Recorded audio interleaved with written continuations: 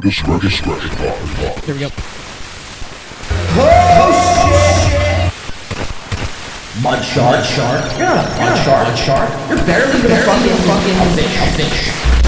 This is podcast.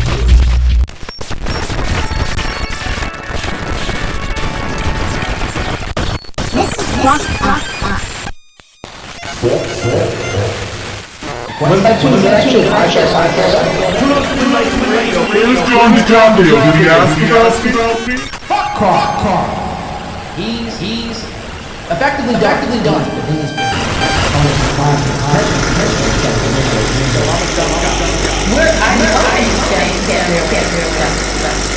Take your fucking phone, Barry! Like, let me guess. Everyone. I'm gonna be yelling at you the whole time tonight.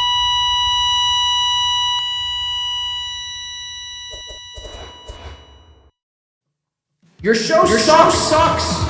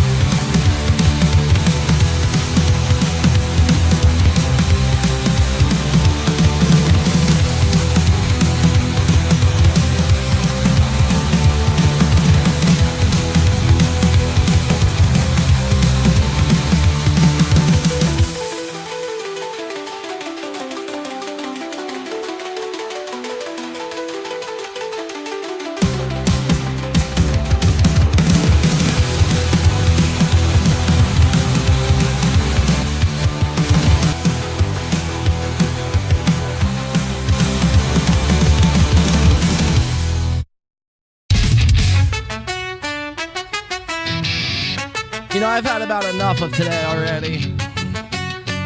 Ladies and gentlemen, boys and girls, it's another damn fucking thing. Just like that, we are back and better than ever before, ladies and gentlemen. I don't know what's going on. Hopefully my volume's all right. Let's do a fucking show here today. Welcome in to the double the volume intro. Isn't that amazing? Fuck. You know, you do, again, you do so many of these shows, and just things decide not to work. I'm not even centered. This is we're off to an epic start here today. All right, whatever. I'm just going to we're powering through. We're going to power through here today. Welcome in. Happy Win by Tuesday. Sorry for what we like to call in the business yesterday, a false start. Yesterday was a false start.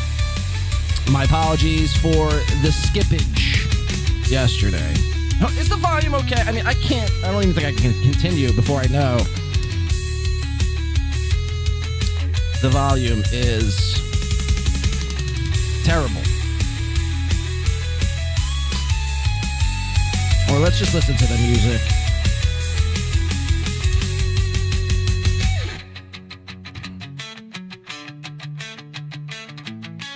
You're now reading.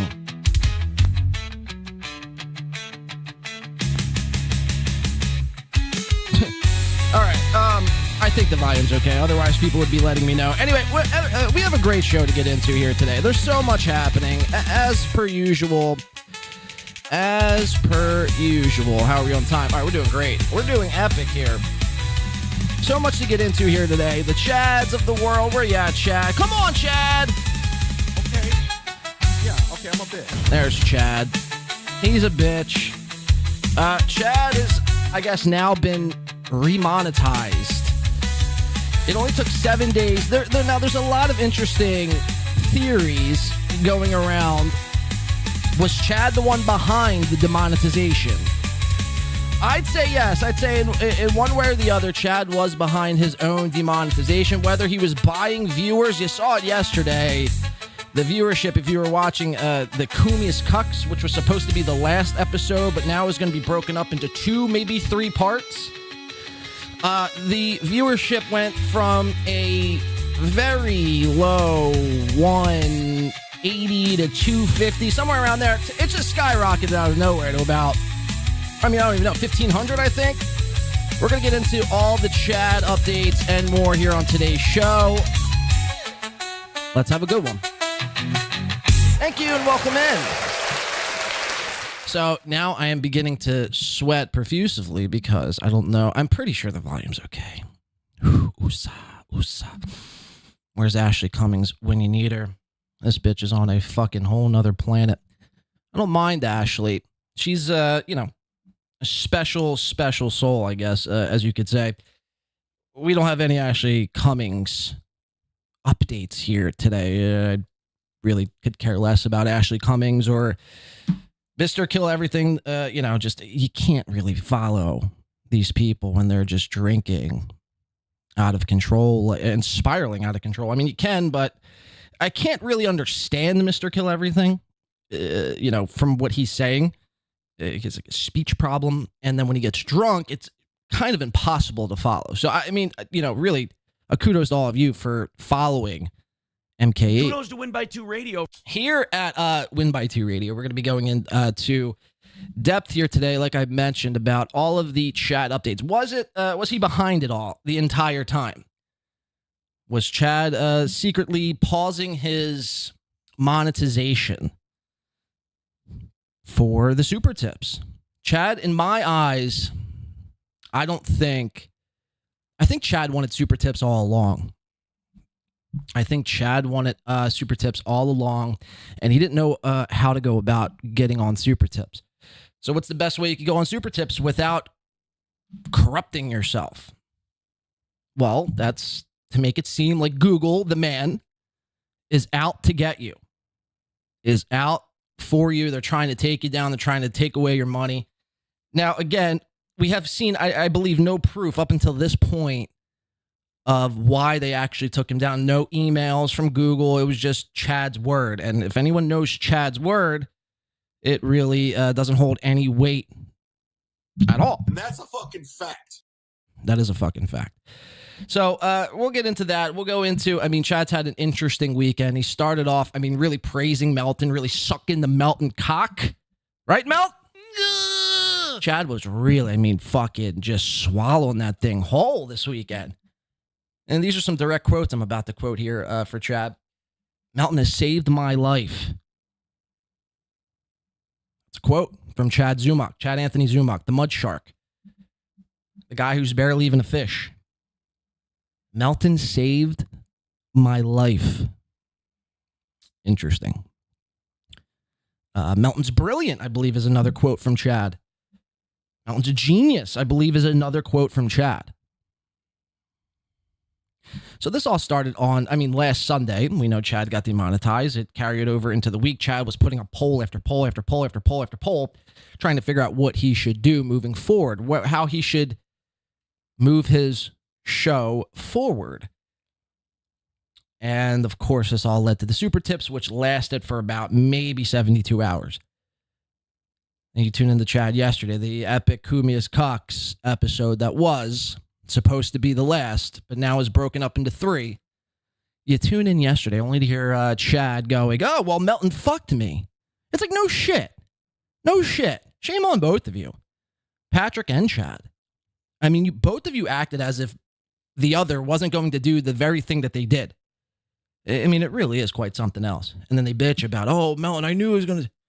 So you corrupted yourself knowing you went against everything you swore you wouldn't do, knowing Melton would do this very thing. Well, then you're just retarded. You're actually dumb and stupid and dumb.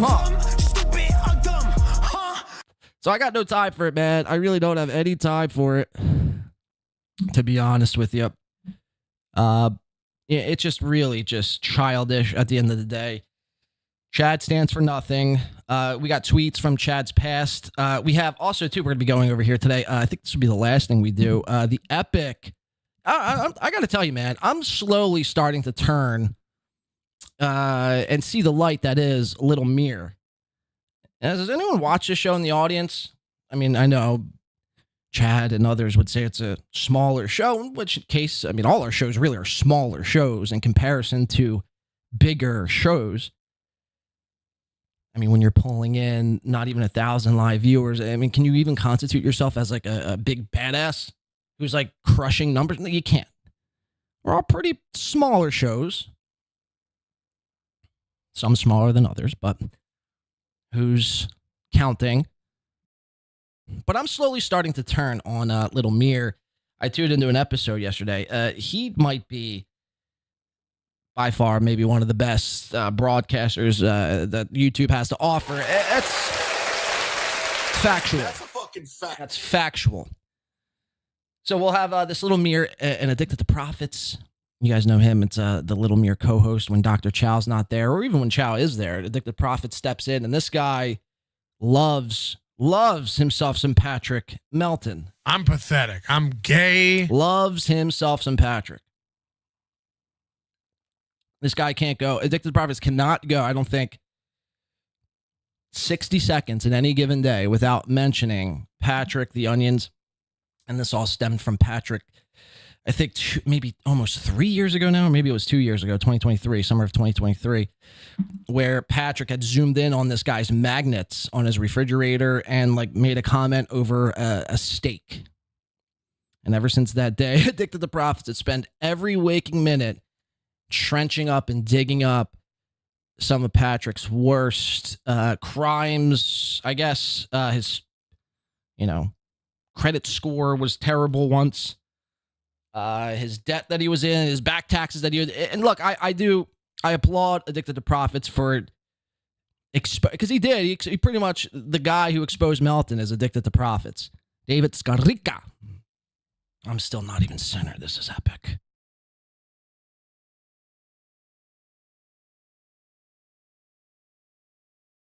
Okay, we can continue, I think. Am I centered here? I don't even know anymore, man. I don't even know if I'm being broadcasted. I guess I am. That's about as centered as I'm going to get. Anywho, so Addicted to Profits and Little Mirror, they were on, and they had on Dan from Nice Podcast Stupid, who is one of probably, I would say, the top tier Chad trolls, who, much like Addicted to Profits is to Melton, Dan is to Chad, as far as troll level goes. Every time Dan sends in a $2 super chat, Chad must respond, and this gets Chad's gears going. He's always motherfucking this guy. Between Dan, I think, from Nice Podcast Stupid, and Chad Zumock, I think Chad Zumock would wish these guys, if these guys fell off the face of the earth tomorrow, Chad, I think, would go to church and, sing a gospel, a song. What do they call them? Hymns? Hums? Yeah, hymn hums. They're probably singing this.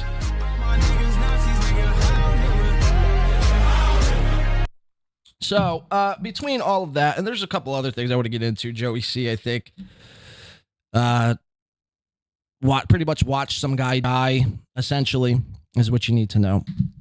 We got Joey C. We got some other things, too. A couple small things. Nick Rekieta updates. His nose is looking fucking more red than ever before. And Patrick Melton, I think, is we're going to cover Patrick's appearance on the Blind Mike, not Blind Mike Project.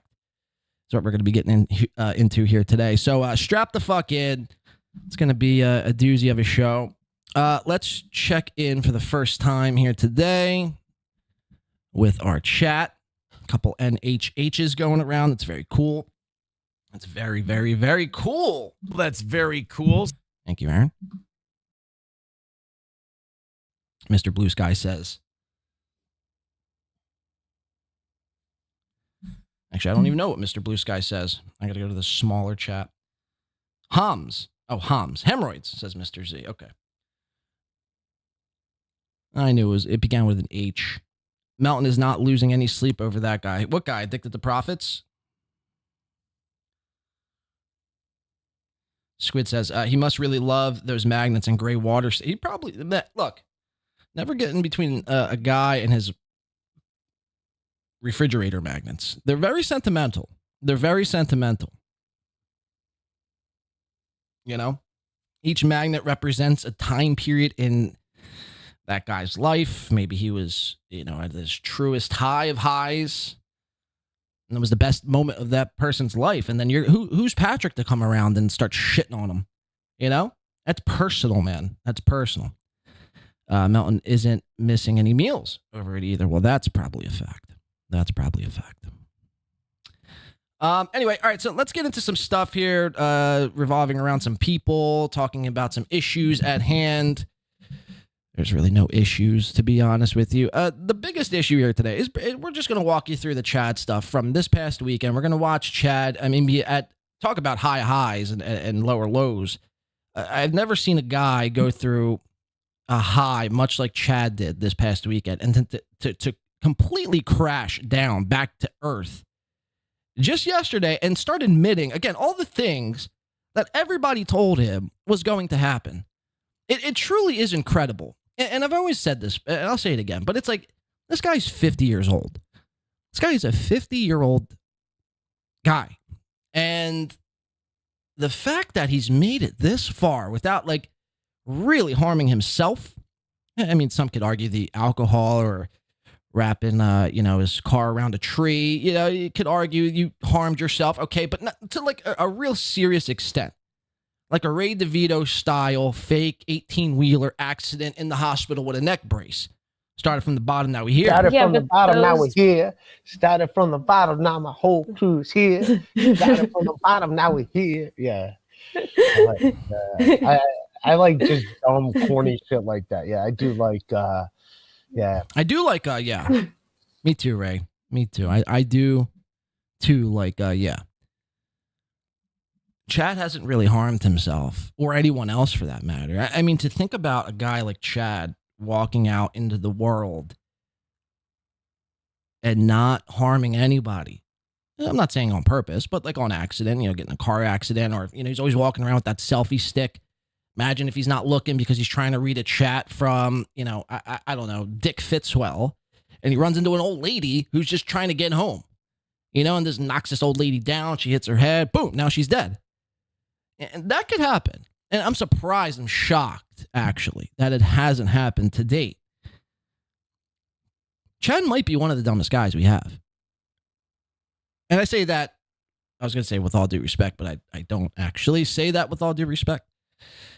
But it's just like, Chad, it's almost the definition of insanity. Continuing to do the same things, knowing the result, not expecting a different result, knowing the result. You knew what was going to happen in this Melton case. You knew it. So either it's a work, which is gay and just lame and stupid and cringe and ugh, doing works in your 50s on a podcast. Or you're just insane, batshit crazy, dumb. So it's one or the other, man. It's one or the other. And if it really is truly not a work, which I honestly don't believe it is, but if let's just rule that out completely. Well, then how do we know you're not behind it? And that's what I really think it comes down to, because you can never trust Chad. Even if he wasn't behind it, you just can't trust Chad at all. I mean, name me the last time Chad has told the truth about anything. And maybe he has, and I just had missed it. I mean, I don't know. I don't know, man. I don't know, but we'll get into it. All that and more coming up here today. I'll start with a couple of little shindigs, little small ones here before we get into the main course, because it's going to be Chad heavy today. So if you're not into the Chad stuff, well, I don't know what to tell you. Come back maybe for the next episode. We'll be talking about, Mary Sue and her podcast. Man, who the fuck is Mary Sue? Shout out to Soft. Says, I took an extra day off of work. Look at this. I took an extra day off of work because Blade disappointed me yesterday. Hashtag Space Wars. Hashtag kudos to Win by 2 Radio. Win by 2 Radio. Thank you for the 5 soft. Look, that's insane. Look at that. So, that's called dedication right there. I don't care what anyone else says, man. That is true dedication. You're taking off work to watch the show. I see no one else doing that in the audience. Now, maybe some people would be like, well, we're not going to miss a day's worth of pay to watch the show. I could understand that as well, but I would then say also, too, you're not as dedicated as One Soft Weekly, who's a One Nation guy, but, you know, we could agree to disagree on numbers, I guess. Let's start off with, thank you, Soft, by the way, one more time, for the 5 smackaroos here. Let's start off with Jim Stancil. Jim Stancil. And this guy is like as I don't even know if he's anti-dabble hackverse. I don't think it's just that. I think really what it comes down to is he's just a little bitter, which is something Chad wanted to give up going into this weekend, but he's right back into being his old bitter self. Again, all of this lasted within like 72 hours. Chad's manic high and then ultra crash out, like super low. It really is truly fascinating to watch. But Jim Stancil is a guy who, like I mentioned, I think is bitter in a lot of ways. He's not really earning anything, really, to be honest with you. He's not earning anything on YouTube. He does this all because he has a passion. Oh, a guy with a passion. Nothing more that I hate than a guy with a passion. It's gay to have passions.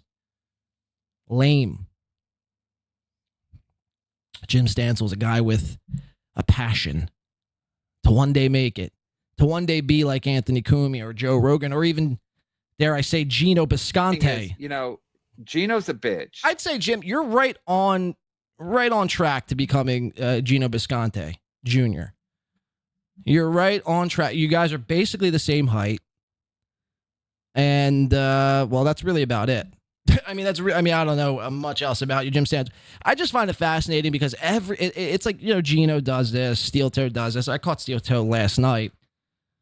I've been really trying to get off of the Steel Toe.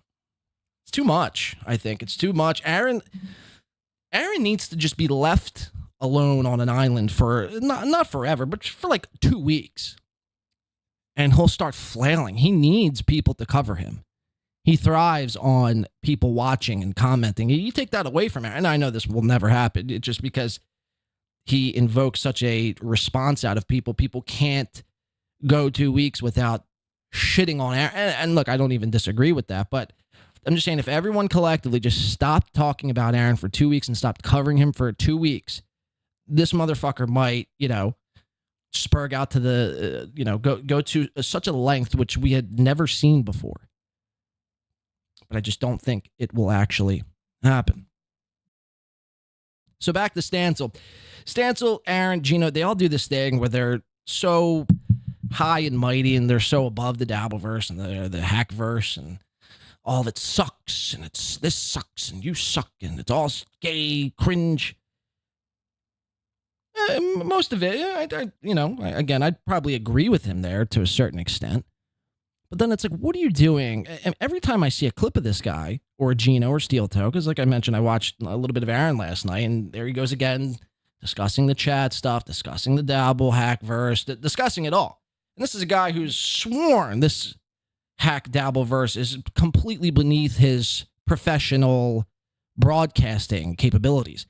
So it's like, here you go again, just commenting on, and there's nothing wrong with it, but the fact that you always have to triple down, quadruple down to let everyone know that you're above it, and then you proceed to comment on it the very next day. It's, hello? Are you okay? So Jim does the same thing in a lot of ways. So motherfuck the dabbleverse, motherfuck this, it sucks, you suck, I suck, we all suck. And then proceed to have rants about it. The tweet goes as follows: sports and boys and toys with sirens. Look at those siren emojis. So you know he means business. When you see a person with siren emojis, It's happening. It's going down. Sports, boys, and toys was probably like the header, like at Epstein's Island. Sports, boys, and toys room this way. It's an odd title. Anyway, I'm not going to tell you to watch the newest Sports Mask because if you don't, it's frankly your loss. Oh, man. Fuck. I guess we all lost it out. Here we go. All these shows suck. And it's never more apparent when you watch an actual entertainer. And I guess Jim is saying and stating that he is an actual entertainer. I mean, imagine saying this about yourself. Like Chad does the same thing. I'm a real boy. I'm a real entertainer. You're not. You're on YouTube like the rest of us. Get used to it. Stansel. Hobbit Man. This guy, I think, might be tinier than Gino Bisconti. He might actually be 5'4". Hobbit Man Stansel. He's got the camera flipped. So all of his beautiful whiteboarding here, you can't read it because he doesn't know how to flip the camera the proper way. I mean, that's truly epic. Here, let me put up a whiteboard behind me and make sure it's all flipped.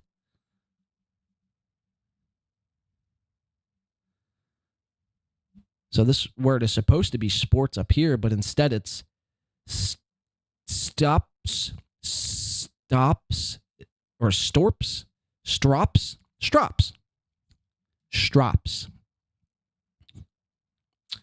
Interesting. All right, let's watch. Here we are. I got a pad. I have a whiteboard. Nobody else doing this. Oh, but let me, hold on. Hold on a second. Oh, wait a second. What's Shuley doing? Did Chad say something about Shuley? It's like you can't be doing this again when your whiteboard is. Oh, it's not even your whiteboard, it's your camera. It's whatever program you're using. There's an option, Jim, listen up. I know technical advice to a lot of these guys, it goes right over their fucking head.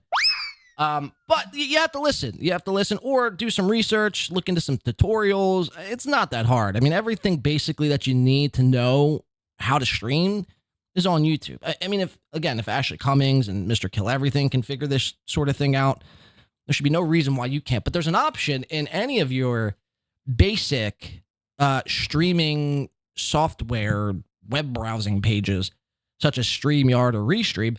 There will be an option that you're given to mirror the camera. And you're gonna want to go ahead and click that button to off. You don't want that. Otherwise, you get this and you look insane. You look like you're writing backwards. Did Chad say something about Shuley? Did Kevin talk to Ashley Cummings? Oh, did Rekieta talk to... Shut the fuck up, you losers. We're talking sports and boys and toys.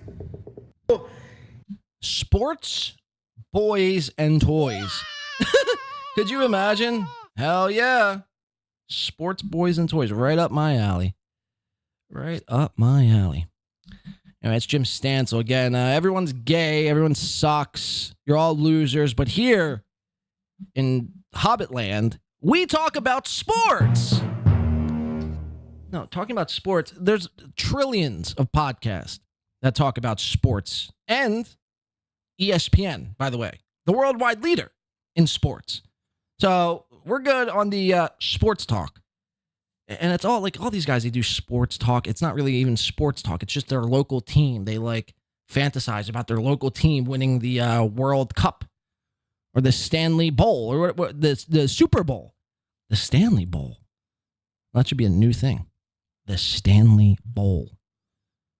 Sounds like a haircut I would go and order from like Great Clips. I'll take the Stanley Bowl, please. Thank you. Anyway, I've lost my train of thought here, but you get the point here. Sports talk is gay. Don't fantasize about your local team. If you're going to sports talk, let's spice it up a bit. I'm so sick and tired of seeing people do the most laziest approach to sports talk. It's really off-putting. It's very, very off-putting to watch. Because I hate to admit, I'm still holding on by a thread. I am still an NFL fan. Ugh, I know. To be a fan in 2025, that's brutal. But, you know, and I don't like to watch ESPN, to be honest with you. I'm anti-big corporation, you see. ESPN represents the man, and I don't like the man. So, I'd watch some of these lower tier sports discussions. And then again, you got a guy like Jim Stancil who's can't figure out how to mirror his camera and turn that off. Incredible stuff. Incredible, Aaron the Rat. Wouldn't you say so, Mr. Rat? Wrong position there. Says for, that's a $5 whole dollars or $2 whole dollars? 2 whole smacks. Look at that, Mr. Rat. Coming in says, just bag it. That's a fucking fact. That is a fucking fact, Mr. Rat. Thank you for your services here at Win by 2, and thank you for the $2. We do appreciate that. Kudos to Win by 2 Just radio. bag it. I don't know what that is referring to. Coke? Cocaine? Cheese? You can bag a lot of things. Groceries. Anyway, has anyone heard about this Joey C clip going around? Now everyone's saying he's gone viral. Every clip that I see of this Joey C clip of him basically being the worst human being possible, he's just ignoring somebody who has allegedly a broken neck, has like less than 30K views. But everyone is swearing Joey C is going viral. So, I mean, I don't know. Is there a clip that I'm missing completely?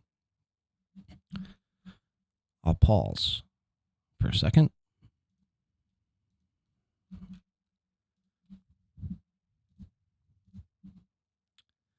Chat, what are you saying? What do you think? Quad jacks to gay porn 10 times a day, says Chris. Holy shit. That's an accusation. Sand, says Aaron the Rat. How did I not think of sand? You sandbagging son of a... I said Coke and cheese. Can you bag? I guess you can bag cheese. I've gotten bagged cheese before. Shredded bagged cheese. It's great stuff. A YouTuber who has 3 million subs did a video on him. I think that's why people are saying it says Flimsy Greenberg. A YouTuber who has 3 million subs. Okay. Well, Joey's coming up in the world. What does that translate to? What does that pay you these days when YouTubers do videos on you? Is Joey C's subs jumping out the gym? He must be at he's got to be at 50K subs at least. Somebody with 3 mil. What's it translating into, Joey? No, it's Catalano TV. Catalano Productions.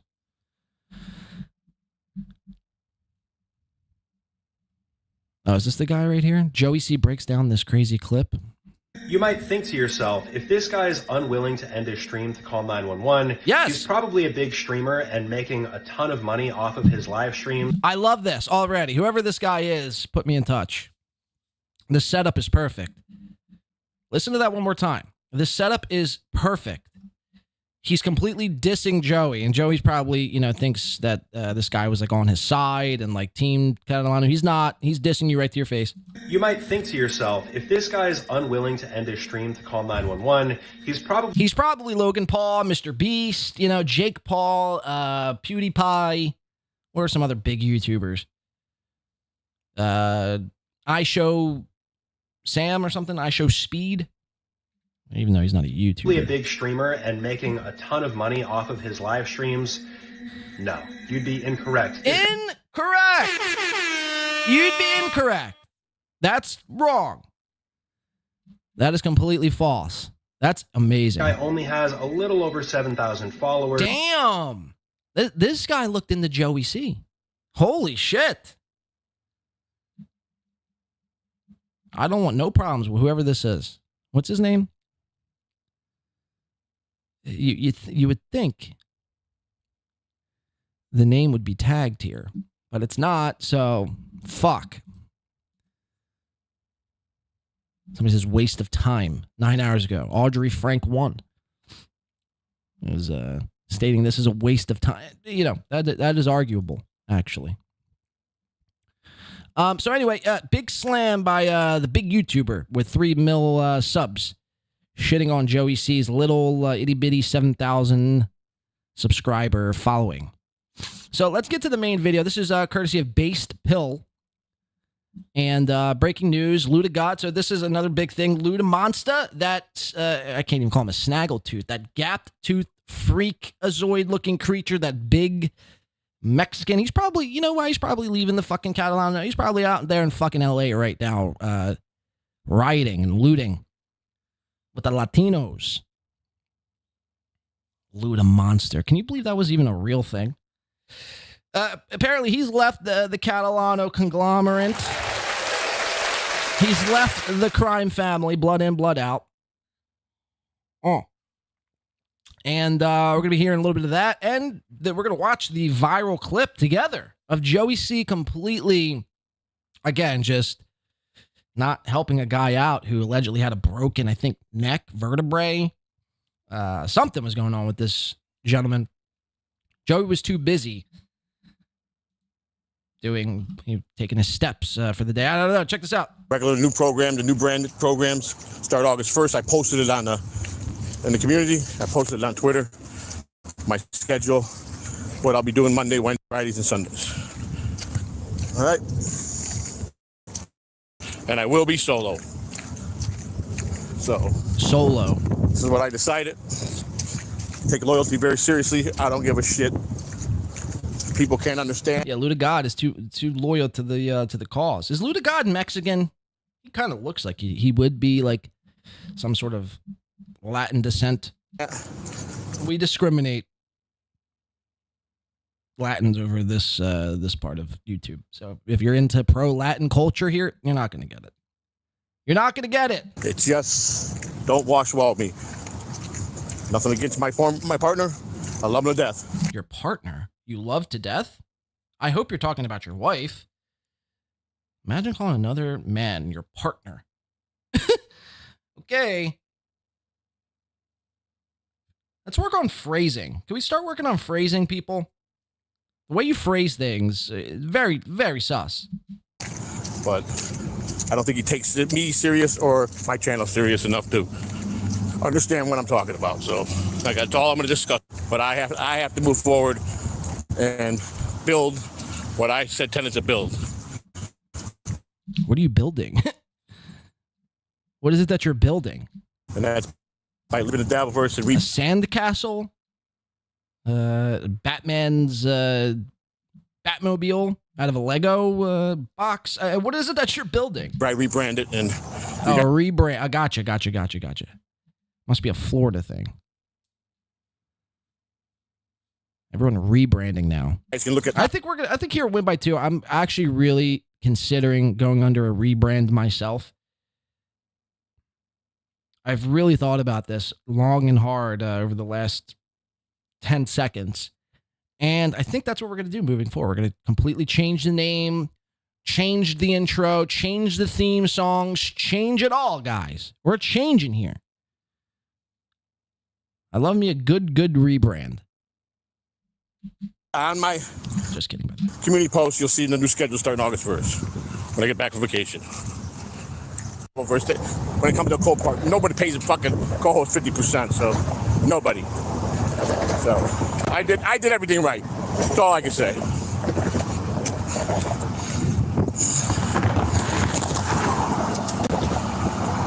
Yeah, that's what he remembered. That's what he wanted. That's what he did. Yeah. He's a free agent. That's what he said. Yep. Lou's okay in my book, so it don't matter. He likes to. Hey, Luda Monster, Win by 2 is looking for a co-host, permanent co-host, and I'll pay you 60%. I'll pay you more than I pay myself on a monthly basis. All right, so this is a expiring offer. The offer will expend. Yeah. It will expire by my next show. Someone needs to let Luda God know that this is a serious offer, and I'm looking for a permanent co-host. I've put ads out there, Craigslist, wherever else you put ads. I've made paper ads. I've been stapling them on light fixtures and lampposts all across town.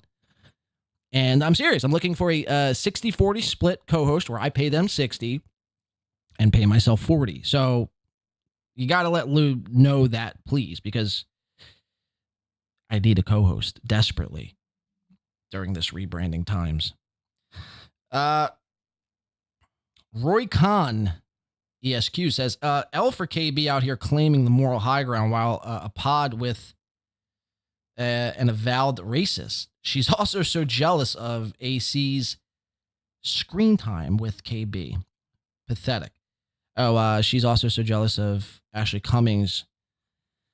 Are you talking about Lady KB or Kevin Brennan? You fucking hack.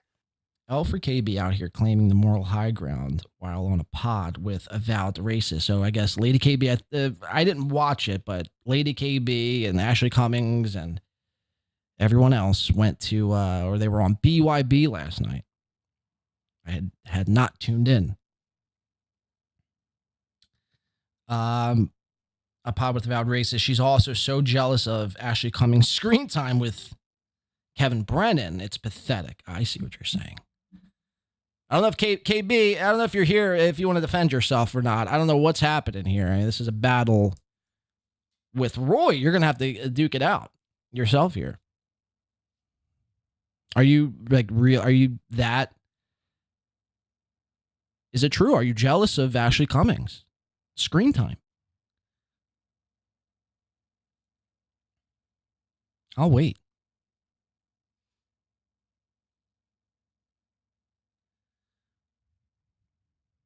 Ashley's a rising star as of late. And she's doing it right, too. I look, people want to give her shit. She's doing it the right way. She's extorting all of these fucking retards. I mean, let's be real. She's really extorting all of these people for like hundreds of dollars a day to have her on the show. It really is insane. And they're paying it. They're paying it. She's like throwing random numbers out. 150. 300. Like, oh, okay, it's Ashley Cummings. Gotta pay her. W man, if you say Pissworks in this super chat, W man, I'm shutting the stream down. I'm shutting the stream down. I better not look up and it say Pissworks. Pissworks. It says the Pissworks. Fuck, W man.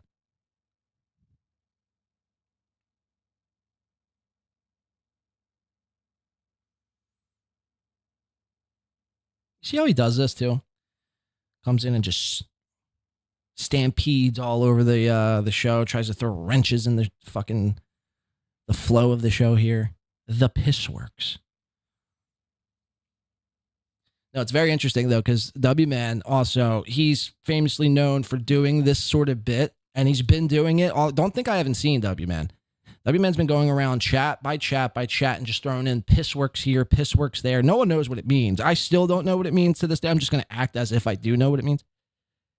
And people will read it, and then what you have is one giant montage of idiots for $2 reading the phrase Pissworks. So, kudos to W-Man. Kudos to Win by 2 Radio. Fooling us all. So I don't know, KB, I can't really, here, let me go to the chat real quick. Let's see, is KB saying anything? I don't know, I'm waiting with bated breath for her epic roasting here of this Roy character. He threw me $5. I've never seen Roy a day in my life. Here he is throwing me $5. No, KB says, I could text Kevin anytime and get on MLC. I don't want to. I have a full-time job. I was just sick of her nonsense. Oh, so you guys were, I guess, duking it out last night. Got it. Big W, yeah, exactly. Made Ashley Cummings made $1,000 last week for doing what? I don't know. Like, she doesn't really add anything to the show. I mean, she does. Actually, she does. Let me rephrase. She does. Ashley, if it wasn't for Ashley Cummings, all of these shows would, I don't know where they would be. No, but she's really doing it big time. Let's get back into Joey Catalano and his big viral moment. Play with lowlifes. What can I say?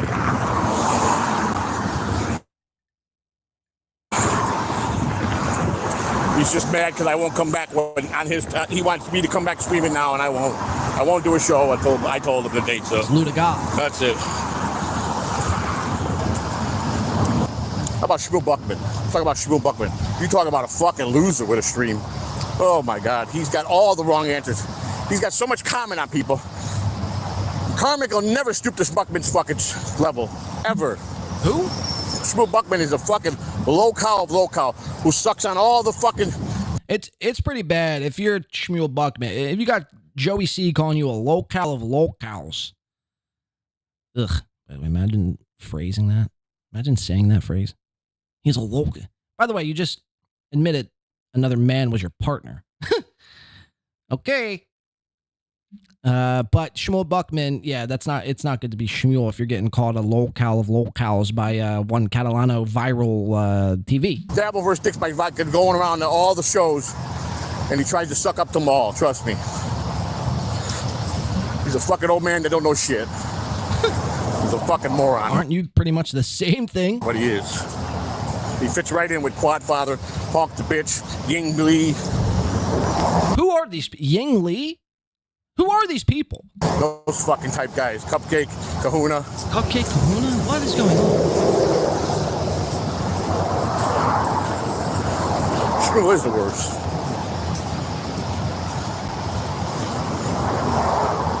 Nobody's worse than that fucking pineapple. That motherfucker is so fucking jealous of me and wishes he could fucking get numbers like me and wishes he could do what I did. He's admitted it. The degenerate fucking gambler who lives in a fucked up place, who's a scared rat who hides behind a fucking pineapple. A scared rat, you say? Is he happening? Will he be happening to bag some sand, this rat? I might know who this is. Who's meaningless and thinks he knows me. Another piece of shit.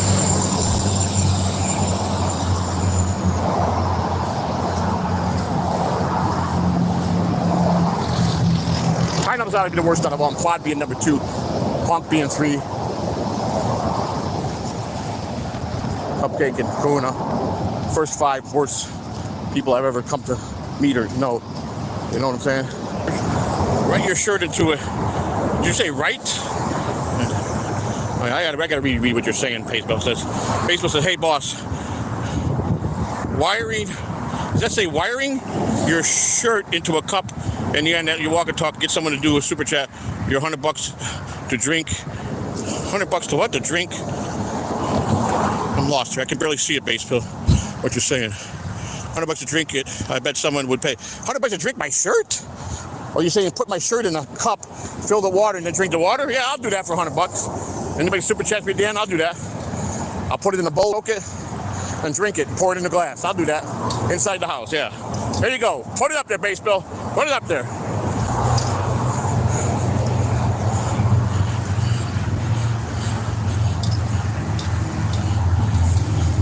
Wiring means squeeze it and drink. Squeeze it out of it? All right. I don't know. It ain't that. I ain't got that much sweat in it, buddy. I mean, I'm sweating, but I don't know. I'll try it if I got enough. I think that's too easy, Base Bill. You got to get him to drink like Luda Monsters, sweaty infused T-shirt. Anybody could drink their own sweat. It came from your body. It's not that disgusting. But for $100, will you drink Luda Monsters, your partner's sweaty, drenched shirt? How desperate are you? Yeah, I got you what you're saying. Yeah, well, put it up there, see if someone wants to bite. See if someone wants to bite? What? I got you. Just never heard that phrase before. I mean, that's the only way I could probably generate some sweat, because it ain't gonna do it in my wife either. He's trying to generate sweat right now. This is what we're watching. This is the moments before his big viral moment here. Sun back on. The sun just dipped. Yeah, the only way I generate sweat, maybe if I put my shirt back on. Just took a dip, so it's not peaking, so, and it's windy, so I don't know. We'll try it. Put it up there. If someone does it, I'll do my best. So, huh? Call you. So this is the big moment right here. All of a sudden, you hear this guy. You can't really make out what he's saying either. For all we know, he could be saying, "Oh, big fan of sweat drinking. I'll add 50 to the cause." But apparently this guy was hurt, and Joey C refused to go and give him a hand. Or call 911, by the way. He didn't have to go perform CPR or have to, like, rush to a, drugstore and buy ace bandages to put around his neck. Kudos to Win by 2 Radio. Kudos to Win by 2 Radio. All he had to simply do is just put the stream down. Guys, I'll be right back. There's a guy with a broken neck across the way here. Let me call 911 and be on my way. But instead, Joey's too selfish. He's too worried about drinking his own bodily fluids for 100 fucking smacks. And he does this. Call you. I can't hear you. I don't know. I broke my neck! I broke my neck! You broke your neck? Call No. That's not what she said at all. an ambulance. I'm doing a live stream. If I do that, I'll have someone call. Hey, call an ambulance, somebody, for this guy. Somebody call an ambulance for this guy. This guy's still currently out there. Right now, as we speak, still flopping around like a fish with a broken fucking neck. Broken C2. 7th Avenue and 39th Street. He needs an ambulance. He's at the bus So he stop. basically just so not only does Joey not call 911 or an ambulance, he doxes this poor guy's address, which is the street corner of some Pissworks building. 7th Avenue, North 39th Street, Tampa, Florida. So it's East 7th Avenue and North 39th Street. He's at the bus stop. He's on the north side of the street at the bus stop. He said he broke his neck. He said he broke his neck. Holy shit. I'm doing a live stream. I'm too busy trying to, make $100 real quick. Drinking sweat over here. Somebody's got to do it. Now, I don't know what it's called, but there's something where it's like a collective disorder where everyone else thinks someone else is going to call the police, and then no one winds up calling the police until it's too fucking late. And I think that's what happened here. Everyone was like, oh, someone else in the chat will do it. And if it wasn't, then furthermore, it's not anyone's responsibility to be calling the police while they're watching you, a live witness, with a guy who has a broken neck. Very selfish of Joey C. What if this person is dead now? It'd be kind of creepy, actually. We're listening to this person's final moments, and he could have been saved. He could have been saved. If this were anyone else, he probably would have been in a hospital within 30 minutes of this clip. But thanks to Joey, this guy's now dead. Thanks, Joey. Street at the bus stop.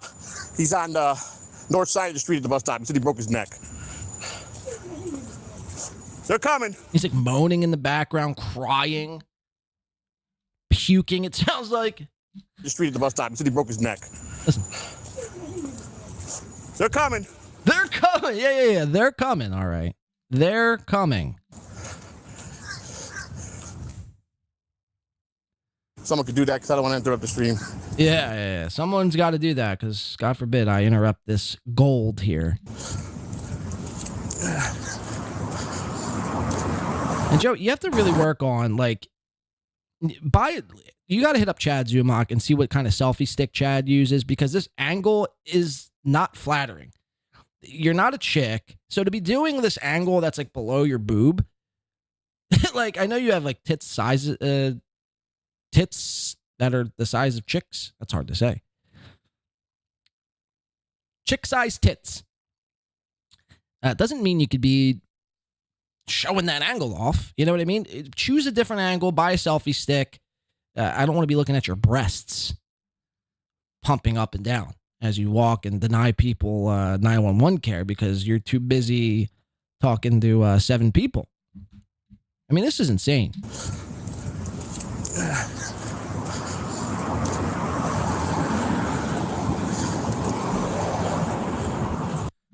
There he has it. There he goes. Off into the fucking streets of Tampa, Florida. I don't think he ever called. And again, that guy's probably now dead. So, Joey C., was it worth it? What did it translate into? You had 3 million people. You had a guy with 3 million subscribers comment on this event here. How is it going? Is it any different? Was it worth it? Let me work it. W-Man coming in for 2. Joey C has a piss belly. And that's a fucking fact. W-Man is really into piss, man. He's like loves himself some piss. Thanks, W-Man. All right, let's show you a little bit of Nicholas Ramen Breath Rekieta here, and then we're going to get into this Chad stuff, MLC, I think, and a little bit of Melton. So without further ado, Nick Rekieta and his red nose.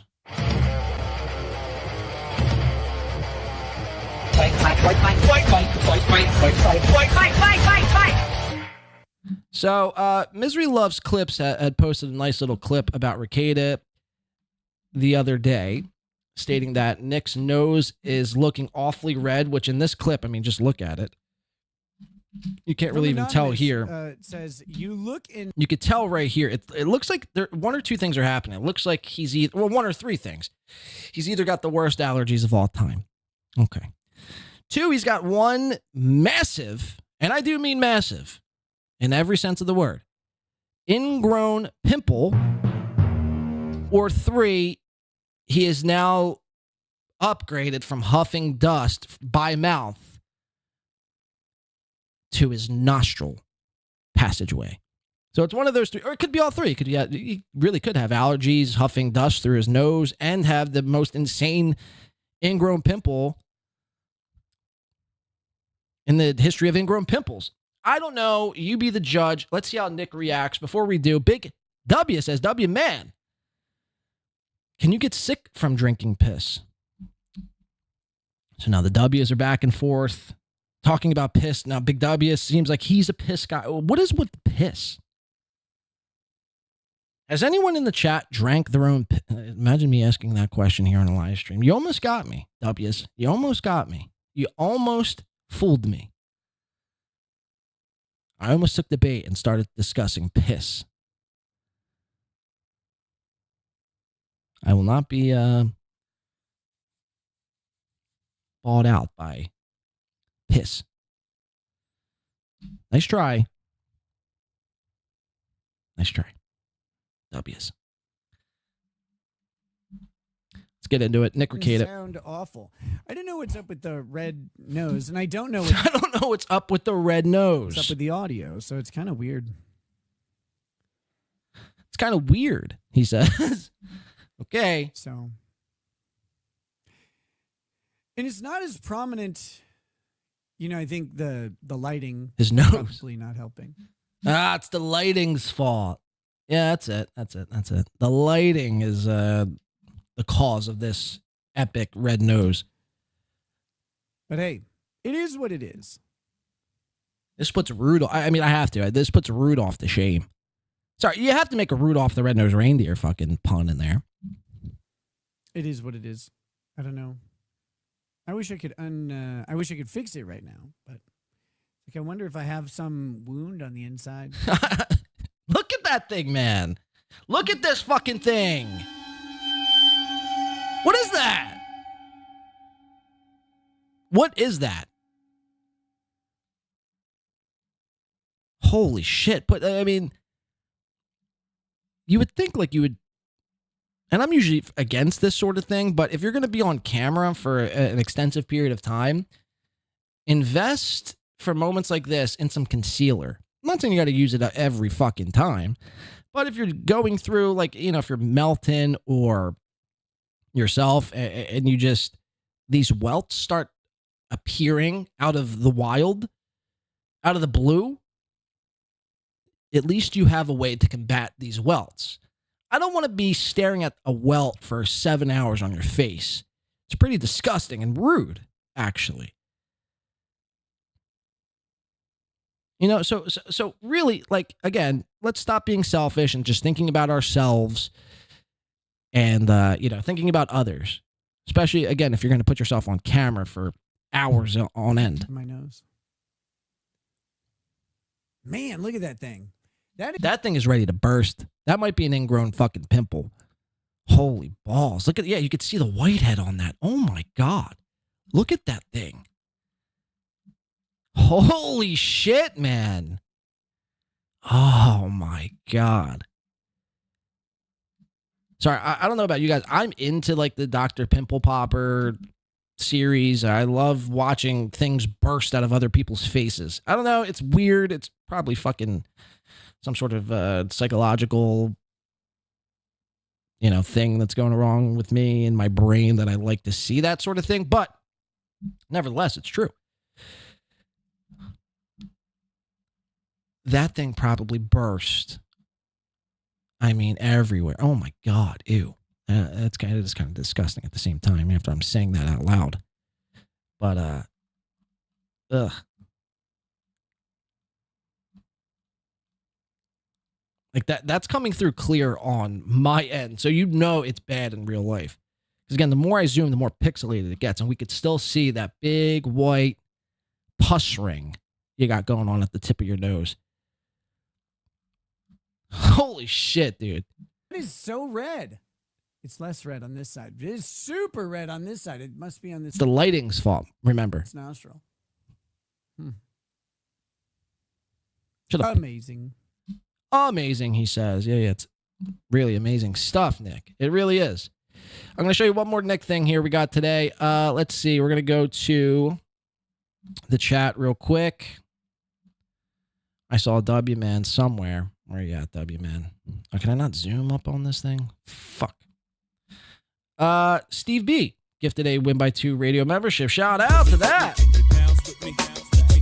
Welcome in. Let's see. Who got that memby? Who got that fucking memby? Shout out to Carol Durant. Kudos to Win by 2 radio. Kudos to Steve B and Carol Durant. W-Man says Kingpin. I mean, now he's just throwing me for a fucking loop here. Who's Kingpin?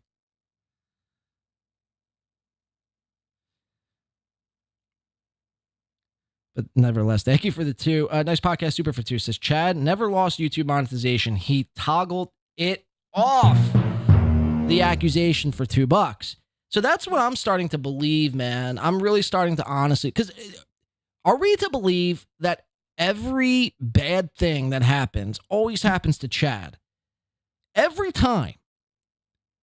There has to come a point in time where you just can't buy it anymore. And if you're into being lied to and you're into somebody telling you one thing and how they're uncorruptible and they'll never be bought. Chad was on his show yesterday. We'll watch a clip coming up where he's like, I can't be bought. And literally while he's saying that, there's a super tip that's displaying over his screen. It's like, you can't be that. You can't be that, come on, man. Right? Can't be that dumb. No, you were bought. You were bought. And people buy you all the time, Dan, from Nice Podcast Stupid. I believe paid you. I don't want to speak out of school here, but I'm pretty sure Chad has made that public, or you made it public. Little Mir and Addicted to Profits just paid him for an appearance. MLC pays him for Chad is bought every time. Chad is a bought and sold for guy. He can be corrupted. He is corrupted. He is bought. Fact. And that's a fucking fact. So then it goes to this theory. Well,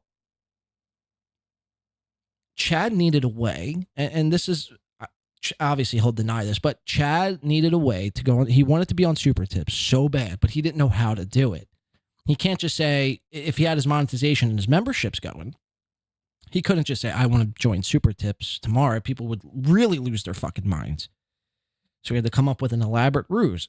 Again, this is a guy who faked a black eye and said Kumia's goons and Cheeto's goons, Cheetos from Stoney's, jumped him in Tampa, Florida, like a month and a half into the steel toe drama.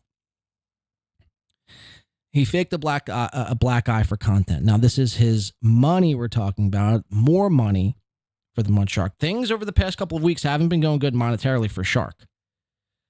So what's a good way to get the money and the juices and something new, something different injected into the riveting Kumia's Cucks program? And that is Super Tips. But you can't just do it if you have your memberships and your monetization on. So you have to fake it like it's off. And again, this all could be proven, disproven by a show of an email. Very simple, actually. You show an email showing Google and what they said to you. And, you know, I'd venture to guess people would move on, or, I mean, I don't know.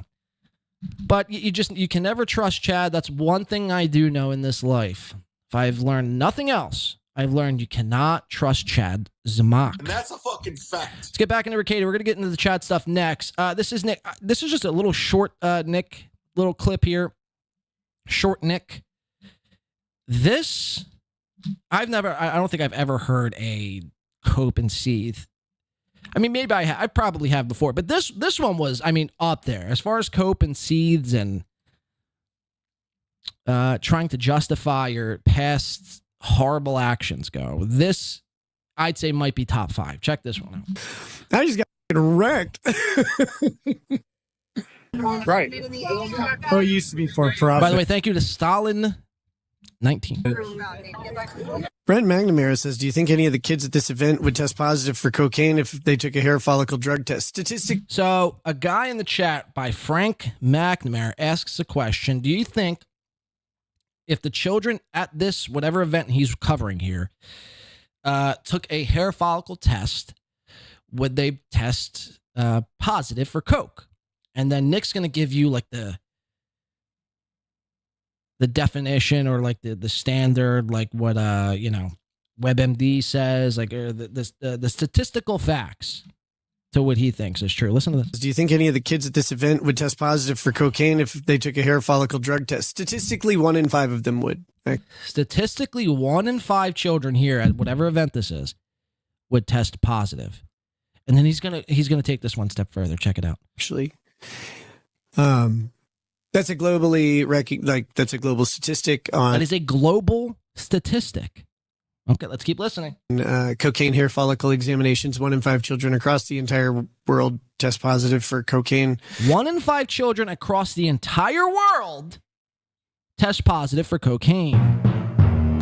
Imagine what kind of, I mean, hello? What kind of world are we living in where 1 in 5 children are testing positive for cocaine? It's why people don't put a ton of stock in hair follicle tests, because they don't believe that 1 in 5 children are actually using cocaine. So 1 in 5 children testing positive for it is a little bit weird and a little bit high. But I had to look this up just to see what he was saying here. And this is what I got from Google. Now, maybe Google's lying to me. Google tends to do that, I guess, from time to time. They're dishonest, big tech. But I said, do 1 in 5 kids test positive for cocaine? Simple. And it came back, no, it is not accurate to say that 1 in 5 kids test positive for cocaine. While some studies have shown higher rates of certain drug use among adolescents, cocaine positively is significantly lower. Let's keep listening to Nick. But to answer your question, yes, statistically 1 in 5 of them should. So probably, roughly 100 to 200 kids at the fair would test positive for cocaine. 100 to 200 kids at this fair would test positive for coke, he's saying. This is insane, man. This is literally, I mean, one of the most insane, again, I guess cope would be the best word, because his kid tests positive for coke. It was a quote-unquote false positive or whatever. Now all the kids are doing coke. 200 to be exact at this fair, possibly. I mean, could you imagine? Roughly 100 to 200 kids at the fair would test positive for cocaine. It's also Austin, so it'd probably be higher, if we're being honest. That's awesome. And so how much money typically is raised for charities as a result of this event?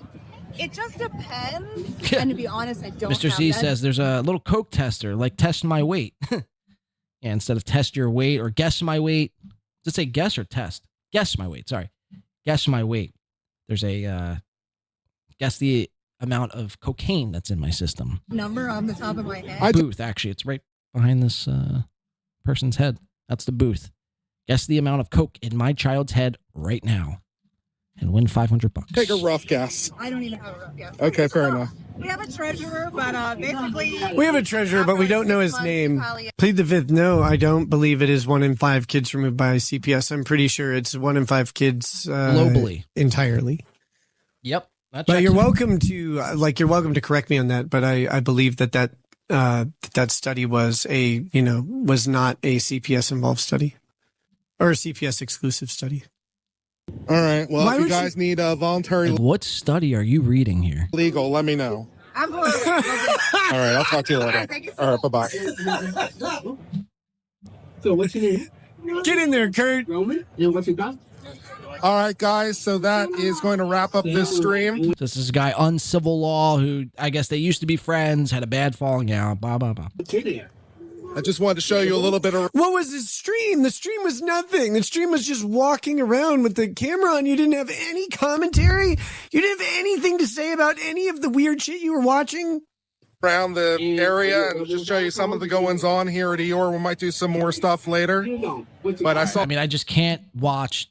I can't bring myself to watch two lawyers. One lawyer trying to roast another lawyer. Hey, could you even imagine?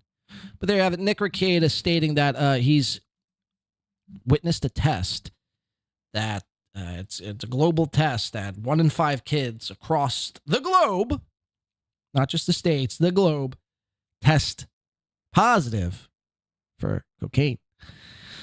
Insane stuff, man. Whatever makes you sleep at night, Nick, whatever fabricated test you have to make up, I'd say, Godspeed to that and your wacky tests that you're reading.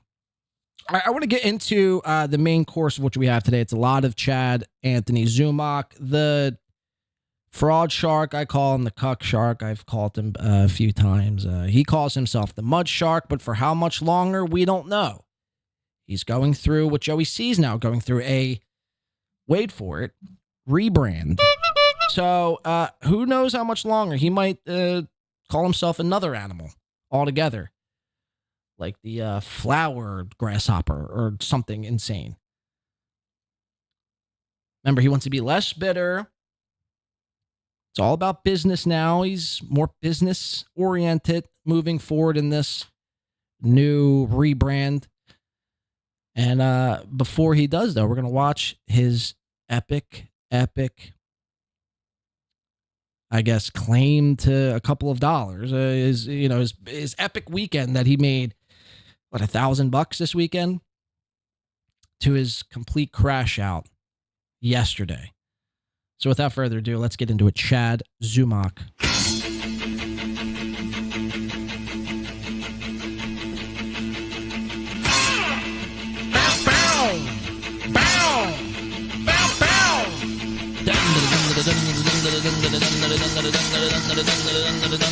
Barracuda! All right, so we're going to start off first, and this was posted by Dan from Nice Podcast Stupid. Again, one of Chad's most hated trolls. Chad hates Dan from Nice Podcast Stupid. Again, if Dan from Nice Podcast Stupid dropped dead tomorrow, Chad would go celebrate at an Arby's somewhere. Fact. That is a fucking fact. And that's a fucking fact. But this was January 2nd of 2025, and Mr. Zumock, a.k.a. the Florida's greatest comedian, says this exact thing. Please, in capital letters, boycott. Please boycott from sending super chats to Melton's super tip system.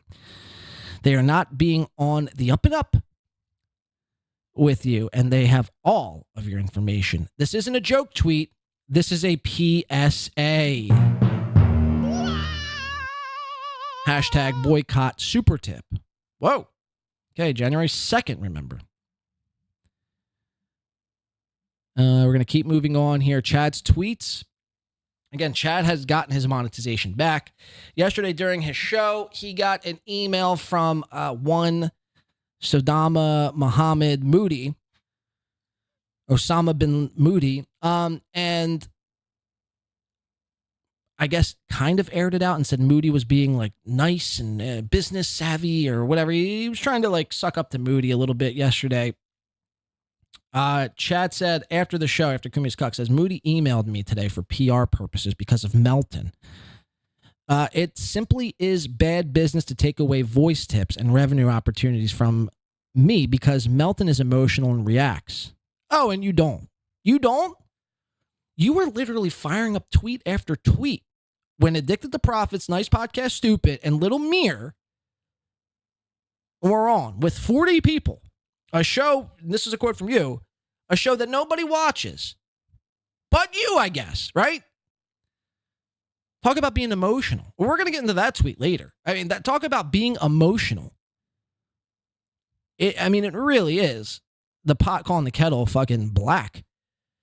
It doesn't matter what I said about him on a podcast. No, it does. I mean, it does. Once you start working with Melton, you can't proceed then to call him, a scumbag. I don't trust him. This sucks. Everything sucks. He's a fraud. Like, there comes like a little unspoken agreement when you sign up for super tips. You could still kind of shit on Melton, but to really just go after him like the way you were doing on and by the way, all that was to appease Kevin Brennan. Talk about being emotional. It doesn't matter what I said about him on a podcast. I always said the super tip system was great. You did it. We just saw a tweet where you said it was basically a scam just a couple of months ago. Once I learned more about it, after only a few streams, I was one of their top earners. Again, after requesting for more voices that were already produced, he slashed 80%. Always, and this guy always playing the victim, dude. I mean, it really is embarrassing. You should be embarrassed to call yourself a mud shark and to always play you're a victim shark. You're not even a shark. Sharks don't play victim. In a shark's world, it's eat or be eaten. There's no time for victimization and victimship. It's either eat or be eaten, Chad. He slashed 80% of my menu because he was butthurt. It's simply bad business, and hopefully others see it. I don't think Melton was butthurt. I'm not the biggest Melton fan. You can obviously go back and see how that compares, but I don't think it had anything to do with being butthurt. I'm going to go out on a limb and say that.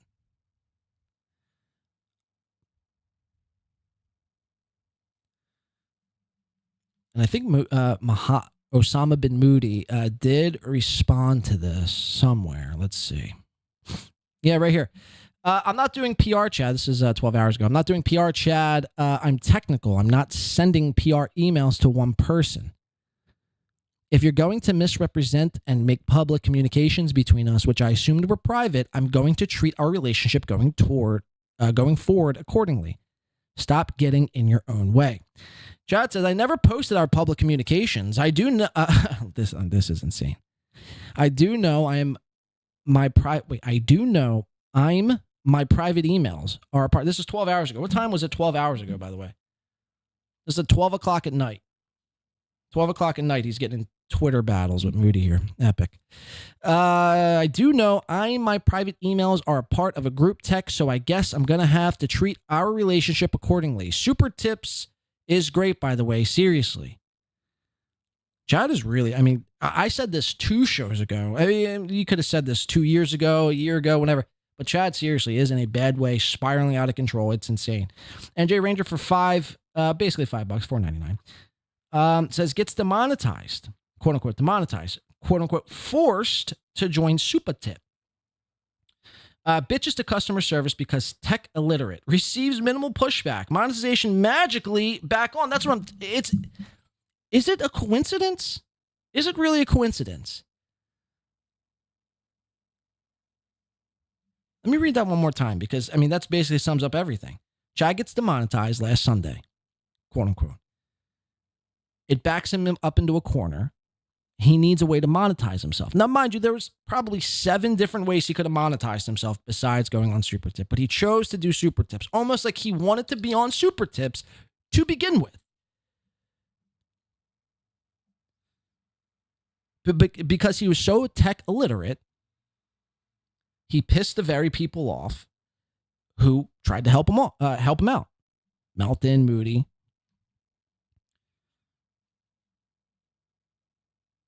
And then after this past weekend where Melton was allegedly butthurt over Chad's shit talking, boom, magically his monetization comes back on MLC, by the way.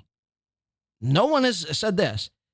Every like thing Chad does, it always happens on MLC.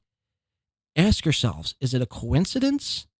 Or is Chad the guy who's stolen credit cards from wounded vets? And a guy who's also faked black eyes and faked numerous amounts of, staged a lot of things in his life.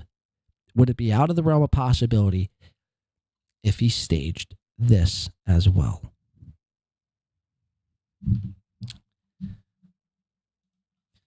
Chad's also tweeting, thank you, NJ, for the $4.99, man.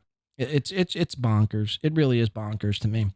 Wow, you were right. Okay, so this is him admitting that the audience, his audience, who I'd say 65 to 75%, maybe more, 85, I will say 75 to 85% dislike Melton. They want nothing to do with Melton.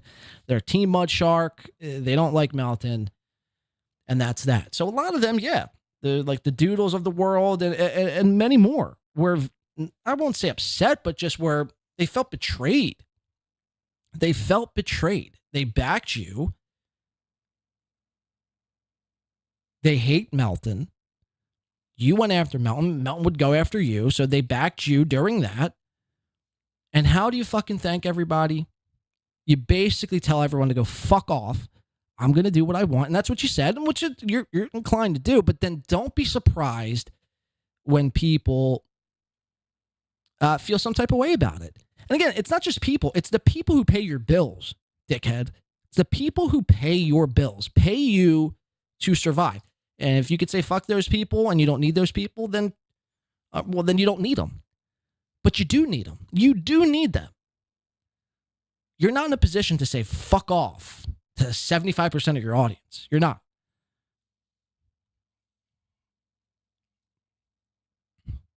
So this was Chad's tweet after coming to the realization, I guess, I mean, I don't even know at this point, but basically saying that the audience was right, blah, blah, blah, blah.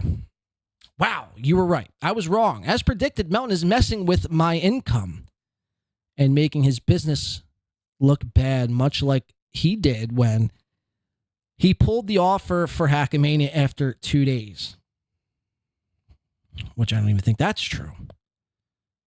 Again, Chad is much like Aaron in the sense that both of these guys love to rewrite history. They love to craft their narrative the way they see fit. They don't live in a reality where they could just, hey man, look, I fucked up. It is what it is. I'll try to do better moving forward. It's always everyone else's fault. It's never my fault. There's no accountability ever.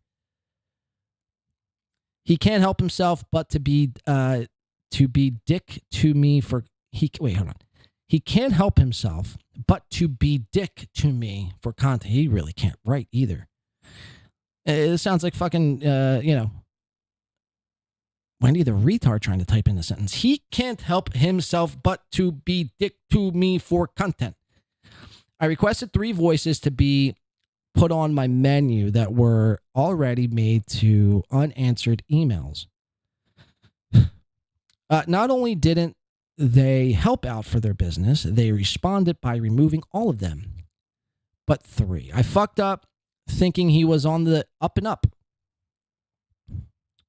Sorry for saying I didn't trust him on MLC, but here's exact proof why I said what I said. It's only a matter of time until they kick me off Super Tip platform completely after pretending they were concerned in the beginning. Now, this is interesting here because Melton has said, Chad, we're not going to kick you off the platform. We're not going to help you moving forward, but we're not going to kick you off the platform. That's ridiculous. And I don't think Melton would do that because he's making money off Chad. So it's like, that is the cuckery right there. Melton is in a position of power over Chad. And this is why you never sign up for Super Tips to begin with. Because then you give Melton this power, which you already do already. Now you're just giving him more power. Whatever. But it's interesting because he's almost setting this up, Chad. Where's it at? It's only a matter of time before they kick me off of Super Tip platform. Almost like he's going to act as if they kick him off. No, because he was knowing all along he was going to get his monetization back. So he was going to pull this whole thing like, oh, they kicked me off, but thank God I got my monetization back and play the victim once again. It wouldn't shock me, is all I'm saying. They only helped me so they could fuck with me. And it's happening in real time. They took advantage of someone in a bad position. And first of all, how are you in a bad position, motherfucker? See, this is what I don't like. You weren't in a bad position. You're a fully functional, to some extent. Physically, anyway. I don't know about mentally. You're a fully functional human being. There's nothing wrong about getting a job. And I went on and I droned on about this the other day, but it's still true. It's not like, you tried everything and super tips was the last thing that you could have easily gotten a job. You could have easily did so many different other things. And again, it's either you're retarded and insane for thinking that Melton would somehow act any different. And Melton, the same thing, to think that Chad would act any different throughout this process. Both of you, I mean, really. I mean, you get what you deserve. You get what you deserve. We're going to go from another clip from Base Pill. Thank you to Base Pill here today. It says, Chad talks to KB about Melton taking away his super tip voice. So this was yesterday's MLC. It's a little clip. I'm going to refill my beverage here. You should too. We got a bunch more chats up. We're going to start from yesterday and I think kind of work our way backwards a little bit. So bear with me here. But this was Chad yesterday announcing that he got his super monetization, super chats back on YouTube. Super chats and memberships. Check this out. Uglier when he's like high and drunk and it's late. Yeah. No, it's like the red, the welts on his face get more like agitated or something. Yeah, he's very hard to look at. No, he got real agitated that I went on your show and I said that he's a creep and I don't trust him. Yeah, you said what Frank Rizzo said to that reporter. He's a real creep and a crumb bum. Yeah, and I stand by that. So he did a 4-hour show like saying I'm a piece of shit and all that and how he helped me and went out of his way. I go, yeah, I don't have to like my guy who owns the company. Yeah, but he prefaced it by saying he'll never kick you off of super tips. Oh, he will. That made me think it was a work all along because I think he's just creating this like wrestling controversy so that people will watch your show and send you super tips and he'll get a cut. Well, you get 10% of everything and I'm doing really well in that area. And here's the thing. He put all these voices and I requested 3 new ones and he never put them in. And then he told somebody on Twitter, he's like, yeah, I told Chad to read the manual. I was like, you never gave me a manual. I don't know what the fuck you're talking about. Hey, like a physical manual? Like when you buy a car, they give you a manual for the car? I guess. I don't know what the hell he's talking about. And then I emailed him like, hey, dude.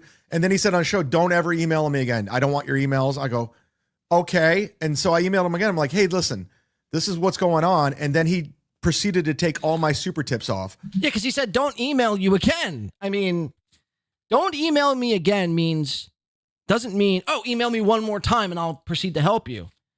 Again, you're so fucked for being in this position in the first place. And furthermore, figure it out, dude. Figure it out. This is supposed to be your job, right? This is supposed to be your job, your main source of income. I know you say comedy is. We all know it's not.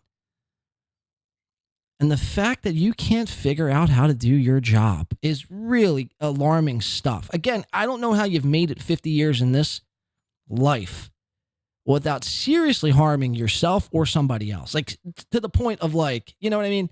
Seriousness, not just, a scrape on an elbow. It's insane, man. And again, it's what's even more mind-blowing is that it's not just Chad is like the top of a retard, I guess, if that even makes sense. There's worse people than Chad that are walking around us every single day, all around us, with not a clue in the world, not a fuck to be given. It's scary. These people exist. So Chad's, again, playing the victim, perpetual victim, victim mentality here. Oh, Melton said, don't ever email me again. So I emailed him one more time, and then he proceeded to take away all my voices. Whose fucking fault is that? Don't ever email me again. I don't want your emails. I go, okay. And so I emailed him again. I'm like, hey, listen, this is what's going on. And then he proceeded to take all my super tips off. And it was down to 5. It was him, Moody, and the 3 I have now, and I email him back. I go, dude, what hell's going on? Where are my super tips going? I had Tom Brennan make me 2 new ones, and then he removed all of them but 3. So he's just fucking with me. He's fucking with my money, and it's just like bad business. You said your super tips don't work, but what's in between the super tips and super tips are not voice? Yeah. Super tips are not. Come on, Kevin, catch up. On voice, they're called the voice tips. He's taking away. And you have to read those. Yeah, he's taking away all the voice tips where I was making a lot of money. Well, number one, he wants to punish me. Like he wants to take my toys away. He's your daddy. Yeah, like because I say you're not supposed to say mean things about Melton. If you say anything honest, was that in a manual that you can't say anything mean about Melton? I don't know. I don't have the manual. I don't know how it works, but he could say whatever he wants about me. I'm a loser and everything else. And I'm like, yeah, dude, that's not how it works. You told me, I know you're going to say mean things about me. So now he's fucking with my income, and I'll probably be off super tips by the end of the week because he'll probably yank me off because he's just a fucking liar. He's going to yank you off? I mean, sounds pretty sexual. Again, can we work on phrasing? If you haven't gotten anything else from today's show, I think one big thing all of us could do collectively, myself included, work on phrasing. Sounds gay. The one thing he's going to do is yank me off. Is he? You going to finish for him too? Big fella? Huh? I mean, Jesus Christ.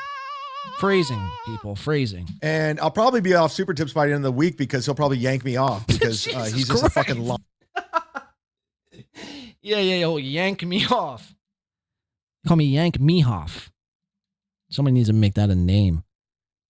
Yank Mehoff. Lying asshole. And he did the same thing with my merchandise. He did the same thing with Hackamania. Melton's a piece of shit. Again, see, this is why no one should ever feel bad for this motherfucker, ever. Knowing all that, you still decided to bend both of your knees and your ass cheeks, lay across the table and said, please, Melton, please penetrate me. Please penetrate me. Please penetrate all of my holes, my digital holes. Please yank me off. Please. Please. Please, Melton, please. I need you. I need you, Melton. I need money, Melton. I need Moody. Oh, God, Moody. I need you. Oh, the mud shark, man. Yank me off. You're a gay beta bitch. By the way, and seen, actually tearing up. How committed I am. He's a legit piece of shit, and he had the opportunity. Who cares if I don't like you? Who cares if I think you're a creep? Who cares if I don't? You just proved it. You're not trustworthy, and you are a creep. So this is what it is, dude. Again, it's like there's one thing to like take little digs at people, your employer.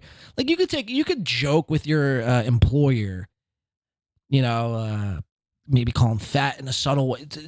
Chad, though, there's no subtlety. And he's employed now by Melton Super Tips. And he's still calling him a creep weirdo. He's still calling him every name in the book. And he's wondering why. And it's not even just the name calling, by the way. See, Chad wants to frame it in a way where it's like just the name calling that's gotten his voices taken away. It's not just that. It's the constant bombarding and badgering Melton and Moody over trying to, hey, man, how can I do this? Or how can I do that? Can we add this voice? Can we add that voice? Can we do this? Can we do that? Again, that's, I'm sure there's ways and things in place for if you want a new voice, you probably have to go through the proper steps to, like, for instance, when I did the little AI thing that I did months ago, in order to do a voice for somebody, you need to download like 10 minutes of audio just from them. So yeah, you have to sit there and clip and go through audio. That's if they're talking or if they're watching a clip, you have to go through pure audio of just their voice. And then you have to upload that to a system. Then you take a couple pictures of that person, upload that into a system to get an image. You probably have to do that with Super Tips, I'd imagine, or at least send that to Moody or somebody over there. You can't just snap your fingers being on Super Tips for 2 days, snap your fingers and demand 10 voices. That's not how anything works. Again, you sound ridiculous and a crybaby bitch. That's what you sound like. You know what? You don't have to like your boss. You don't have to like it. I played with this kid in basketball in high school. You don't have to like your boss, but you can't proceed to call your boss a creep or a pedophile. You know what I mean? Or blow your boss up after hours. They would get annoyed and sick of that. School. I didn't like the guy, but we won games. It is what it is. I was using your system. Was his name Ray DeVito? I wish, but his system is good. It's a good system, and I liked it, and I was really into it. And you didn't just like it. You claimed it saved your life. Let us never forget. He has to go back to Melton, man. He can't get out of his way. He has to be Patrick Melton and be a fucking asshole. And that's why no one likes him. That's why no one wants to work with him. And I guarantee you he's going to yank this super tip system away, and I'm fully prepared for it because I knew he's going to do exactly what he did, and he did it. And yet you still chose to work with him. Your backup plan if he yanks the system? I knew everything he was going to do down to the fucking last dot in this sentence that he sent me the other day in a text message. And yet I still worked with him anyway because I'm a desperate cock who needs $7. I don't know. I'm going to have to go to those stream elements things. And stream abs and strom element. What's he say? Backup plan if he yanks the system? I don't know. I'm going to have to go to those stream elements things. Stream abs. Hey, guys. The new competing competitor to Streamlabs is a Stream Abs platform now. It's where everyone just streams their abs. It's just a one straight video feed of abs. That's it. And you can proceed to donate in abs. Stream Abs. What's your backup plan if he yanks the system? I don't know. I'm going to have to go to those stream elements things. And, hopefully people will continue to donate on the back end. But he said at the... Oh, I totally forgot about this. Speaking of that, Streamlabs, Stream Elements, I do use Stream Elements, which is basically a stream super tip sort of system, I guess. Have to go to those stream Sorry.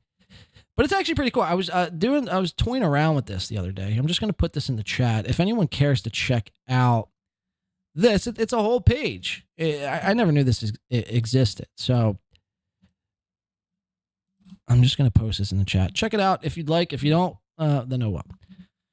All right, let's get back into this Chad and Kevin stuff. At the beginning of his show Saturday night, he said he'll never take it away. He says a lot of things. Take super tips away from you. He lies. He says a lot of things. That's why I thought it was a work. I thought he was just trying to get everybody all worked up. So they would, people would go back and forth. They would take your side or his side. In the process, people would send super tips to voice their opinion. And he went in and he went and gaslighted his audience and lied, said all this other stuff. And I go, no, dude, you want to puppeteer me. You want to use it as content.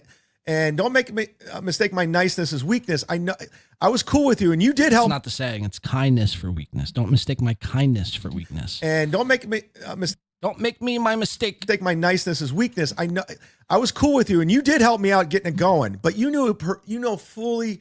He knows he was going to turn on me and fuck with me. Like, it's the only reason he was nice to me. The only reason, because Melton's done it 4 times. It's just part of his thing.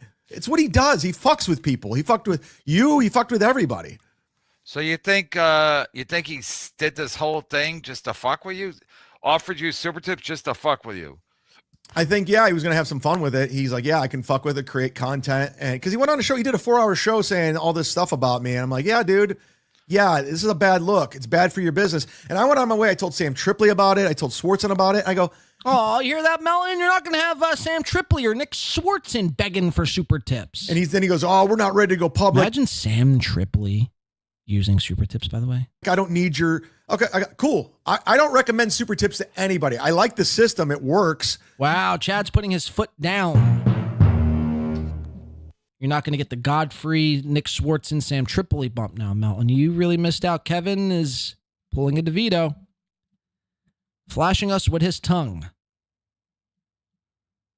Ugh. Stick that fucking meaty muscle back into your mouth, old man. We're going to have some serious problems. But if you got to deal, unless you're kissing Melton's ass or sucking up to him, he's going to fuck with you, period. And that's what's going on. And I'm not quitting. I'm not quitting, dude. You're going to have to fire me and kick me off. Like I said, I'm Stone Cold Steve Austin. You're Vince McMahon. I'll fuck with you all day long. I'm not afraid. You're not going to silence me. I'll say whatever the fuck I want about you. See, and look at the tune. I need to point this out because look at how This is before, by the way, everyone found out he was back on Google AdSense, right? But the other day, when he was acting like he was off of Google AdSense, he was singing a completely different tune. Woe is me. He was basically crying. So it's, again, almost as if he knew that he was getting this monetization back, or he could get it back in some way, shape, or form. And now he's playing the Mud Shark character again. Again, because where was this energy just 4 days ago? Skin bitch. You fucking ape-looking, grimace-looking, pockmarked. Who's calling me? Never mind. I mean, I don't know if you want to go this hard. You're still in business together, aren't you? I mean, for now, I put so much work into this over the weekend. It's just like it's getting to be worse than it's not. Oh, guys, come on. I put so much work into it over the weekend. What did you do? You clicked a couple buttons. A lot of work for your job. Look at that. Steve B coming in, gifting another Win by 2 radio membership. This time, this one going.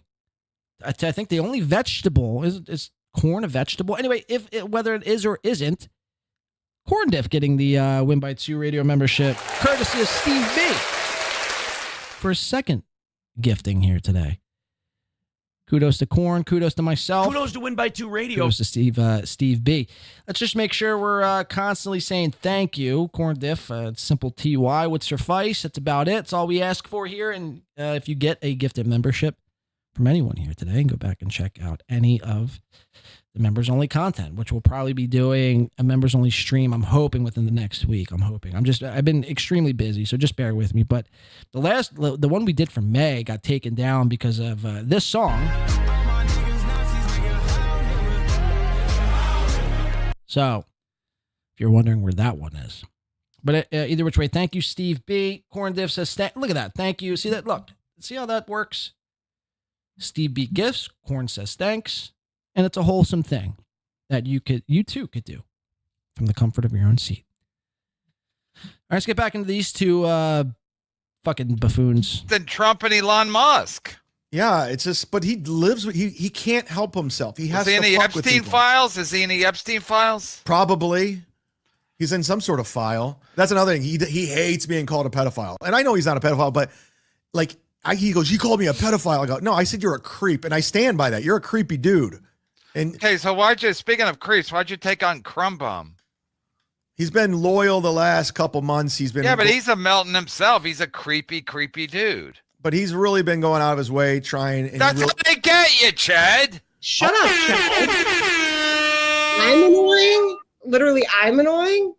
God, I think I can go on a limb and say guest of the year thus far, Ashley Cummings makes an appearance.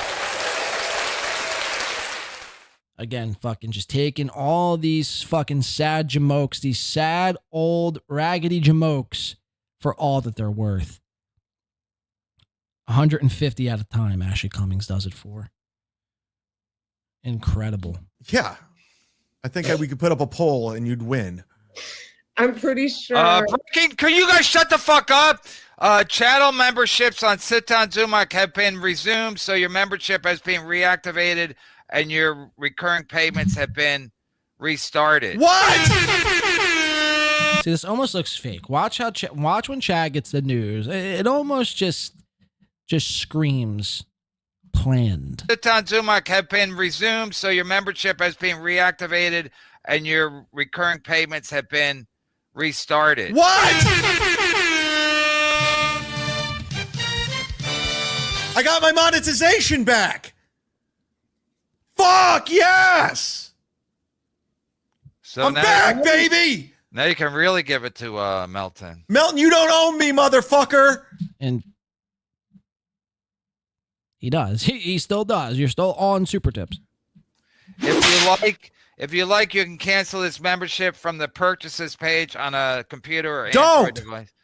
Go get a membership on my page. Sit down, Zumock. We're back, baby. By law, I have to read the whole. Seeing his loyalties lie nowhere. Is it coincidence I made Crumb Bum and Dick Fitzwell a moderator and they came back? I don't think so. Wow, you think Is it Crumb coincidence Bum? you said, Ashley, it's not a good look for you to ask. Wait, you them think to- Crumb Bum has something to do with YouTube? I think he has everything to do with YouTube. You think he's got some inside guy there? I think so. Literally, I'm annoying?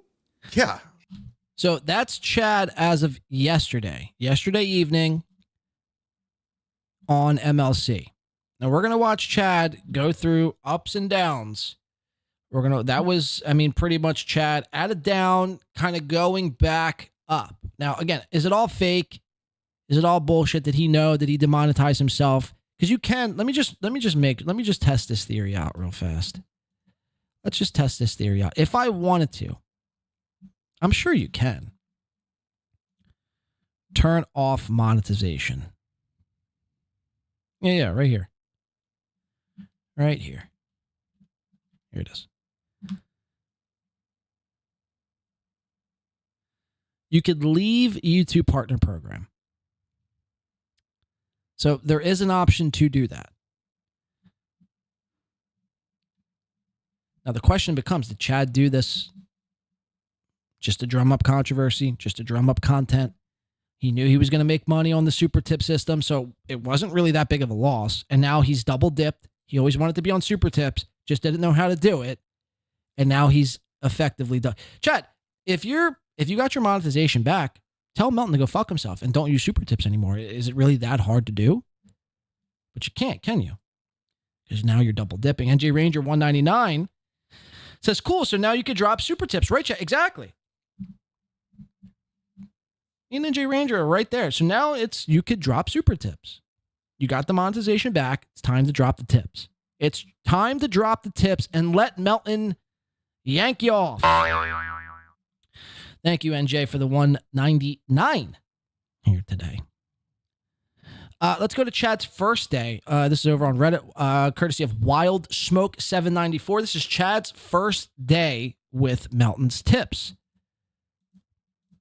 No, I said all of that. Yes, 100% I said that. I said they're using it to steal your info, take your identity. He's going to fuck people over. Because that's the natural thing. When you're in war with somebody, you got to say whatever you can. And you want to believe it. And you hope it happens. But when people talk sense into you, you take emotion out of it. You think logically. And you just look at the X's and O's and you realize this is a fucking genius idea. This is great. Yo, my knickers. If you guys want to get in there, you can leave a super tip. You can leave a voice tip. And all the cool stuff. I'm telling you right now, guys, it's exciting. When you're on the other end of it, it's exciting. Mind you, this isn't like 3 months ago. This is literally like 2 days ago. And I can assure you, this is all on the up and up. It's all real. I know you're like, Chad Kumia's country. He's full. I'm telling you, this is a fantastic system. And you're almost embarrassed. Like, I fought this so hard. I was so against it. I was so blind with anger. I'm like, fuck that. Fuck them. And then when you're put in a position where you need help, you don't know what to do.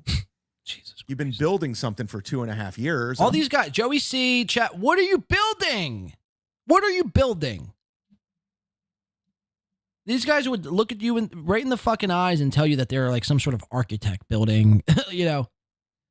What is it that you're building? All of a sudden, it's gone. And this service was right in front of you the whole time. Bruce Willis was dead the whole time, and it's right there. And then you're on the other end, and you're like, this is fucking cool, man. This is so like I was cool, playing dude. with it like a little kid playing with toys. I was up till 3 in the morning. I usually go to bed at I was a little kid playing with toys. 1. I'm like playing like Rob Saul voice. Tukey. It was so like, and then here we go. You never cross the Duke. Everybody knows that. Yes, John Melendez is in Tampa. I do plan on going down there. I'm not going to say which day, what time, in case he's watching. Spoiler, Chad never went. In case people tell him. But I'm going to come down and have a little talk. You didn't. A little talk about my Patreon. You didn't. Okay. Now, John. Again, if somebody cost me $30,000 a year, I would go face to face with them and confront them. But again, it just leads to the notion that Stuttering John never did this to begin with. Again, it's just all fakery when it comes to Chad. John Melendez is he's still around. Look, I appreciate Wild Smoke for this clip, but can you just take out the parts where you're chatting? Like, you know, it's so distracting. John Melendez is he's still around. He's doing his thing. He's watching all of this. You're really trying to sell this. I'm not. I'm just telling you my thoughts on what's real. I don't get a commission from this. I don't give a fuck. Is Melton and I best friends? Not at all. He's helping me out like tech support. Like I'm on the other line with some guy from India. That's been the extent of our relationship. I'm not like, hey, how's your wife doing? Is she good? It's none of that. I'm like, you know what? We should go do a gig sometime. Nothing. It's all business. All business, do baby. this, do this. You need to do this, that. Here, do this. Here's your QR code. Blah blah blah. That's it. That's my relationship with Melton. All right, that's Chad on, I think, Friday. We're going to get to Chad on Saturday. He calls in the B-Dabbler. I have to fix something really fast. So just, I'm going to play the clip. This is Chad calling in from onto the B-Dabbler program. We're going to listen to Chad's cuckery tales. Continue on here. Let me just fix this so I can play the clip. Play the clip. All right, here we go. Chad calling into B-Dabbler's show. Here. Oh, it's number 2, bitch. It's number 2. It's Chad Zumock. I'm not even trying. I'm running test shows. And Patrick Melton is trying to give away hats. He's trying to give away hats to get in first place for free. I did see that. He's trying to give away hats for free. Chad, congratulations on joining Super Tip. Welcome to the Super Tip family. How do you feel? I got to be honest with you. It takes a big man to admit when they're wrong. I'm addicted. I love it. I'm so in. We know you like money. We get it. Cool. No, I just like it. It's the possibilities and the creativity that comes with it. I have like 95 voices I want to do. All I want to do is voices now. That's it. It's like you're reborn. I was saying that on my show. You have been reborn creatively, I feel. I'm obsessed. I'm on my way home right now. All I'm going to do is work on the show. And here's the thing. Melton said I was grifting. He told me to go live. I said, let me take the weekend to learn this. He's like, no, go live. And then he goes, what a grifter. What a liar. Yes, of course. Of course. We're still going to find ways to, goof on you and everything. When can we expect today's test show? I gotta learn this equipment. I'm embarrassed by my production, and I apologize. Right. I'm embarrassed. I made so much money for not even trying. It's fantastic. I love it. This is a new era of the Z-Man. The new show is going to premiere soon. Z-Man versus the world. Everyone's very excited. I had no idea Tom Myers had a show called that. I had no idea. I swear to God. Why don't you? So that was, I don't think that's been brought up yet on my show. But that's Chad's new show title as of, I think, yesterday or today. I don't think he's changed it at all. It's Chad Zumock versus the rest of the world, that's exactly what Tom Myers' show called. Tom Myers versus the rest of the world. It's truly incredible. And Chad always likes to throw out there that everyone else is ripping off of Chad. Meanwhile, he's going around stealing Tom Myers' show name and acting as if it's his. Furthermore, you just see the high that Chad was on. This was just Saturday, mind you, Saturday. And he's immediately already crashed back down to earth and already motherfucking melted. He's so excited. He's going to go finally work on his show. He's going to play with the voices. I love me some voices, new shiny things, voices, working on my show. This lasted not even 48 fucking hours. Let's watch. Why don't you call it Z-Man and the Cucks of the dabbleverse? Almost like a play on the I was thinking about that. It's a great idea, but production's already in play with Gummy Chainsaw. So I'm. Oh, you are. All right. Well, so are we going to expect a test show today? No, I'm gonna really learn this stuff because I had Ashley call in yesterday and she's out of her mind, and Yes. I was really embarrassed with. And thank you for the super tips for $40. I'll reimburse you. Oh, of course. No, please do not. I'm kidding. I'm just yes, I just want to let everyone know that I am part of the super tip game on both sides, and it was fun. That was a fun show. That was a great. You should have kept her on as long as you possibly could have. Yeah, it was a cross between. She started to try to be friends with me, and I got annoyed, so I hung up. Yeah, well, she is very annoying, but all right, Chad. What? Before I let you go, my apologies to Clearwater Chad for hanging up on him. I was just really mad he had no idea who Nick Rekieta was. Well, It's okay. He's a bit of a slow. Yeah, that's fine. All right. We're still best friends forever, Chad. And by the way, thank you, OJ, for the hype train. I had no idea. Rocco took full credit. Yeah, no problem. It's fantastic. All right, at Sit Down Zumock on YouTube. Everyone go follow Chad. That's changing. Everything. Oh, that's changing too. What is that going to be? Everything's changing. I'm inspired. I wake up early now. This has been a. I wake up early now. He gets super tips, and he's waking up early. What's early? What do you? If you're not waking up at 4:00 in the morning like David Goggins, that's not early enough. 8 o'clock ain't early. 8 o'clock's actually pretty late. The highs when it comes to Chad, it's truly like right out of a Manic handbook, Manic 101. The highs are so high, they're so great. He's inspired. He's waking up early. He's doing it all. And the lows now are so low.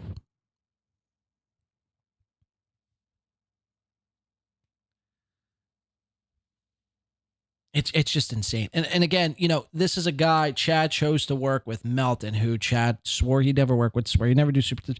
I mean, we all know this already by now, but I'm just reassuring this and just showing everybody again, because again, this isn't just like something I'm drudging up from 2 weeks ago. This is literally this past weekend.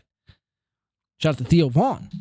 This has been the most creative fun I've had in so long. So this has been the most listen to that again. This has been the most creative fun I've had in so long. Bro.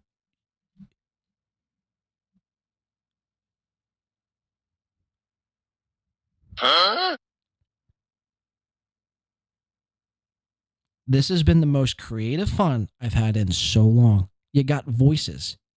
What are you talking about? Like, oh, this has been the most creative fun I've had in so long. So I don't know what I'm going to do next.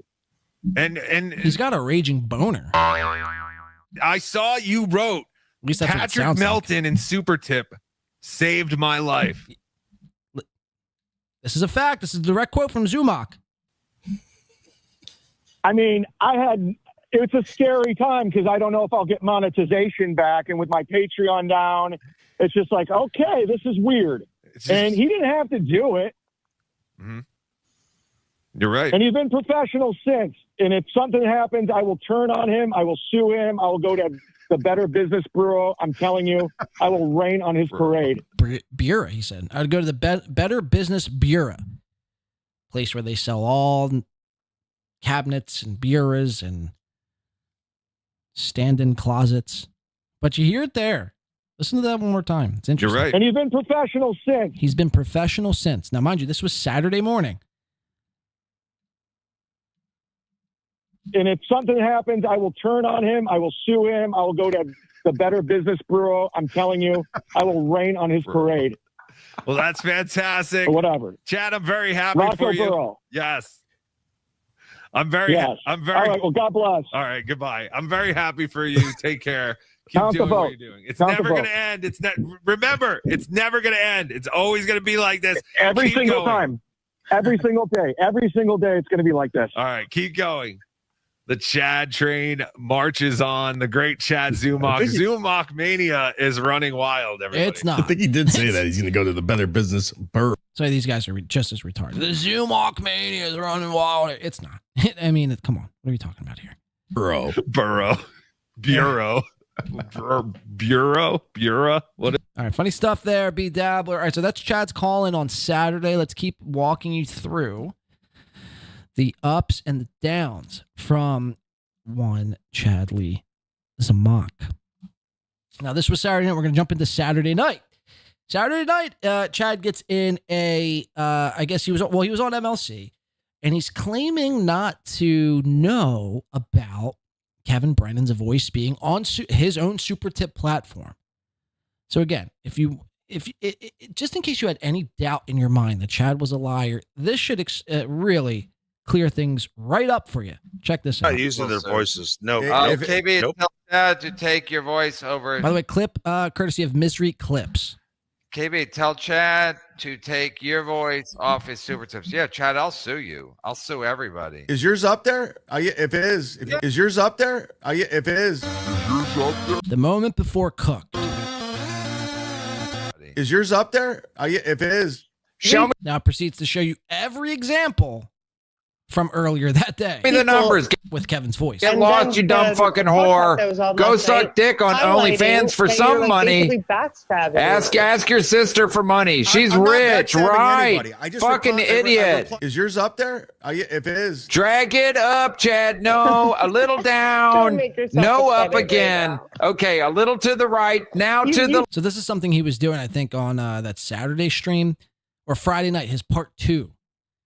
Because he didn't know how to operate the super tip system to put the chat in front of his camera and his sources. If I could just, you could just flatter me for 1 second here. So if you look over to this screen, you'll see this is basically what you're dealing with on any streaming software. You have all of your sources broken up into scenes. So in each scene, a scene is if I switch here, that's a scene. A switch here, that's a scene. If I switch here, that's a scene. So those are all my scenes. And within every scene, you have a source. And if I want my comments to appear in front of my camera, see here my comments. I don't have them on at the moment. I would want the comments in front of my video capture device, which is my camera. Very simple. It's not, again, not rocket science. Again, I self-taught this to myself. It took me, maybe 6 months to like really hone it in and really understand what it is I was doing. But this is what I wanted to do. I respect the game, the art of podcasting. That just sounds gay, but you see where I'm going with this. It's not hard to learn if you want to learn it. Chad can't be bothered because he's a lazy motherfucker. And that's a fact. So what was my point? Because on his part 2, his test stream part 2, where he was going to be working out all the kinks. First of all, he worked out no kinks. And second of all, this is what he kept doing on that Friday night stream. He the chat was behind his video capture device. And this is what he kept doing. He kept having to move his camera up. A little. Hey, fucking idiot. Is yours up there? If it is, drag it up, Chad. No, a little down. No, up again. Okay, a little to the right. Now to the left. Now tell this dumb cunt to fuck off. Is yours up there? If it is, what do you call a woman who charges men to sleep in their bed? Is yours up there? If it is, Chad Zumock, please get this woman off the phone. So you get the point. It's basically every time. Oh, sorry, you can't even see that. She's poison. Please get her off the phone. See how he's moving it up? Chad, get her off the phone now. Is yours up there? If it is, I skipped the queue. Thanks, Hunchy. But you get the point. It's basically every single time Kevin Brennan's voice was used via the super tip system. Chad claims he had no idea Kevin Brennan's voice was even on there. Melton is going to confirm that Chad knew about it. Let's watch.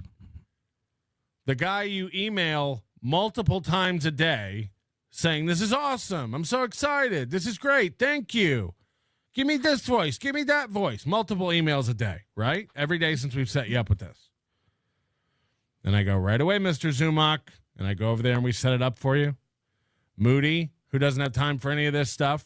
We're in the middle of rolling out a new version. It's going to be amazing. Okay, and this is what's disingenuous about Patrick, too. I don't want to be 100% all. This is all Chad Zumock. 97% of it is Chad Zumock. The other 3% is Melton and Moody. If you're not ready to give people super tips, then what are you doing giving people super tips? And furthermore, if you're going to give it to a person like Chad Zumock, who's tech illiterate, I think Kevin Brennan knows his way around a computer better than Chad. That's a fucking actual fact. That's a fucking fact. If you're going to give the super tip system to Chad, you had to have known this was all going to happen, right? Like Melton, you're a lot of things. I don't think you're dumb. I don't think you're that dumb anyway. Unless you just used it all to just exploit content, which is a very, it's a, possibility as well. But, you stand on your fucking, you're on your high horse here. Oh, we don't have time. Moody doesn't have time for anything. Well, then you guys shouldn't be doing this. You guys shouldn't be running super tips. This is what comes with the territory. People are going to harass you. Tech illiterate people that you give the super tip system to are going to blow you up trying to get it to work. That's just what's going to happen. He doesn't have time for any of this stuff. We're in the middle of rolling out a new version that's going to be amazing. Takes time. You want new voices. You want all this stuff set up. Fast tracks it all for you. And now you're going to talk shit. I don't need Melton anymore. I'm all set up. Fuck that guy. I hate that guy. He's a creep. I don't take back anything I ever said. Okay. All right. So there you have Melton basically confirming that Chad's handpicked every voice on his dashboard here. Then we get to, I think, Saturday night as well. I'm going to read a couple chats here before we do. We're going to get into Saturday night where Chad has officially been cut off from Super Tip customer service. From Israel Loves Clips says, what now, buddy? Before we do, let's read a few chats here. We have 139 people watching. Shout out to all 139 of you. Let's make sure we're kissing that nice thumb that you see and point it in the up direction. If you could, please, if you could find it in your little fucking hearts to do. Balls Deep, member for 8 months, says Super Tips is a scarlet letter. I agree. I'll never be on Super Tips. I'd make my own AI. I've done it before. I'll do it again. I'd rather roll out my own AI sort of thing. And, but even that, it just gets to, it just, at the end of the day, the voice tips ruin shows. The comments are just like super chats, so they don't bother me. It's the voice tips. But everyone, to all these retards, other people's voices reading comments is groundbreaking, like SpaceX technology. Like, you know what I mean? They're too dumb to realize, like, AI voices and talk to speech tech was like cool back in like 2019. And then it ran its course, and ever since, it's just takes away rather than, provides onto a show. Now, there's ways you could still do it, in my humble opinion. There's ways you could still use TTS and make it work, but the way that these guys have it set up, it just bombards, it just throws the host completely off most of the time. 9 times out of 10, it just throws the host off, and then all of a sudden the show just becomes the TTS, essentially. As far as Melton Super Tips, yeah, like I said, I'll never be on Super Tips. Even if I had no other monetary option to choose from, I would create my own. I have before, I do it again. So that's where I stand with the Balls Deep. I don't 100%, actually I do fully back and agree with you there on that statement that Super Tips is a scarlet letter. Once you have Super Tips, you're pretty much fucked. Chad has officially been cut off. Okay, so let's get back into this clip. I think that's all I wanted to say. All right, yeah, Chad has been cut off. So this is Melton from Saturday night, I believe. So I love this. I love what's happening here. Chad has put himself. So Melton's covering Kevin, covering Chad from earlier, I think. Chad, yes, aligned himself with me and allowed me to help him do this, and then immediately turned around and spit on me and is trying to alienate himself from me again. fine. Again, no hard feelings over here. But I'm done giving up my time to assist you now. You fucked up. You have fucked up. You have mistaken how this works. We don't call everybody and remote into their computers and help them out like that. We don't. Ask Cardiff if I did that. Ask Rocco if I did that. Ask Carmix if we did that. That was for you to help you out. A, because we know you're stupid and you were in a bind. I put everything aside to help you do that. So the fact that you were on Kevin's show today going like, I don't even need to deal with Melton. They got other people there I can deal with. No. No one has time for you. No one has time for you. This was all a favor to me getting you on. We don't have a support staff. We don't have someone you can reach out to because you can't figure out the layers. When you inevitably get stuck on the interface and don't know how to turn things on and off and make them work, don't email me. I don't have time to help you. I'm no longer interested. You got it now. You said you have it figured out. You're on your own, just like everybody else. Carmix doesn't email me for support. And now Kevin's upset at you. Fans of yours are upset at you. And we're done with you over here. Again, not that you're not allowed to use the system. We welcome every sweet Chad dollar there is. And I know you went on MLC tonight and you said the only reason we signed you up is because we need your money.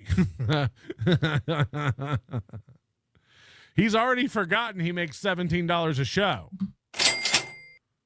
The super tips have already gone to his head. He's already juiced up. Okay, Chad.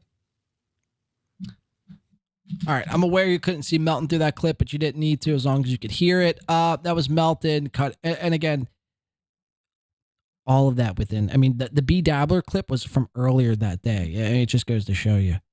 It just goes to show you. All right, I was going to show you this final part 3 of his test stream here. There's really not much to it. I'm trying to think of any of the big moments off the top of my head.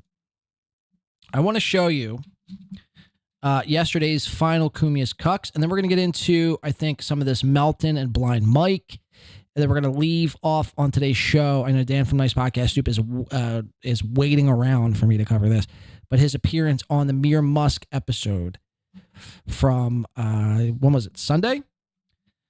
Let me show you the last Kumia's Cucks. This was yesterday afternoon, Chad. Let's watch it. It's time for the Cucks. Time for Kumia's Cucks.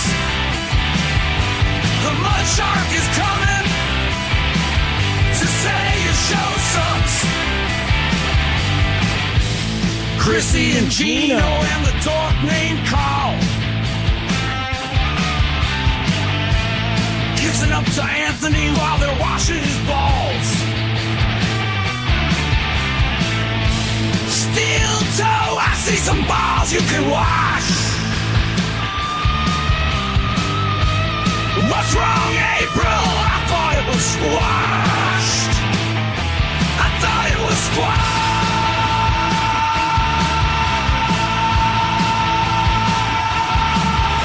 You know, if you muted this volume and didn't know anything about this podcast, you would think this was a podcast like about yoga or like a workout fitness podcast. Everyone's got a medicine ball. Look at this here. I'm playing with no volume here. All right, we're getting our medicine balls ready. Or who's ready for some crunches? Burpees. Everyone, guys, get your medicine balls ready to go. Let's spin them around. And let's get them ready. All right, on my count, we're going to do 6 crunches. Ready? 1, 2, and 3. Start them crunches. Let's go, let's go, let's go. J.E., I'm looking at you. Let's get crunching. Oh, shit. This is Chad as of yesterday afternoon. It's happening. Oh, there's his cool little mud shark logo. This is what Chad thinks of himself. This is what Chad thinks of himself.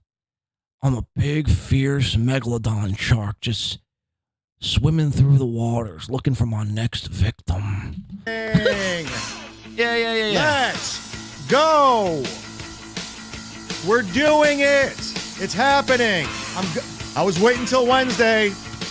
Well, I put up a poll. You know me and my polls. I was waiting till Wednesday, but too much is going on. We got to go now. We got to go now. Funny thing is, Chad later on admits this, like he does every show.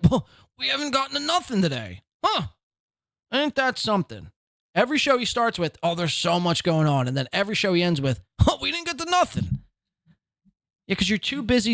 You're basically, your show is how you could donate to Chad, an infomercial for the people who do donate, and a couple in a hype train and a 70s Spider-Man. And that's basically your show. That's basically what we're going to get moving forward.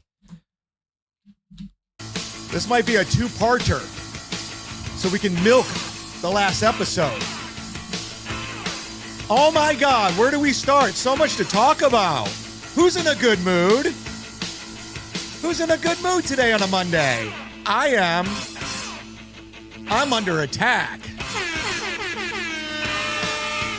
Wow. I'm under attack. Remember he said that, by the way. Wow. I'm under attack. Wow. I got a lot of grown men feeling things. Patrick Melton likes to use to say, I make them feel. A lot of grown men are feeling right now. Yeah. Yeah, a lot of... So he's stolen Melton's tagline, making him feel... Z-Man derangement syndrome. Can't even say derangement syndrome. Yeah, a lot of Z-Man derangement... Well, we fucked that one up. Here, can we slow that down? Watch Chad realize he fucked up a word in real time and knows that one of the 7 shows that cover him probably are going to clip this. Yeah. Yeah, a lot of Z-Man derangement. Oops. Fuck. Derangement syndromes go. This is actually how I hear Chad. Like, this is what Chad sounds like in my head.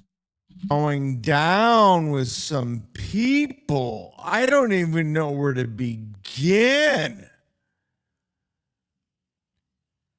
How do I make those people feel? Why am I the guy? What do I do so wrong? Seriously, I want to know. I'm confused. Am I thin-skinned or are you thin-skinned? I'm curious. Chad, you're the most thin-skinned out of anybody. Objection when you say I'm thin-skinned? I'm curious. I don't know. Because I'm confused. I really am. I don't know what to think. I don't know what... Chad doesn't even know how to think. He just admits it. I don't know how to think. I don't know what to think. Melton saved my life.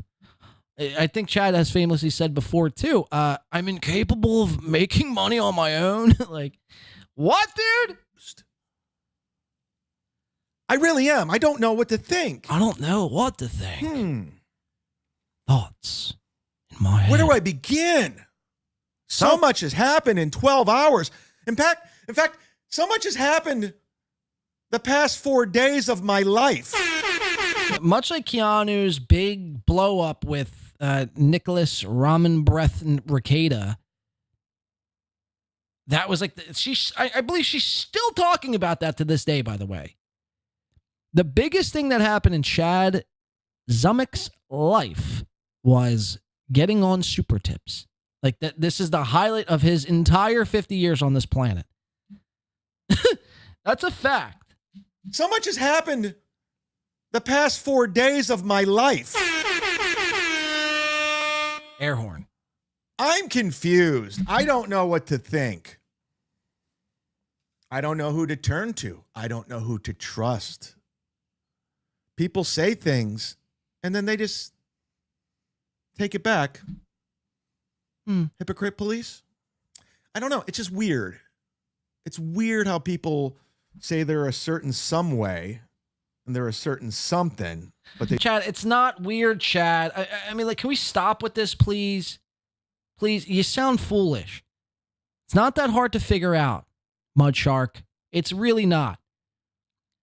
The people who supported you that don't like Melton viewed you as a guy who completely cucked out and bitched out because you joined forces with Melton for his super tips instead of actually putting in real effort to find a different avenue to make money.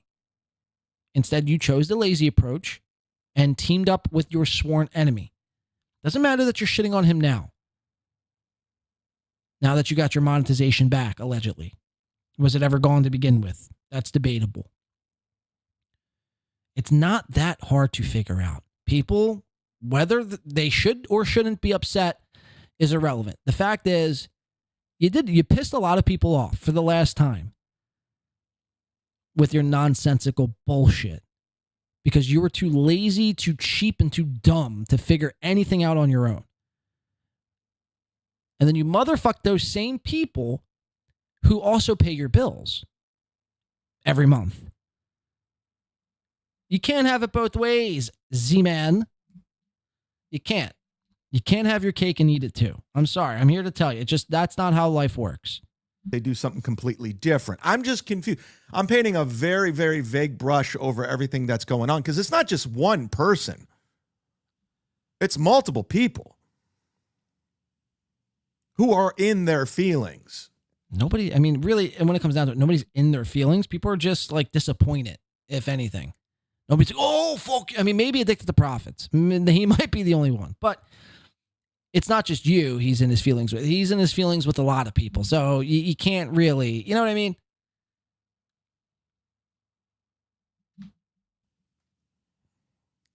And I've been down this road before.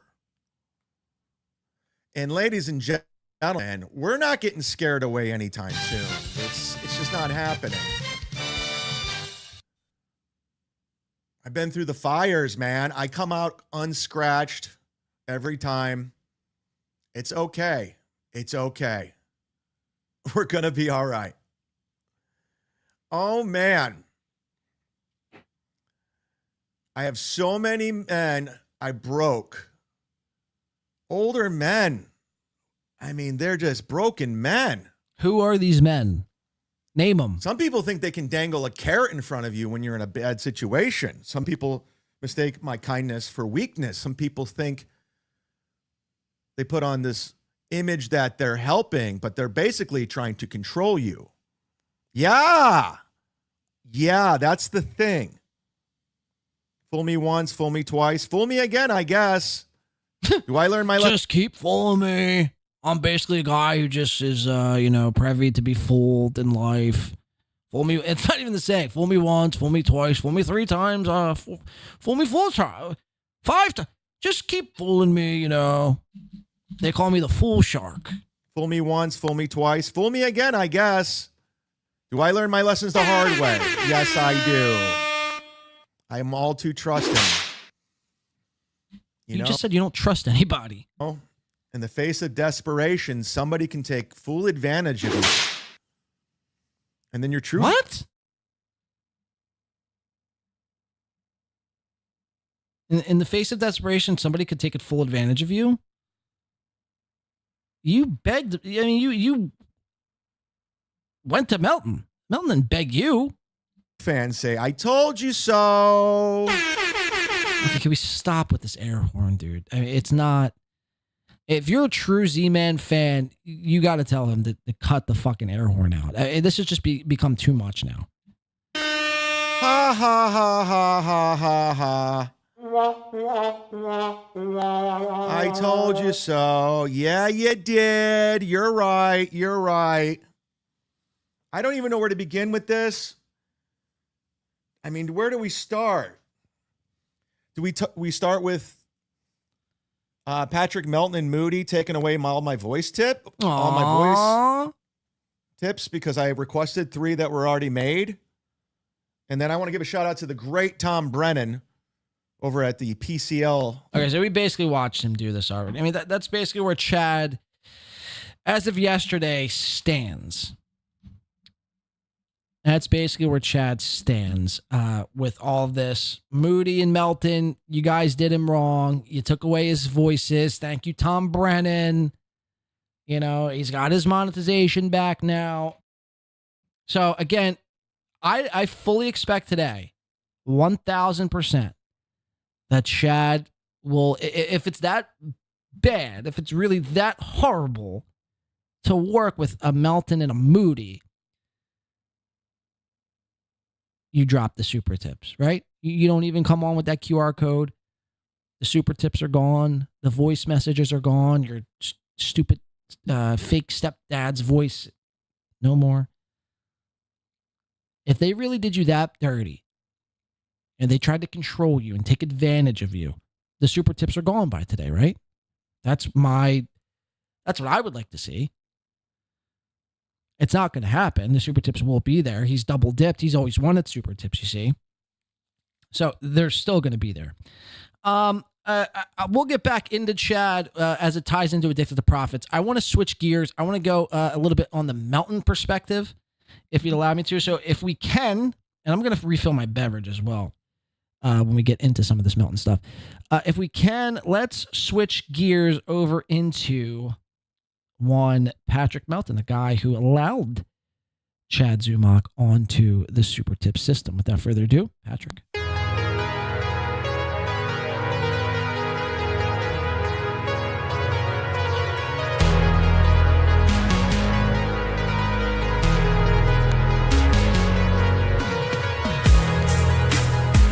All right, so we go yesterday, I think it was June 9th, or maybe this was 2 days ago. But Patrick, again, can't win them all, I guess. June 9th, 2025, Crazy Joe is losing. Does anyone see anything wrong with the title of this episode? I'll wait.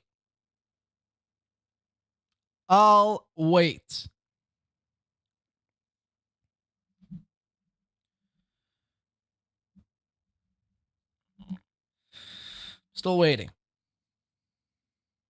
Jay says Melton licks Rekieta's goop. US says Isaac Walmart, 99% sure of it. He pauses memberships to rebrand and get super. Oh, yeah. 1,000%. 1,000%. Isaac Walmart, rewind this episode maybe in 2 times speed and watch what we're saying here. Because that's what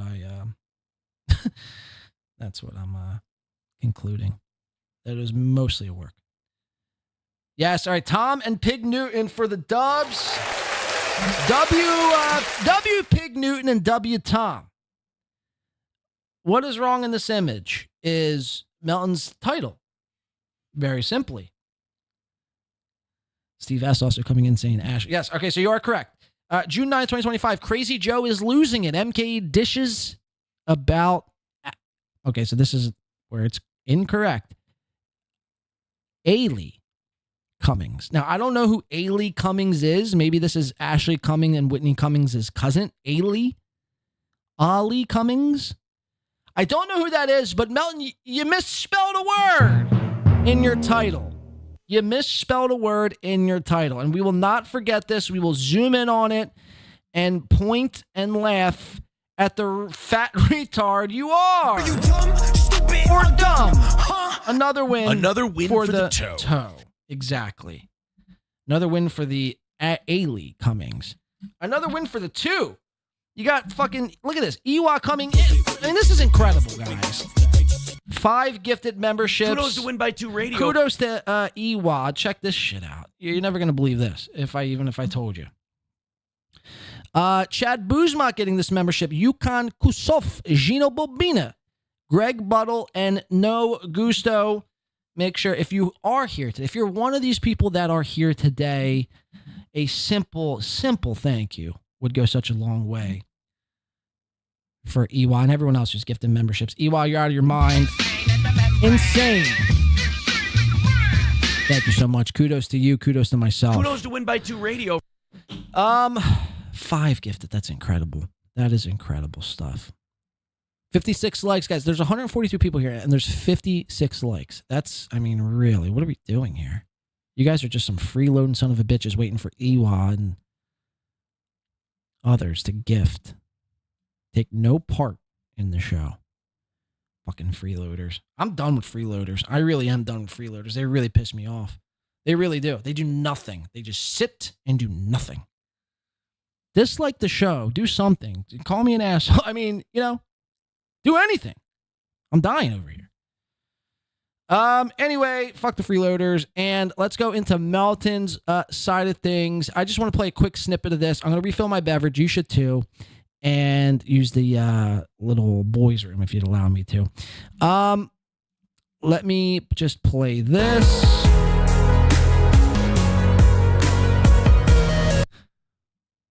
All right. BRB. I got Melton stuff on the other side.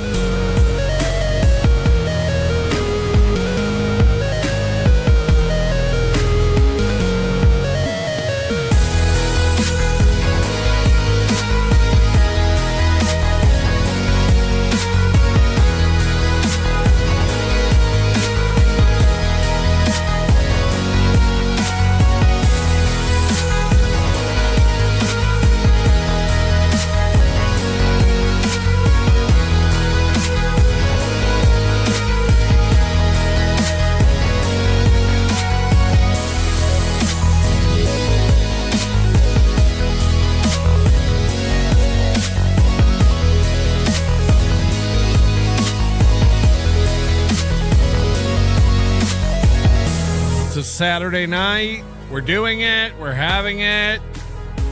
Thinking all the high rollers. We just got to talk about the developments regarding the hand grenade that was just thrown into the Zumock verse, if you will. And that means we get another run at the May high rollers. Right here on the screen. This is a final farewell. Thank you. Thank you to everybody who supported the show in May. Hack a monthia. Hack a monthia. And that means we get one more executive producer for May. We're doing it. I can't. I just can't. You know, I can't not talk about Chad and everything going on in the Chadiverse. But first, the executive producer tonight, Wizard Nug 2. Wizard Nug 2. The second Wizard Nug.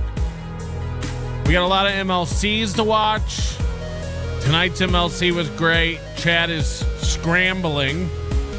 And the dynamic here that Chad's facing is very weird, because he's got to contend with a very large contingent of people who have found themselves to be de facto Chad Zumock fans because they hate Melton. Now, these people can pretend all they want that they don't just like Chad because Chad hates Melton. But we've seen it. We've seen it happen. We watched stupid Dirty Dalish run over to Chad once she was mad at Melton. We watched Jesse Angel do this. And look, some of them are still there. Jesse Angel's still a diehard Chad fan. Dirty Dalish, not so much. Nowhere to be seen. All right, did I miss anything? Oh, look at that. Isaac Walmart gifting 5 memberships. Look at that. Right when I fucking get up, too. Shout out to Turek47, Sir Vasif, Edub45, Nick F07240. So he was born July. Nick F's birthday is July 7th, 2024, maybe? I don't know. Is he 1 year old? Nick F. Maybe he was born July 2nd. I don't know. Maybe he's not born in July at all. Maybe this is just one big mix up and misunderstanding. But either way, welcome and thank you to Isaac Walmart. We do appreciate that. Kudos to Isaac and welcome in to you 5. Kudos to Win by 2 Radio. Lovely, lovely people. Make sure we're thanking Isaac. And Chris coming in for the Canadian 2 says pronounced Eva Blade with a V. Well, you know, she spells it with a W. You know, here in the States, that would be pronounced Iwa. Iwa. Or Iwa. Iwa. Every time I say Iwa, Chris comes in and bam, right there to correct me. Thank you, Chris. I stand corrected. It's Eva. Again, this is why we're just going to call her E. It's very simple, easy, and there's no misunderstanding ever. E. You know. Oh. But thank you, Chris. Thank you to Eva E. And thank you to Isaac Walmart. Holding it down for the underground here. We use the old method, the old super chat method, the old membership method. We also use PayPal, Streamlabs, and Venmo, and Stream Elements as well. You want to contribute, use any one of those. You will not find me on Super Tips, however. Patrick had some choice words. This was his Saturday night show. I just want to play maybe a couple minutes of this, and then I want to switch gears from this whole super tip thing, because quite frankly, it's run its course on me, man. And I want to get into Patrick's appearance on Blind Mike, where he gets into Red Bar and kind of tries to rewrite history about the whole Red Bar thing. And then we're going to get to the finale, which is the Little Mere Addicted to Profits and Dan from Nice Podcast Stupid talking about the downfall of one Chad Anthony Zumock. Let's maybe play a couple more minutes of this and let's see what Melton had to say for himself. Melton! You know, eventually people watch Chad's content and they go, not really much here. Well, Shades Cow called it. I was watching MLC and Shades Cow was in the chat. Shades Cow getting some flowers. Look at this. And she said it. She goes, Patrick knows no matter what assistance Chad gets or what Chad does, Chad can't get out of his own way. Chad is unable to stop self-harming in a way that will ultimately lead to Chad being Chad. Now, we had a lot of fun tonight, or last night, with the exclusive hat club and beating Chad on the leaderboard, etc., etc. But there's some dynamics that come along with using this super tip system that are interesting to say the least.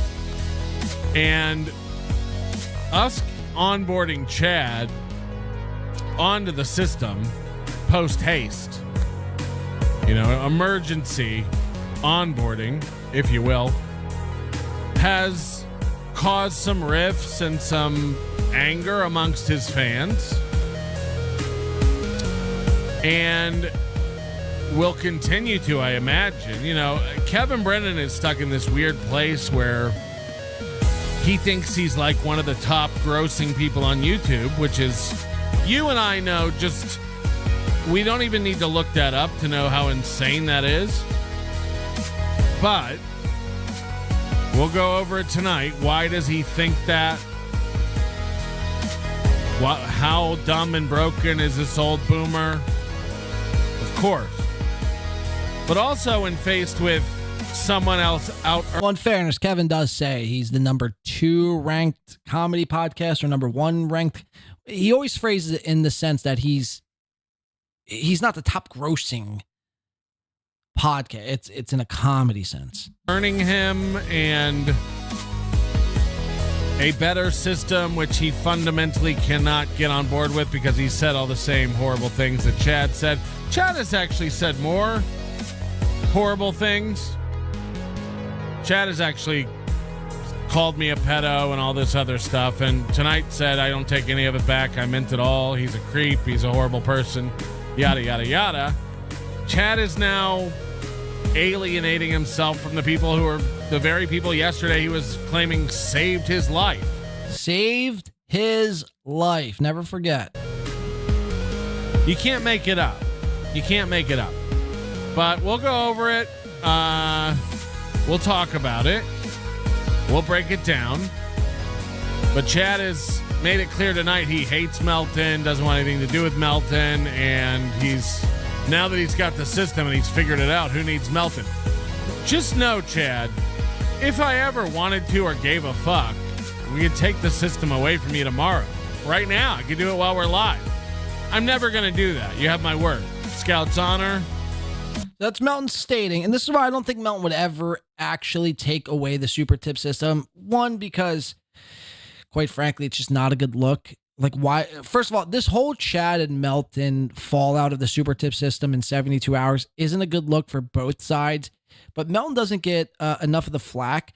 If any of it is true, and you really are trying to, because I do believe Melton is doing some nefarious things behind the scenes. I just don't know what. It's all smoke and mirrors when it comes to this guy. But you would never take away anyone's super tip system. I mean, unless it's warranted, unless they're like, doing some heinous, weird crime on there. But it would just look bad for super tips in general moving forward and new people wanting to onboard onto the super tips. Why would anyone want to onboard with you if you could just revoke it at any given point? So that's why I don't think you'll ever take away Chad's access to super tips. Chad will have to make the decision on his own, which he never will, to leave super tips entirely. But again, Melton, like, this is Chad we're talking about. Chad is a guy who is a self-sabotager. I mean, at its fullest, to the 10th degree, to the end. Anything good in Chad's life that ever happens, he always finds a way to fuck it up. By any means necessary, by the way. If that means motherfucking the very guy who helped him out, meaning you and Moody, guys, I say that term loosely, then he's going to do so. That's just who he is. You can't, and I don't know if this is authentic, like if Melton is actually being authentic here, but if it is, you can't seem like you're shocked by this. You had to have known this was going to happen. Somewhat of Chad's loyalty is more with Kevin than it is with you. So of course he's going to motherfuck you and say he doesn't trust you and Melton's a piece of shit and he stands by all of those things after you just dedicated all this time helping him. And again, this is why both of you are idiots.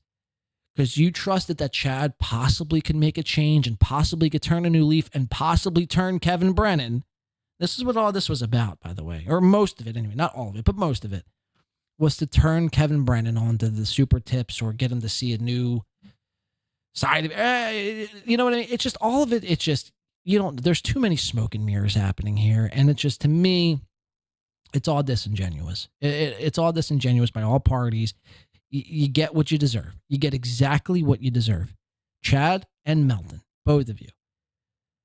Chad thought Melton was going to change, and Melton maybe thought Chad was going to change. And shocker, they both did it. They both remained to be exactly who we all thought they were to begin with. It's like that, who was it? Dick Vermeil? No, it wasn't Dick Vermeil. It was Dennis Green on the Minnesota Vikings. We are who they thought, they are who we thought they were, or something like that. They were who we thought they were, I think was the saying. So this shouldn't come as a shock to you, is my point. Aside from like breaking some sort of terms of service or something that we need to enforce. Right. I'm not taking your system, Chad. I know you need it. And, every dollar Chad makes, makes the company money. I own a significant portion of the company, and therefore it would be retarded of me to take Chad off the system. But Chad's been lying. Chad is trying to balance. Shocker. Oh, Chad lying? No, you don't say. Chad lies just the way, like a normal person breathes is the way Chad lies. It's just second nature to Chad. And, control the narrative, as it were, if you will, about this super tip stuff. And he's already just lying out of his ass. And I can't stand by while our buddy Chad just lies and lies and lies to try to keep the few fans he has that are willing to support him while he, tries to maintain that he hates Melton and yada, yada, yada. It's just, we can't do it. We can't have it. We won't be having it. It's petty. Absolutely. All right. So that was Melton from the other night. And that's basically how we got to where we got to yesterday. I want to kind of get away from the super tips for 1 second. I want to jump into the Patrick Melton and Not Blind Mike Nigiri podcast. This aired 2 days ago on Sunday. Usually Not Blind Mike does a podcast every Sunday morning going over all the interworkings and dealings with Brendan Schaub and Jerry Seinfeld and occasionally Steel Toe. It's riveting. If you don't know who this Not Blind Mike Nigiri is, this is a guy, he claims he's blind, but we've proven here at Win by Two, kudos to me. Kudos to Win by Two Radio. That Not Blind Mike is actually not blind. Shocker, I know I'm hitting my mic. Not only is he not blind, sorry, but Not Blind Mike Nigiri also streams from his closet. So he lies about his blindness, and he's doing shows from within inside of a closet, which is fascinating on many levels. And if you can't see that, I can't sit here and hold your hand and walk you through why doing a stream acting like you're blind from a closet is actually batshit crazy. You're just going to have to catch up on the past Win by Two episodes and, maybe pause this episode, go back and watch all of them, and then come back to this moment right here and find out why this is all insane. So Melton, Patrick, loves this Not Blind Mike Nigiri character because Carl gives his stamp of approval. Carl Heberger. Pathetic fucking loser and stupid fucking bitch. Carl gives the stamp of approval to this Not Blind Mike Nigiri character. And Melton eats that up. Whatever Carl says, whatever Carl does is basically like gospel to Melton. Carl is a trustworthy guy. He's a funny guy in Melton's eyes. I happen to disagree. I think Carl is a nothing. I think Carl is a waste of space and is taking up the air from all of us. He's taking up my air. That's actually pretty dark. Actually, Carl does have a right to exist. Let me just make one thing clear. But his podcasting skills or lack thereof are very, very Bush League. It's very cookie cutter. There's no really hot take when it comes to Carl. He always shies away from every big moment. The first time they were going to cover Steel Toe on WATP, Carl was nowhere to be found. His big Tom Myers interview last week, he was nowhere to be found. He loves to suck the farts out of Anthony Cumia's arsehole. The big Shuli ball washer, even though Shuli basically cucked Carl out of his own show. But yet Patrick Melton, a big rotund guy like Melton, 6'6", 700 pounds, bows down and kisses the ground Carl walks on.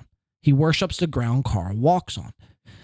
And by proxy, he also worships the ground Not Blind Mike Nigiri walks on.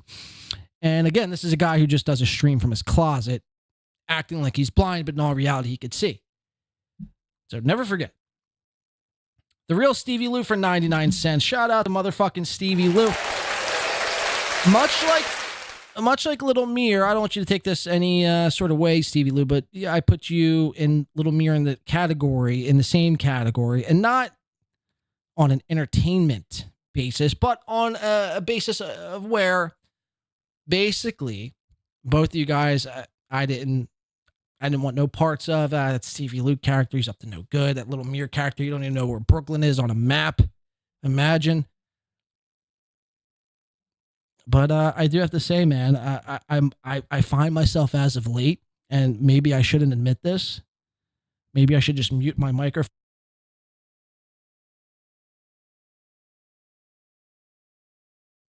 But I find myself to be a Luinator. Or what do you call yourselves? Lunation? Lutards? I don't even know, but whatever you guys are, man, I'm buying. So shout out to Stevie Lou. Stevie Tomatoes, as they call him. And Little Mir, which we're going to get into after this Not Blind Mike Nigiri, Patrick Melton crossover. Let's get into it. Thank you, Stevie, for the 99 cents. I will buy one kowtow with that. One kowtow from Wawa.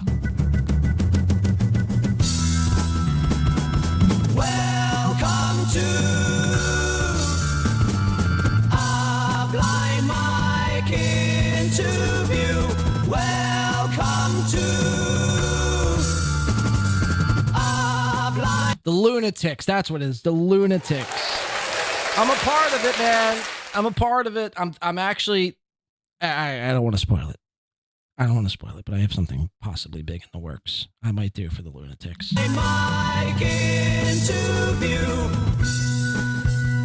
I am away this weekend, so we've got a different type of episode for you. It's a sit-down interview with my pal Patrick Melton, the host of Nobody Likes Onions. Patrick's been, if you don't know Patrick already, he's been podcasting for 20 years, which I was fascinated to talk to him by. Wait, this has to be on 2x speed. No, why is this guy sound? Yeah. I was gonna say this just sounds like this guy's speeding on fucking meth. Talk to him about his history with Mike David of Red Bar and our guy Dan Ninen. If you watch that episode of Why You Laughing, Patrick has like really the only interview with Dan Ninen, who's one of the strangest characters that I've ever come across in comedy. And we talk about Steel Toe and Nick Rekieta and Kevin Brennan and Chad Zumock and all the beefs and feuds that Patrick has gotten into over his years of podcasting. So if you don't already know Patrick, go check out Nobody Likes Onions, and you're about to learn about him in this here interview. And also go to blindmike.net. That's where you can find all my stuff. Subscribe, like, comment, smash the like button on this video if you like the interview. And blindmike.net is where you can also find Why You Laughing, Who Are These Socials, my Patreon. You can become a YouTube member, and all our free links are there as well. And you can follow Craig at verygoodshow.org. Follow Casey Day and Electra and all the stuff that they do at hackridestudios.com. And enjoy. Bye, everybody. All right, finally came in the room. We really spare no expense. We don't have a lot of guests on this program, so this is actually a big deal. You're a massive star in these parts, Patrick. I'm a get. How are you, buddy? All right, how are you? Is it so Melton right off the bat trying to act cool, trying to act bigger than, not blind Mike Nagiri giving him his flowers right off the bat. You're a big guy, or maybe he was calling him fat. Actually, let me play that again. We don't have a lot of guests on this program, so this is actually a big deal. This is actually a big deal. Okay, so I thought he called him a big get. Patrick said the big get part. Not blind Mike says you're not. This is a big get for us. Now watch Melton. Melton's demeanor is going to immediately shift from nerd to cool in a matter of seconds. You're a massive star in these parts, Patrick. I'm a get. How are you, buddy? All right, how are you? Is it? Oof. Oofa! Is it rare that a man comes to you and says, "I'd like to have an hour sit down with you," and just most people know better. Talk about your career? Most people know better. Well, you've done. You can tell Not Blind Mike is nervous the way he goes right for that microphone. Right within the first, I'd say 15 seconds of the interview kicking off, he immediately touches the mic. And this is a dead giveaway. Anybody who starts caressing microphones, jerking microphones, holding, caressing, juggling microphone, they're nervous. They're very nervous. So that's actually very cute. That Not Blind Mike is a nervous guy around a guy like Patrick Melton. Secondly, what is this dandruff substance, this white powdery, I mean, what is this? White shit on your mic cover. Again, these people think that they're, I mean, I don't know, they're doing audio-only podcast. We can all see. We can all zoom in. Like, you don't need to be a podcaster to be able to zoom in on somebody's show. YouTube now offers the ability for you to zoom in. So it's like, what are we doing here? Do you not have another fucking mic cover? Seriously, what the fuck is going on? About your career? People know better. Well, you've nervously touches the mic. You've done a lot of things for no reason. It's not like he's bringing it forward or bringing it down or adjusting anything. He literally just touches the microphone. Watch. People know better. Well, you've done a lot of things. Just strokes the mic. Watch one more time. People know better. So nervous, laughing. Well, you've done stroke. Laughing, stroke. That means I'm nervous. That means I'm sweating. No. Talk about your again. All these people, they give Melton so much power. I mean, it really is bizarre. Career. People know better. Melton is just a fat dork. Like, really, when it comes down to it, nobody should really worship the ground Melton walks on. It really is bizarre. Watch. Laugh, well, you've done laugh, stroke. A lot of things for no reason. in particular. One more time. Laugh. Well, you've done a lot of things in particular that I'm interested in. But where I want to start with you is I'm interested in this aspect of your career, where I've been getting a few comments lately when we talk about like the steel toe stuff. I've seen people say things like, I started following Patrick in 2005. Yeah, you haven't. Okay, let's go to 1730. This is why Melton quit stand-up comedy, aka stand-up comedy. Let's watch. Do a deep dive into Dan Ninen. You don't do stand-up anymore, do you? No, I stopped about 2 years ago. Is that just because the podcast was successful, or what made you stop? Okay, so there's the question. Was it because the podcast was successful, or why'd you stop? Melton's going to completely deflect. Furthermore, not blind Mike Nagiri. I don't know if these are his actual eyeballs.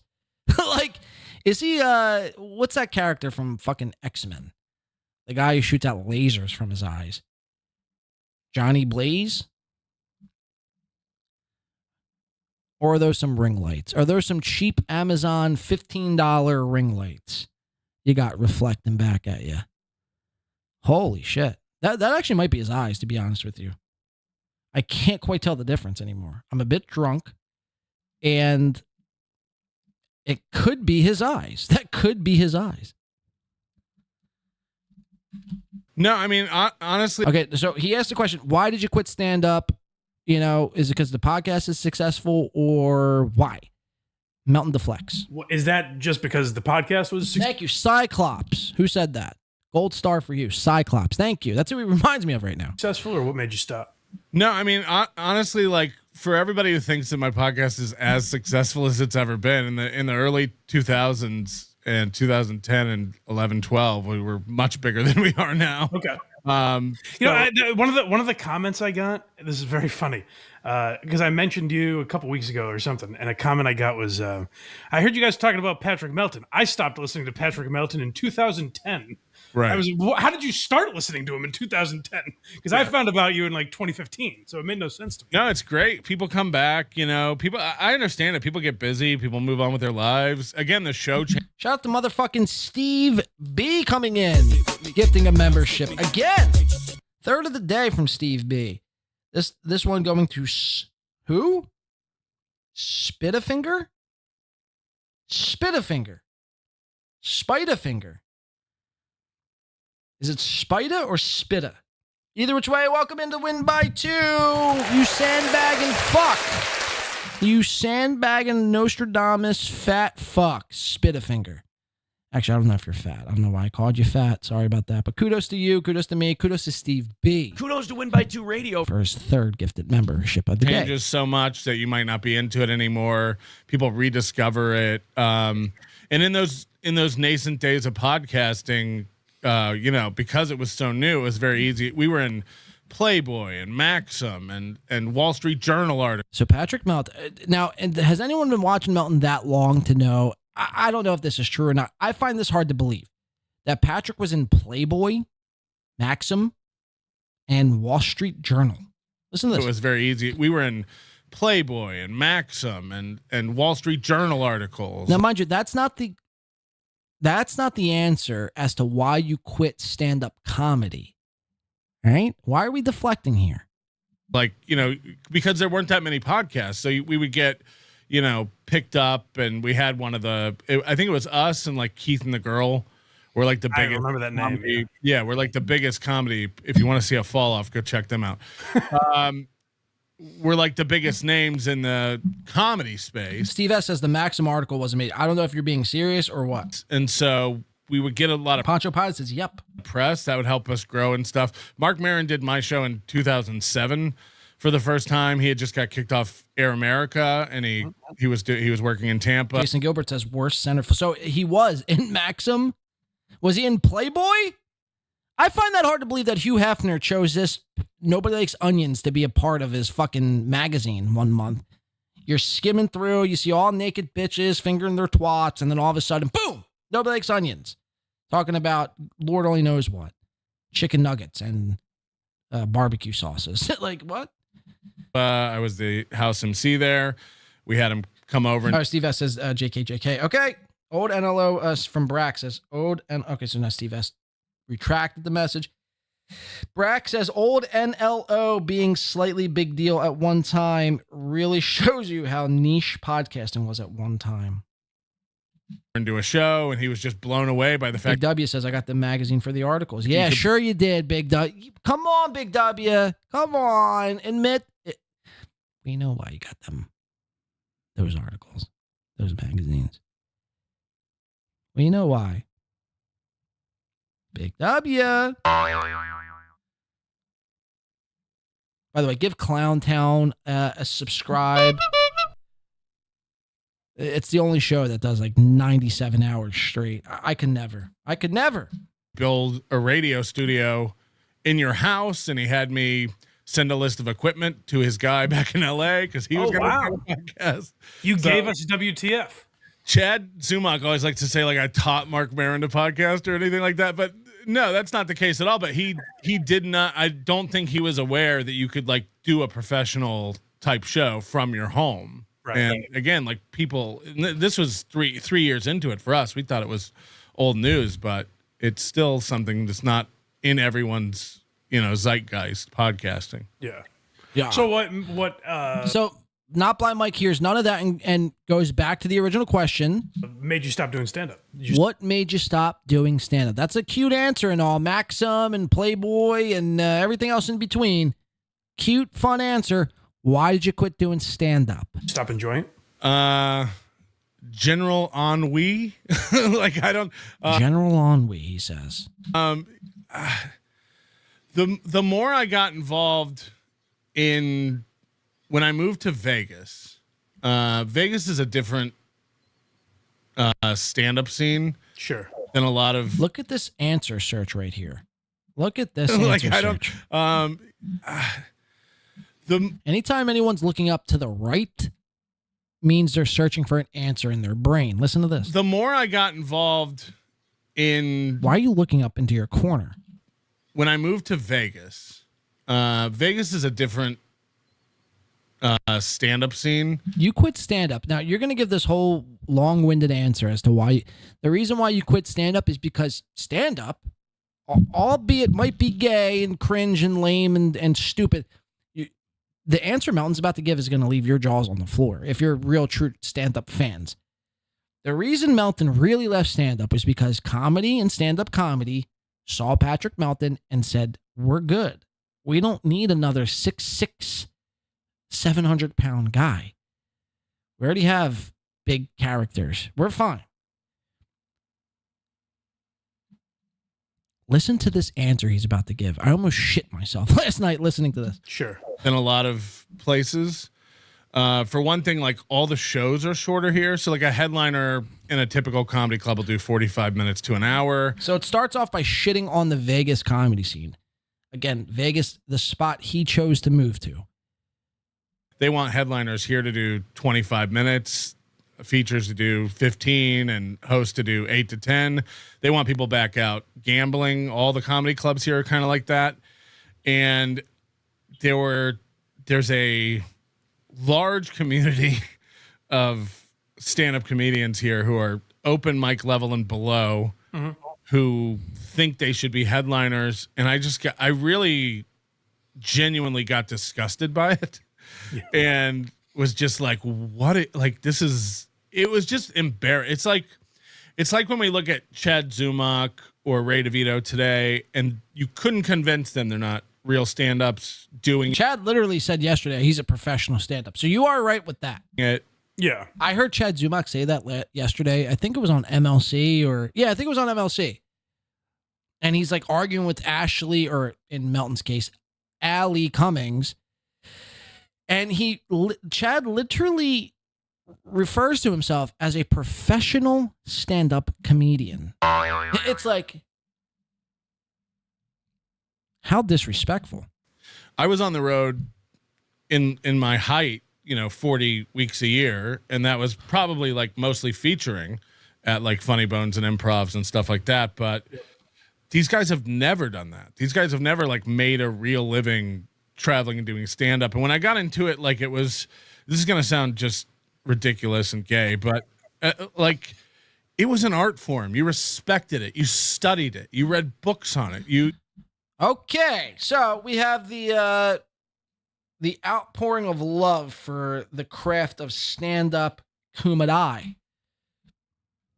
You know, when I was coming up and doing stand-up comedy, you know, it's like it was an art form, and you paid homage to it, and you read books on it, and you crafted your work. Did you? You read books on stand-up comedy? You fucking idiot! But like it was. This is gonna sound just ridiculous and gay. It is. It is. Actually, you know what? I'm giving this the cringe of the month.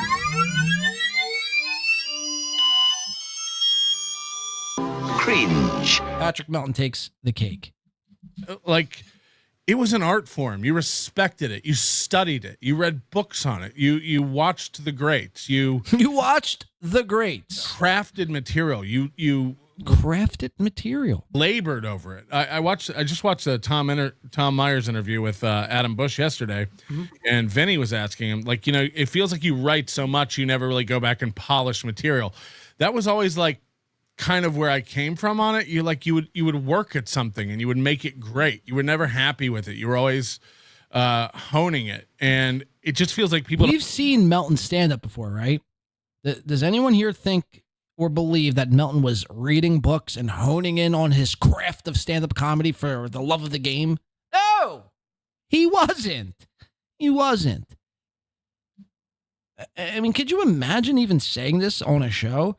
I'm a musician. I would be fucking damned if I came on here and was like, you know, music's like a craft and art. And I was like, I read books on it. And then, like, you know, I'm inspired by all the greats.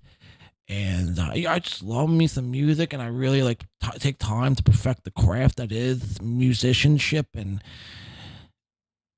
dog, just pick up a goddamn guitar and play it, strum it, do something with it, stroke it, bop it, beat it.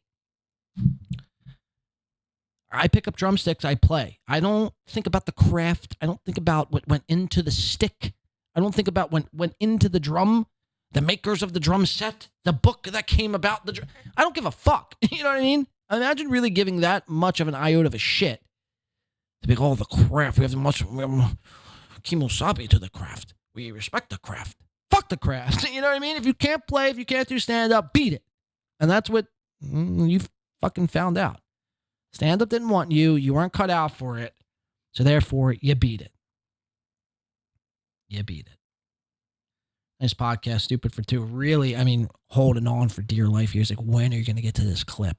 I'm in this clip. I want to watch me. I want to watch you watch me. I'm just kidding. I don't know if he's thinking that at all. That's how I imagine I would be. Inside the podcaster studio with Melton and not blind Mike. It should be the ESPN 30 for 30, Dan. Dan's trying to hurry this along. Please, man. Come on. Thank you, Dan. People don't do that anymore. Part of it's social media. You know, you got guys who rise up from social media like Matt Rife and stuff. And I'm not saying they're not talented, but I always feel like it's this constant pressure to like put out new material. Whereas, you know, guys back in the day would like put out a special every couple years that they had worked really, really hard to make. And now it's like this constant just machine where you're churning.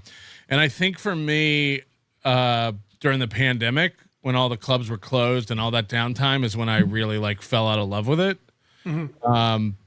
And was it because you felt like you didn't want to put that work into like the craft anymore, or that you looked at guys like Chad and Ray and said, I hope I never become that? You definitely get burned out, and I think that's the case with anything. So in 2016, I started doing international stand-up stuff, and I would started first in we had done like a live Nobody Likes Onions in London in 2009, and gone back in 2012 and 13. But in 2016, I started doing stand-up like the Edinburgh Festival, and then I met contacts there and stuff, which took me to Australia. He met contacts, as if this is like the CIA. In New Zealand. And once I started doing that stand-up comedy, I realized, you get paid so much more. So you're doing all these festivals overseas, making contacts with contacts, getting paid so much more, yet you still quit? Doing stand-up outside of the United States. And they actually look at it as kind of an art form rather than just like, what do you want to do tonight? Bowling, a movie, go see a comedy show. Right. Like they kind of just respected it more. If you gotta watch stand-up, you must respect the art form known as stand-up. I don't like people who just come to stand-up shows and like it's just like another night out, like bowling and like getting pizza. I want people at my shows who like have read books on stand-up and the art form is stand-up. Fuck stand-up, dog. Fuck stand-up. I hate stand-up. Stand-up sucks. It's not good. Stand-up should quit. And as I got into that, I stopped focusing on the podcast as much, partly because I was traveling, but also just again, I had been doing it, 12 years, 13 years. You just get burned out. And I think the reverse happened for me when the pandemic hit, when I was. Where all great excuses lie when the pandemic hit. This is the reason why I stopped doing X, because the pandemic. This is why. No. When the pandemic hit, I upped it. I was like, what can I do more of? How can I do more of what I want? The pandemic is where I learned how to do podcasting, basically. Instead of being, the pandemic came, I'm just going to sit on my fat ass and eat Doritos all day. No, the pandemic was a time for me to buckle down and learn some shit that I've always wanted to do because I had extra time on my hands. All these fucking losers, man, they make excuses. The pandemic this, the pandemic that. The pandemic took away this and it took. Now it did. I'm not going to say it didn't take away things from people, but if you still wanted to do it, you would find any means necessary to get it done. If it was worth it to you, but it wasn't worth it to you because wasn't translating. You weren't blowing up as a stand-up.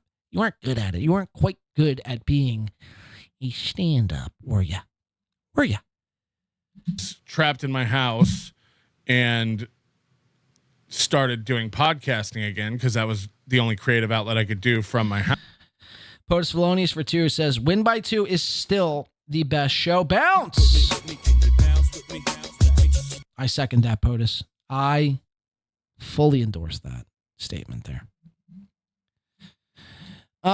So Melton's going to get into, thank you for the 2, POTUS. You're goddamn right. You're goddamn right. Win by 2 is the best show. We're going to get into Melton. We're going to finish up with him talking about why he stopped stand-up, and I believe at 26:30, which should be coming up, it is.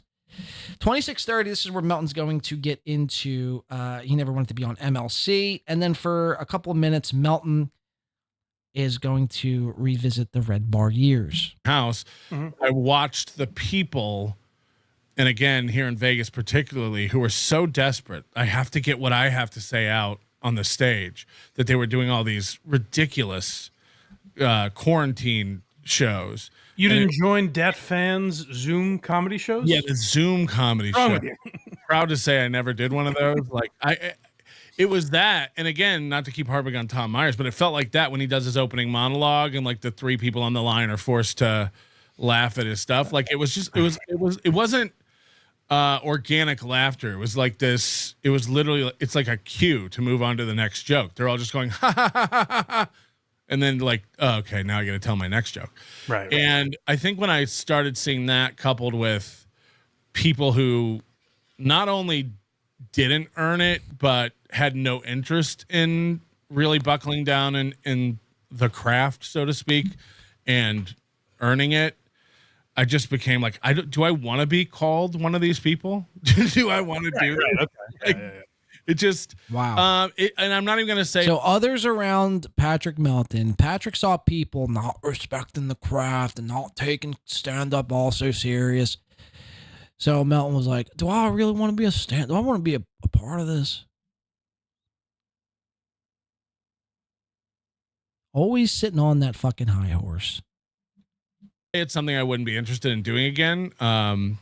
But you know, I'm involved in several other things right now that are. We know, super tips. We get it. All right, let's go to 26:30. This is something I heard that almost, it's like we all remember what happened with Patrick, right? With MLC as it pertains to, where he wanted to be on MLC. He had Chad. Chad was calling in the No Bakes Onions for an extensive period of time. Melton would go on all the surrounding shows. He would go on Kevin's show multiple times. Now, Melton claims, and he's almost got to play this card, because if he claims that he wanted to be on MLC, Melton then falls into the category which he puts Chad Zumock, Karmic X, Ashley Cummings, Mr. Kill Everything, the Sorcerer, all these people who need to be on MLC for some sort of validation or for whatever reason or another. So Melton, we all remember Melton like doing Misery Mondays with Melton on MLC. And even before that, he did a few appearances on MLC. He's going to tell you here that he wanted no parts of it, and all of this was one big plot for basically cash, which is actually, you know, there's two things here. Yeah, it is one big ploy for cash, but you can't sit there and say you didn't want to be a part of MLC, because you did. You did want to be a part of MLC. Now, you might not have want to been a part of MLC because of your fandom for Kevin, but you wanted to be a part of MLC to extract a little bit of that audience and take some of that money. That's what you are.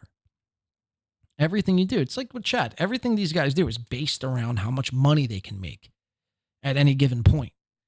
You never trust people like this. They're always trying to sell you something. They're always trying to, they're never just doing anything from the kindness of their heart or just because they, just because they choose to.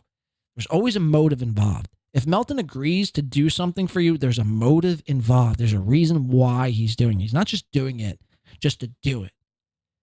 He's doing it because there's some nefarious, reasonings that he's not letting on. Listen. Well, you were on MLC a little bit too. Is that through Chad that you started doing that show?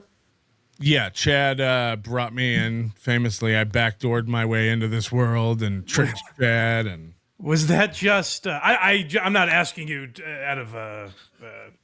I'm not trying to back you into a corner. I genuinely don't know. No with Kevin, was it that did you do something to him, or was it just he had no content one day? I never wanted to be on MLC or part of MLC. I had watched enough of his dealings with Chad and other people. I recognized very early on the patterns that Kevin was partaking in with that Hey show. guys, somebody has a bathroom fan on. I mean, can we shut that off, please? Do you guys hear that in the background? There's a bathroom fan. Recognized very early on the patterns that Kevin was partaking in with that show. Why is there buzzing happening? Oh, I know he brings on people he doesn't respect or like and just uses them up and throws them away and moves on to the next batch.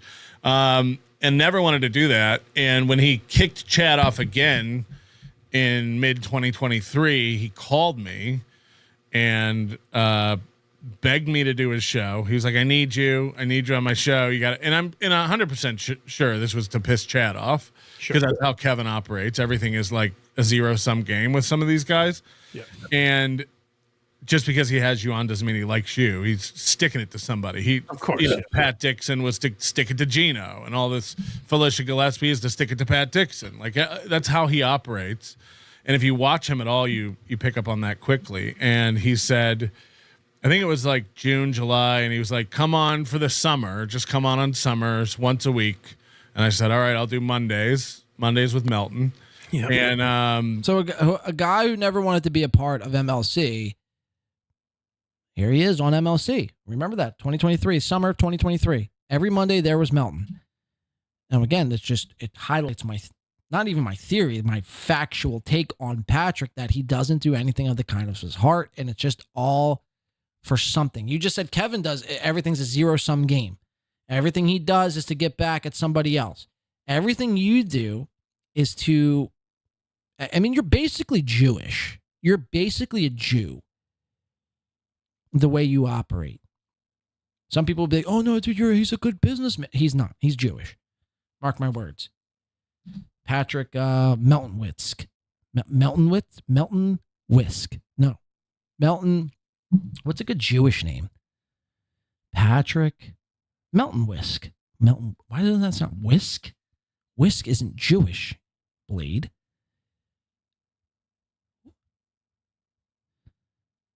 You get my point, man. I can't think of a Jewish name off the top of my head, man. If I could be a Jew right now, I would be a Jew. Anyway, listen. And I said, all right, I'll do Mondays with Melton. Yeah. And his offer for in exchange of that, because he wanted new merch. He wanted a store set up, and I was kind of helping him out with that behind the scenes. And he said, you can keep all the money that you make from the store. And this was in the... Thank you. Brack says Melton Stein. There it is. Never trust a Stein. Melton Stein. Melton Steen. Thank you. I was thinking of like I'm not even going to go down that rabbit hole. The height of his super chatter pay pig. Thank you, Brack. Yeah. So I knew that he was going to sell a lot of merch, and I made thousands and thousands of dollars doing that. And yeah, so he wouldn't have to pay me. I would go on. I did 12 shows. It was 3 months. Yep. And he got really, really mad. The last show that I did coincided with us returning from this Atlantic City meetup in August of 2023. Right. And him and Bob had a falling out, and he got really mad that I wouldn't come on his show and shit talk Bob. And the reason I wouldn't do that was twofold. Number one, we had an agreement for 12 shows, and I'm done now. Okay, can we, again, phrasing is everything. I think here today is a big lesson we could learn. Let's stop saying I wouldn't come on his show. Can we just say I wouldn't appear on his show? I wouldn't go on his show. I wouldn't join. I wouldn't take the link to his show. The whole, I wouldn't come on his it sounds very gay. I mean, what the fuck? I wouldn't come on his show. I hope you wouldn't. I'd hope you wouldn't, because that would be a crime. If you were coming on shows, you freak. You sick, fat Melton Stein freak. And number two, like, I'm not just going to like go shit on Bob, who's done nothing to me. And it was all three of us together for this whole 12 weeks, and now I'm supposed to like take sides over a stupid petty argument that Kevin Brennan has. Right. And you're not a loyal soldier of Kevin's. You're a contractor. You were there for 12 weeks. It's not like you owe Kevin this loyalty to now shit on Bob. All right, not blind Mike. I mean, continue to just make excuses for your new pal Melton here. Let's see. Let's go to 3150. This is where Melton's going to not blind Mike. The only good thing he did throughout this interview was bring up the old Red Bar days, and we're gonna catch Melton in a few lies. That falling out, but part of it, he got right now. They're talking about Red Bar. Butt hurt. Something happened. I feel like he felt like everyone turned his back on him, and he had to rebuild himself from scratch. And from that point, I feel like he was never the same person again. And I had DMs with somebody years before he turned on me where I said, like, this is coming. I see it happen. I can tell he's going to start. So Melton knew years before he was DMing back and forth with somebody. Years before Red Bar turned on Melton. And Melton predicted this. Okay. My ass. Show the DMs or it's not true. Show the DMs or it never happened. And I had DMs with somebody years before he turned on me where I said, like, this is coming. I see it happen. I can tell he's going to start ripping me apart. And I'll never know the true. So you're confirming that Red Bar ripped you apart? Motivation. What? That I understand how easy it is to watch videos of people and make fun of them. It's one of the easiest things you can do. I don't pretend like it's a super talent or anything. Yeah. And I never, again, you won't find videos of me screaming and yelling and how could he, like, the beauty of like a steel toe is like that he reacts to everything. I always kind of like felt like there was some personal underlying reason he was doing that to me. It got really, really like dark and personal. It got really, really dark and personal. Imagine saying this. And because I, at least on my end, perceived that we had some sort of friendship at some point, I never felt like needing to do that back or react to it. And so Melton's claiming he never reacted back. He never responded. He took the high road. He washed his hands of it. Right? Now, this is only, I took maybe 5 minutes yesterday. I just typed in the Reddit, Patrick Melton Red Bar. That's it. And this is an instance of Melton responding to Mike in live time.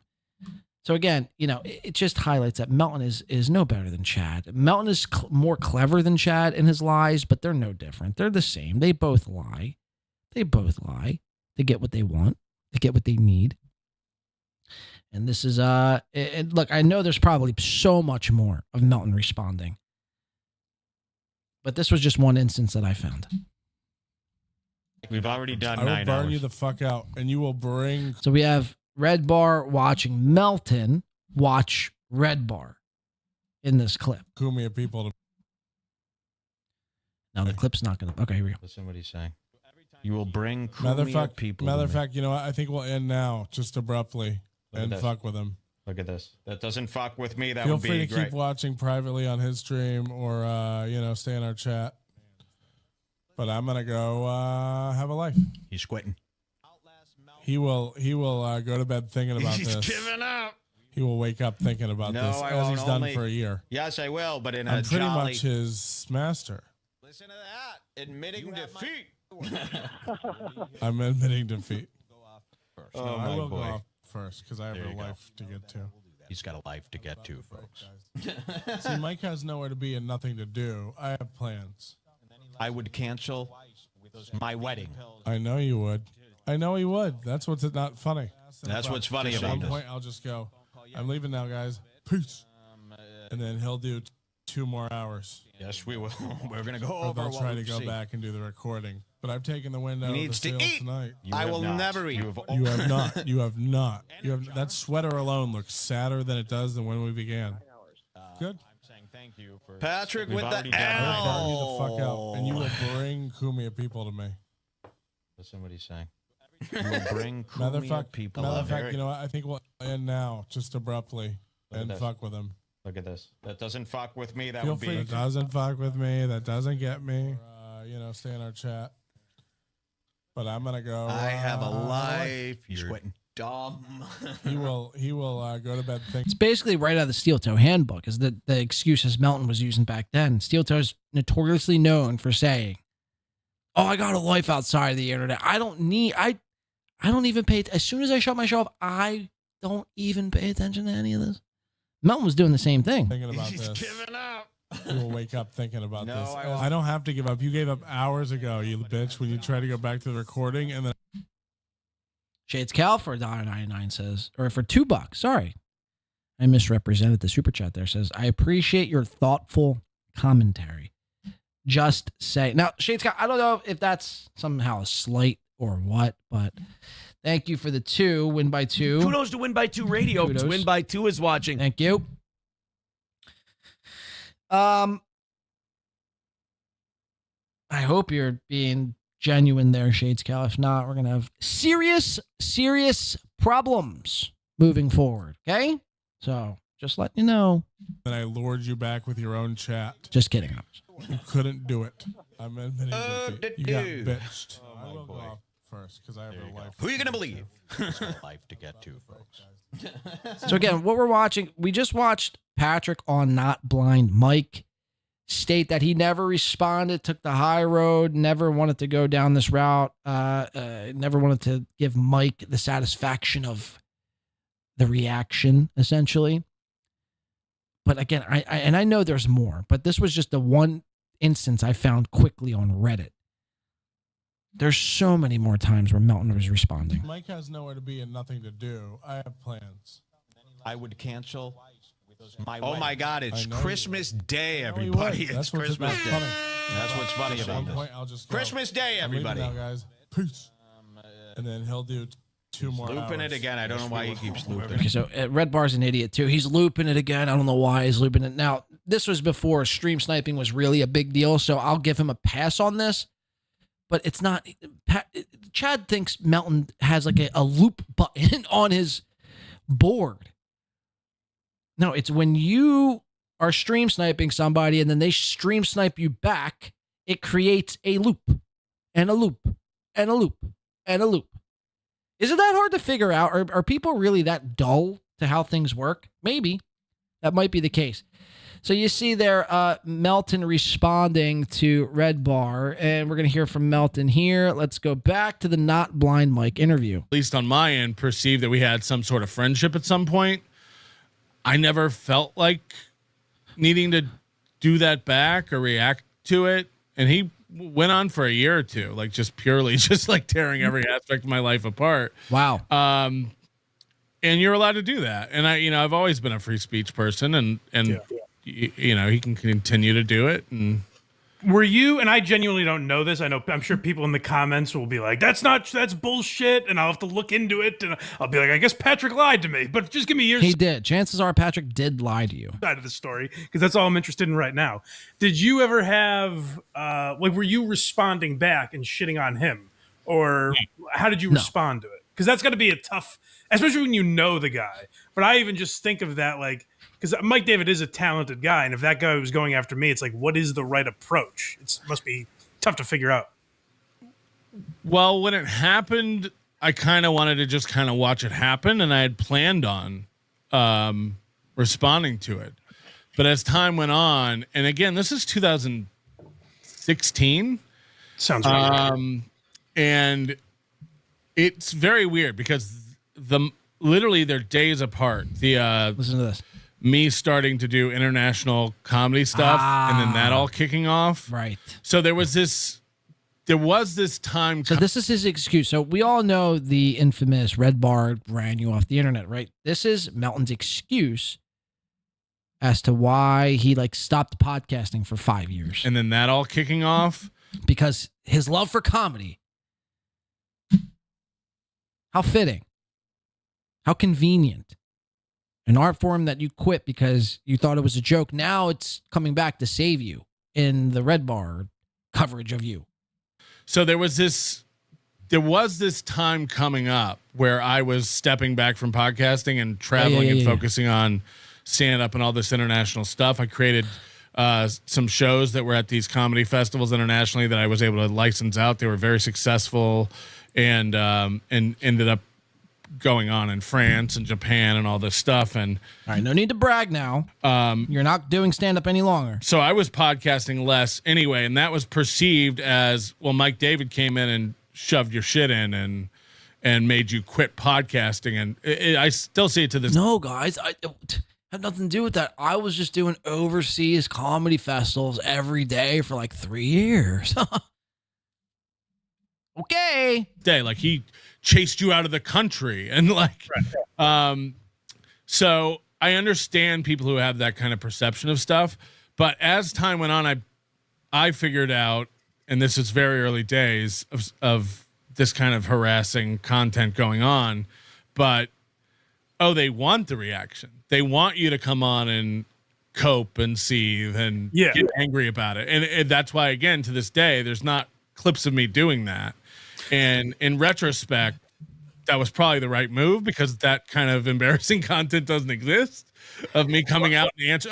He was accusing me of such insane stuff that I would have looked at some point. I realized you'll look insane if you come out and fight this. What type of shit? The way Aaron goes, per se? Now imagine this was years ago. Imagine still remembering something that's fake, by the way, according to Melton. Still remembering a fake accusation that somebody did that you paid no mind to because you were too busy doing overseas international comedy festivals. But yet, you still remember this. Yeah, he was saying, so in New York City, I had a roommate, and he was saying I was Shuby, the roommate, the Indian roommate. Before Moody, there was Shuby. Was broke, and my roommate's parents were paying for me to live, and I didn't have any I don't even know all the stuff because honestly I didn't watch it. Oh, I didn't watch the old. I didn't see it, so therefore it didn't happen the way. No, you saw it. I mean, we just watched you stream sniping Mike, stream sniping you, and again there were so many more instances. I wish I had more clips. We'd be here all day, though, quite frankly. You see, I don't need to play every single clip of Melton responding. That already happened. There was a time for that. Go check it out yourselves. I'm just highlighting the phony liar Melton can be. Very good at it, by the way. Very persuasive. But, here at Win by Two, we sniff out the bullshit. We know when Melton or Chad or Aaron or Ray DeVito is being disingenuous. I watched in the early days, but at some point it's like, okay, why am I just watching a guy rip me apart? Like, this doesn't do good for your mental health. Do you think he's purely fucking too. with you? Do you think he's purely fucking with you, or actually believes some of this stuff? Because my read on Mike David is that he's genuinely a good broadcaster and knows how to agitate a lot of these people. He's a super talented guy. I think he's very funny. And wow, yeah, of course, there's a level of showmanship and hyperbole to everything. Yeah. It's very funny. You know, I do this thing where I spread this rumor that Don't tell that to Lion Meows, by the way. If you say Red Bar is funny around Lion Meows, you're going to have, really a tough time existing. And today I have a Patrick Melton denying he's ever seen anything Red Bar related that pertained to him. Patrick Melton, ladies and gentlemen. Patrick! Hey! Okay. Let's see. I want to do one more thing here today. It's going to be the last thing we do. The Dan Nice Podcast Stupid team up crossover with Little Mir and Addicted to Profits, David Scarica from the Bahamas. They're going to give the how-to, the what's what, the motherfuck this, motherfuck that, as it pertains to Chad Anthony Zumock.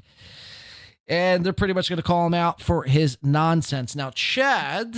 Okay, no, I don't want to do the tweet first, I don't think. Okay, let's just jump into the episode. This is what we've, I've been waiting for this entire time. This episode was magic. Furthermore, Little Mir is going to, I think, out something to us here on this program. I think he's struggling with something internally, and I think he's finally going to let it out at the end of this episode, which we're going to watch here. Check this shit out, Balls Deep. Balls Deep for 99 smacks. Not dollars, but cents. We appreciate that, Balls Deep. Kudos to Win by 2 Radio. Kudos to Balls Deep. Kudos to motherfucking Balls Deep. Little Mir, Dan from Nice Podcast Stupid, Addicted to Profits. First and foremost, we're going to zoom in on Little Mir's shirt. It's a button-up shirt with strawberries all around. That's amazing. I don't know where you found that shirt, Little Mir, but it's truly amazing. I think Little Mir's really stepped into final form of podcast host. I think he stepped up from wanting to be a mumble rapper, wanting to be an edgelord guy, wanting to be too cool for podcasting sort of guy, acting like he didn't know where Brooklyn was the entire time. And he's really starting to, basically Little Mir is like Joe Rogan. He's like top tier, top level Now, the only thing you're going to need to do to be like Joe Rogan, Little Mir, is shave that head.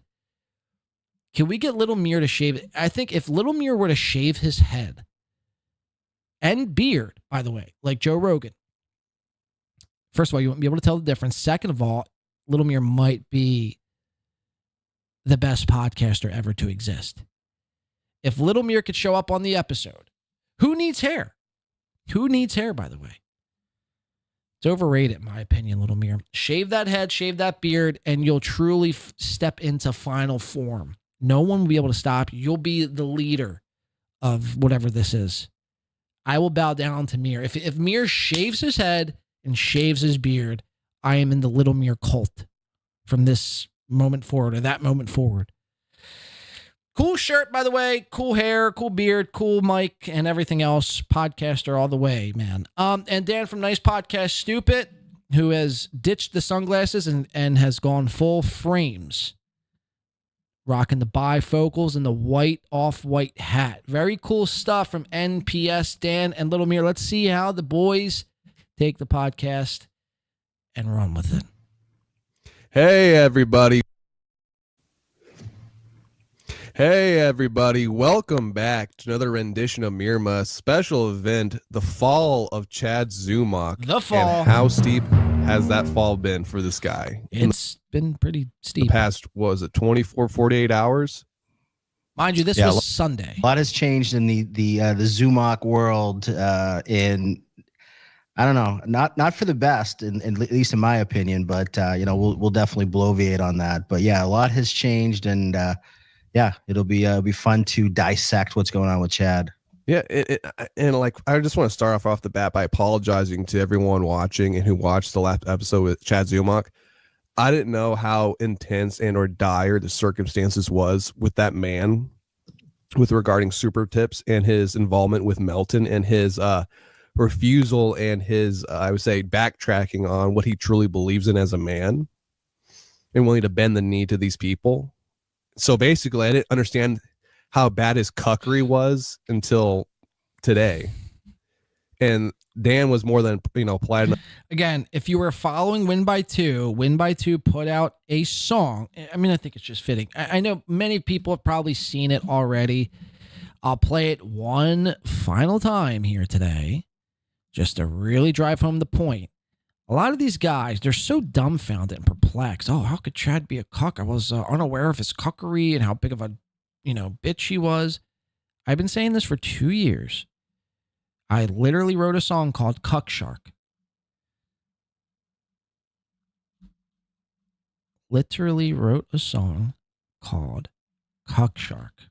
Now, a lot of these fans, like those fuckers from In the Paint, the And One guys, and he's And calling One. me a fraud. And I'm like, shut the fuck up. Oh shit! Welcome to the greatest show online. It's a two-nation. We're coming for you, Zumock. I thought I told you, Kumia's Cucks is no more. You have now officially become The Kumia Cuck.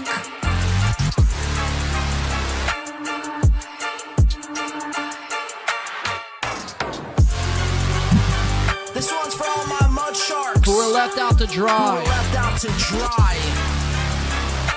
Get at me, AC, August 19th. Tell them.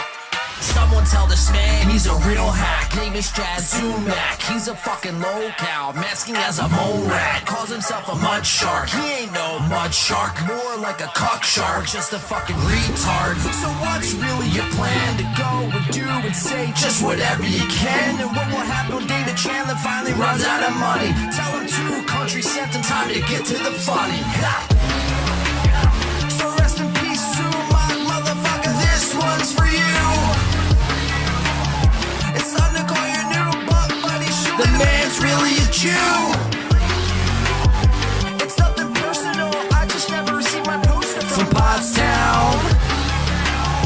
And while we're at it, tell your little faggot friend Mazer he's a clown. And how's it possible that Stuttering John is more funnier than you? 'Cause everything out your mouth is a lie and nothing is true. In the fact that you turned out to be a cock. You're no different from the rest, so put Kumia's dick in your mouth and suck. You're a fucking bitch. You're a fucking joke. Do you hear me? I better not see from this day forward another episode of Kumia's Cucks. You cunt. Ladies and gentlemen, Win by Two wins again. You can't stop it. You can only hope to contain it. Another win for the Win by Two. Win by Two Kudos is to Win by watching. Two Radio. And- Everybody else, go subscribe to Win by Two Radio. I like him. He's always fun in the chat. He's always a good dude. He busts balls once in a while, but in a fun way. Thank you. Thank you so very much, Aaron. Idan, thank you for your kind words. Oh. Anyway, that was Cuck Shark, written 2 years ago. This July 23rd will be 2 years since I brainstormed that epic piece of artwork that I read books about. And, I studied all the greats before me. Before I stepped onto a microphone, I really studied my... Fuck you, Melton. You fucking... you really got to study the art form. And I don't know if I want to be associated as a stand-up anymore. Fuck you. Fuck you. You fucking bitch. Anyway, back to the interview with Dan Musk, and Elon Musk. Enough to educate me on these things. Because I know, Dan, you and Chad have some history together where you tried helping them out, trying to help build a show in the proper way. And he kind of just blew that off. That's just nonsense. But now looking back, hey, maybe he should have maybe took a fucking hint. Yeah, and thanks. First off, Lil Mir, thanks for having me on. Good to be back. And this is a topic that pretty much, if anybody reached out and said, when you reached out and say, "Hey, you want to come on and talk about Chad?" I'm like, "Yeah, I can find an hour of my time to do it. Talk about Chad, one of my favorite topics. In fact, I have a special announcement. So with my show, I've been trying to, and you probably don't watch, but that's cool. But every week Mir's like, yeah, you're right. I don't watch. My show, I've been trying to, and you probably don't watch, but that's cool. But facts. That's a fact. And that's a fucking fact. I watch, Dan. Every week I've been trying to get more highbrow. I've been doing interviews with some, people. I don't know if I'd call it highbrow, but I had Michael Ray Bauer. I've had Ashley Cummings. I've had some different, kind of people that have been interesting interviews, really cool people. And I've been trying to kind of elevate the dialogue and the discourse, at least be more professional, almost like a Joe Rogan-y kind of thing, even though I'm not trying to be Joe Rogan. Mir's trying to be like Joe Rogan. I think he can be Joe Rogan if he cuts the beard and hair. I won't be able to tell the difference. I forgot to set this up properly too. But I think a couple of days prior, Chad, the Cucks Zumock, had appeared on the Mir Musk program with Addicted to Profits. Addicted to Profits had paid Chad, I think, $100. Mir threw in another $50. So when Chad says he can't be bought, he easily can be bought for a measly $100. You could buy Chad Zumock. You too can own yourself your own personal Chad Anthony Zumock for the slim price of 100 smackaroos. But Chad appeared on this show to promote Addicted to Profits book, which the entire time Chad was basically, no pun intended, balls deep into his phone, paying no attention to the interview at hand, added nothing. It was basically a waste of $150. And this, I think, started the quote-unquote turn with the guys at Mir Musk to Chad. And this is how we get this episode. So we're going to have a lot of resentments that are built up and that we're going to watch unfold and take place throughout this episode. And we're going to go to 17 minutes in, and we're going to meet Addicted to Profits the first time on this episode. And ATP is pissed at Chad's last appearance, which I just explained, but let's listen to ATP's side of things. It's about you, though, towards your fans. So you continuously still have your fan base still back you up. Am I wrong or am I right? You still need your fans to fucking pay your bills and shit. Well, so man, I'm just when he was on our show, he pissed me off so much. He was sitting so just so you know, Dan, I sent Chad $100, and I'd already sent him 25 a few days earlier in a PayPal, just when all this stuff happened when he got rid of whatever. So and then Mir sent him 50, so we sent him $150, and he's sitting there looking at his fucking phone the whole show, like totally disinterested. Oh, was this now? What I would say to you guys, ATP, Mir, I know Mir's not really that concerned. But what I would tell you guys, that would be like giving, I don't know, somebody very untrustworthy cash and expecting them to pay you back or do something in return for said cash, right? What else did you expect? I've been saying this for 2 years about Chad. That's why when the whole Atlantic City fallout, this past Atlantic City fallout happened, I didn't blame Chad. It was fucked up. But I didn't solely put the blame on Chad. Most of it, if not all of it, was my fuck up. I should have known better. Having chosen to work with a guy like Chad, who I notoriously is known for being dishonest, disingenuous, doesn't care about anyone else but himself, lazy, so on and so forth. And I think that's the biggest lesson. And I think that to be shocked about this ATP, I mean, it says more about you than it does Chad. Last week when he came no, it was legitimately a day ago. Yeah. Yeah. Okay. I was so angry. I was like, I wrote Mir after the show. I was like, F that. That was bullshit. After the show. So I was annoyed as hell. No, you shouldn't give Chad money. It's as simple as that. At least in my fuck up, I didn't give Chad money. Chad was going to be giving me money. Or so he says. Pay someone to come on the show. There's an expectation of put your fucking phone down. Engaged. Be in the moment, like be in, like you're on the clock. Like this is a working gig. Like, would you go to fucking Magoobies or whatever and you're getting paid for a gig and you go up on stage, you're like, hey, just hold on with this joke. I'm just going to I got to text somebody right now. Like, no, put your fucking phone down, dude. Get in the moment. Listen, eyes forward, Chad. And, otherwise, like, what the fuck are you doing, man? Right. And one thing about Mir and I, we can tell you, we have no problem with Steel Toe, Aaron. Because when he's come, this is where now Mir's like, okay, speak for yourself. You're about to get me in a load of shit. I'm trying to be the next Joe Rogan. I can't be out here seen and heard of being cool with Steel Toe.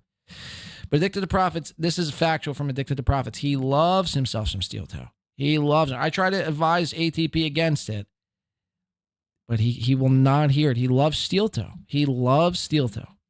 About Mir and I, we can tell you, we have no problem with Steel Toe, Aaron, because when he comes on the show, Aaron is like great. He's like funny. He's like totally engaged. Yep.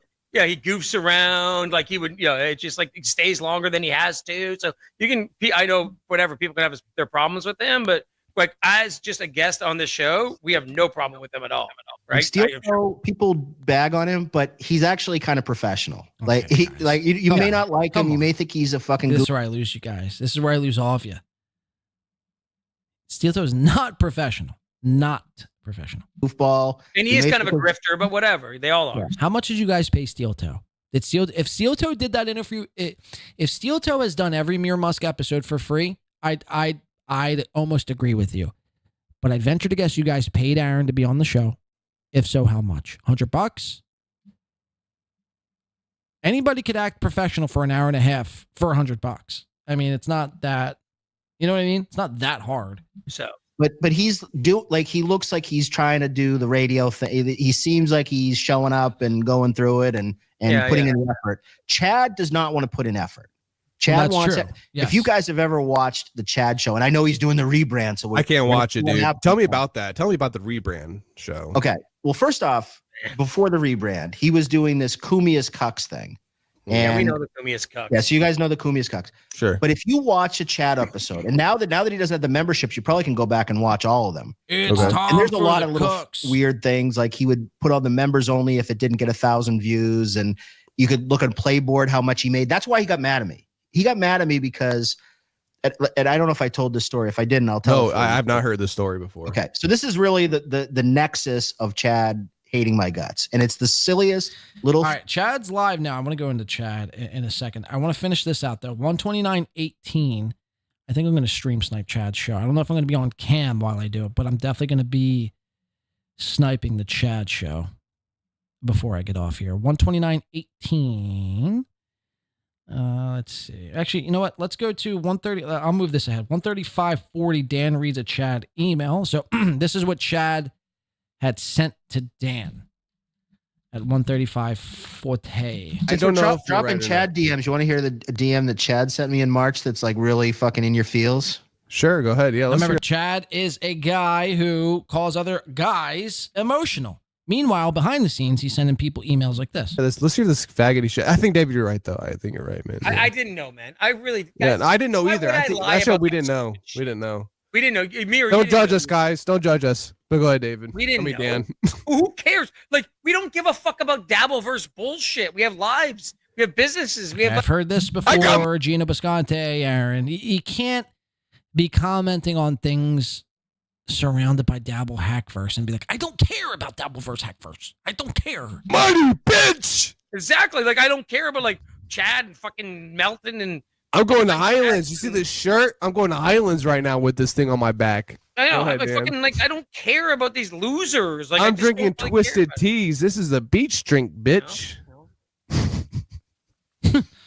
Anyway, it's like whatever. Anyway, whatever. I'm rolling in money, baby. So this is really evidence that Chad is a liar. So I'll just read that. I won't read all of it, but he said, "Why are you lying?" This is March 7th, Friday, March 7th. He DM'd me after I said something on the show.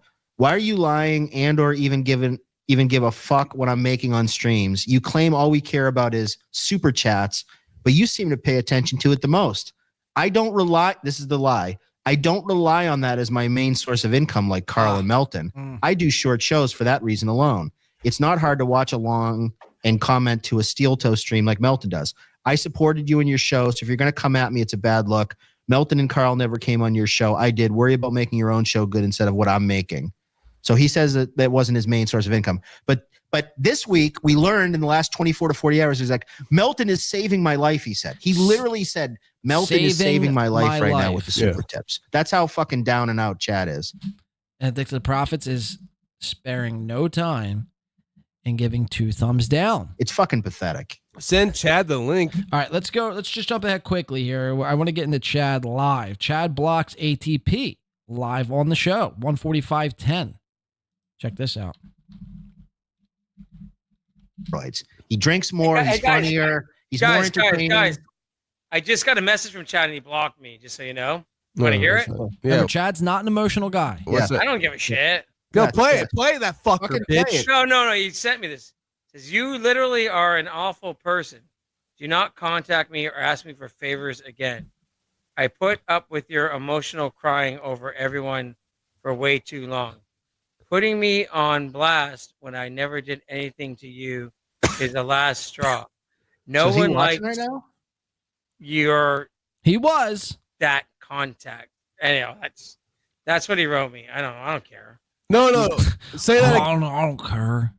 Anyhow, that's what he wrote me. I don't care. No. Say that again to me. Read that again to me right now. I want to hear it verbatim. Read it again, David. Don't even muddle the shit. Hey, Chad, do you want me? Sorry, Amir, you want me to send it? So Chad blocks Addicted to Profits, somebody who just paid him, live during the show. Let's go to 243.00. ATP threatens Chad with DMs of his own. Let's see this, because this all leads up to the biggest finale of it all, where Chad leaves this long-winded fucking text, this DM, this Twitter message. Dude. Wait, you do? Hey, show me that shit. Read it. Show me right now. Let's go. Let's read him right now. Fuck him, because he's going to fucking put that shit on you, bro. Let's read it right now. Fuck him, bro, because he's trying to flip it back and go to KB, bro. He already tried to do the super tip shit. So real quick, because I don't know if I have that clip, but this was Chad's email about Addicted to Profits. This was live during that Little Mir Musk episode. Chad says, I could finally say it now that he's publicly shitting on me for using super tips. I want everyone to know David Skarika is a raging lunatic who constantly bothers me. I was nice to him because I felt bad for him. No. You were nice because he was giving you money. That's it. You didn't feel bad for him. He was giving you cash. Just call it how it is. He's obviously an insecure loser desperately looking for friends. However, he's trashing me nonstop right now on podcast that no one watches besides Chad, by the way. Again, a non-emotional guy who doesn't watch anything. No one else watches this episode. But yet here Chad is leaving this long-winded paragraph form comment about a show that nobody watches, saying that I'm a loser. Meanwhile, the dude wouldn't leave me alone and would beg me to come out and hang out with him. I have no problem showing the 20 voicemails and messages he leaves me a day. For the past year, to prove my point, he paid me $150 last week to do a show just so he could dominate the conversation and show off unimpressive stuff while talking trash about Patrick Melton, when he said 10 times he wasn't going to talk shit about Patrick Melton. So that's Chad's tweet when these gentlemen were live on the show. This rattled David Skarika so much. ATP deleted his Twitter, deleted everything, blocked chat. David was a little shook by this.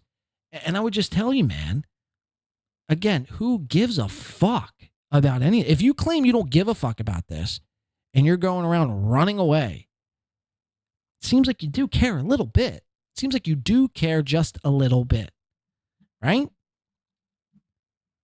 And furthermore, never give Chad money.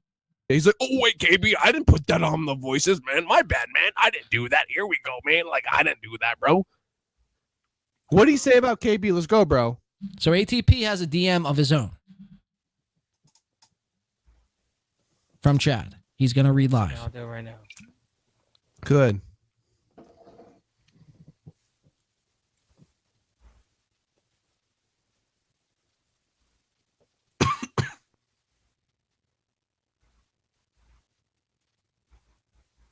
I'm looking for this right now. Sorry. I'll find it. Kevin. Oh, I don't even watch Kevin. He's a dick and uses people. There you fucking go. That's Chad Zumock. It's Chad Zumock, and I could screenshot it and show it to you. Screenshot and send it to me right now. Do it right. So all the big reveal was Chad said Kevin Brandon sucks, and what else? Oh, I don't even watch Kevin. Oh, he doesn't watch Kevin. He's a dick and uses people. So you see how that's a lie as well, ATP? Oh, I don't even watch Kevin. He's a dick and uses people. The fact that you supported Chad this long is what's questionable about this entire thing. Chad, it's not like Chad woke up 2 days ago and was like this. Chad's always been like this. So, a part of me like felt bad, but I really don't. Because it's like, you can't play with fire and then be shocked when you get burned. I want to go two more here. 255-22. Things get gay. Ever had with another male before? I'll be honest. Hang on. I'll be honest with you if you be honest with me. I'll be very honest. I never had a gay moment. Really? Never. I'm the most So I don't know how this ends up here. The whole show was about Chad, and then all of a sudden at the very end, the two gentlemen are discussing their gayest moments with other dudes. And then Little Mir starts to take it a little bit too far at the end. Let's watch. Sexual type A guy ever. You never had like someone be gay towards you? Oh no! Actually, when I was younger, gay guys used to love me. Give me the most. Jesus Christ! When I was younger, gay guys used to love me. What would they do? Oh no! Actually, when I was younger, gay guys used to love me. Jesus. Give me the most gayest moment you had someone towards you, and I'll give you mine. But no, I have a really funny story. So I was like in the shower at the YMCA. Oh God, in Canada. I want to live there. Where all gay stories start in the shower at the YMCA. And this old, disgusting, fat gay guy. Yeah. He's like staring at me in the shower, and then I come out, and then he's like, "Hey," he's like starts talking to me, and I'm like, he's like, "Do you go to?" He's like 60 years old at the time. I'm like maybe 25, And he's like, "Do you go to strip clubs?" I'm like, "Yeah, of course. Me and my buddies go to strip clubs." He's like, "Male ones?" I'm like, "No fucking way. I like women, right?" And I'm telling you, he was staring at me the whole time in the shower. It was like creeping me out. It was like most disgusting experience of my life. Like, here, ask me, bro. Ask me, man. So I have no interest in men. Ask me, man. Okay, Mir, are you gay? So I'll give you my. Mir's so excited to tell this gay story. Best gay experience. You ready? Jesus Christ. You got a lot of drink in that cup for you, boy. Yeah, man. I guess I kind of want some more ice, but I'm just gonna step. Keep going. Yeah. Step up and I want you to listen to this. So hurry up your drink, bro. Get up there and go get your drink, man. Before I say this. And by the way, unlike Patrick fucking Melton, I own my fucking house. Yeah, you do, bitch. Yeah, you do. You own that shit. Holy shit. I'm about to get real gay right now. Yeah, go on, man. Hurry up, ATP. I want to get really gay with you right now. Oh my God, this is a bad idea. But It's not. It's a great idea. I'm about to get real gay with you. No. After I tell you this story, all right, you're gonna fucking crumble in your bed in the night, bro. You're gonna dream about it. All right. So, I'm a young buck, right? 22 years old, right? So it's like 2 years ago. Mind you, Lil Mir is like 25. Hello? Yeah. Hey, cheers real quick before we continue. Yeah, go on. All right, so now, I'm again, a young Addicted to Profits. Addicted to Profits is literally shook over this Chad threatening to expose his voice messages that Addicted to Profits sends via DM. Fuck. I get up in the art scene by on Tinder by a female. Apparently, a female hits me up. I'm like, oh, yo, bet, free pussy. Free pussy. I slide through the art scene. I see her. She's 5'3", cute, small, tight. Jesus. And I'm like, bet. So I'm like talking to her. She's not saying much. You know, I don't really hear much. It's really loud because we're in like a very loud like art exhibit or whatever. You know, it's like that weird like emo fucking like, you know, alternative, you know, shit. It's like boom, boom, boom, whatever. I'm like, hey, this. And she's like, wait, how does alternative emo scene sound like? You know, shit. It's like boom, boom, boom.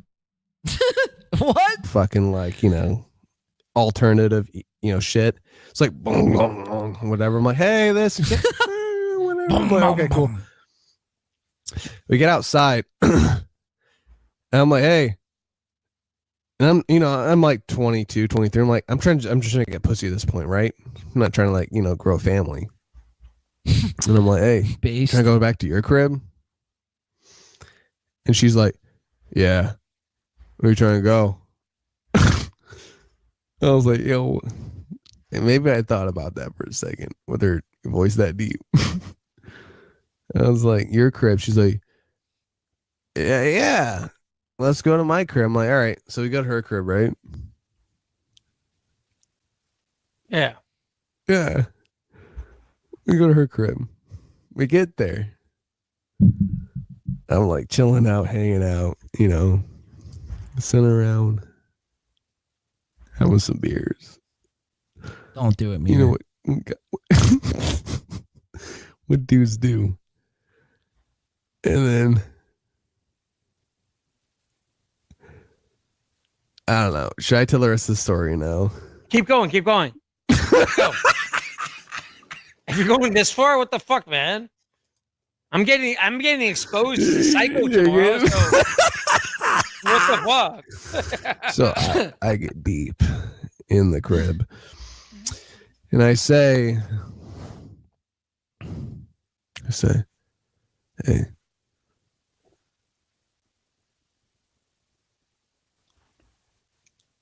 Are you gay?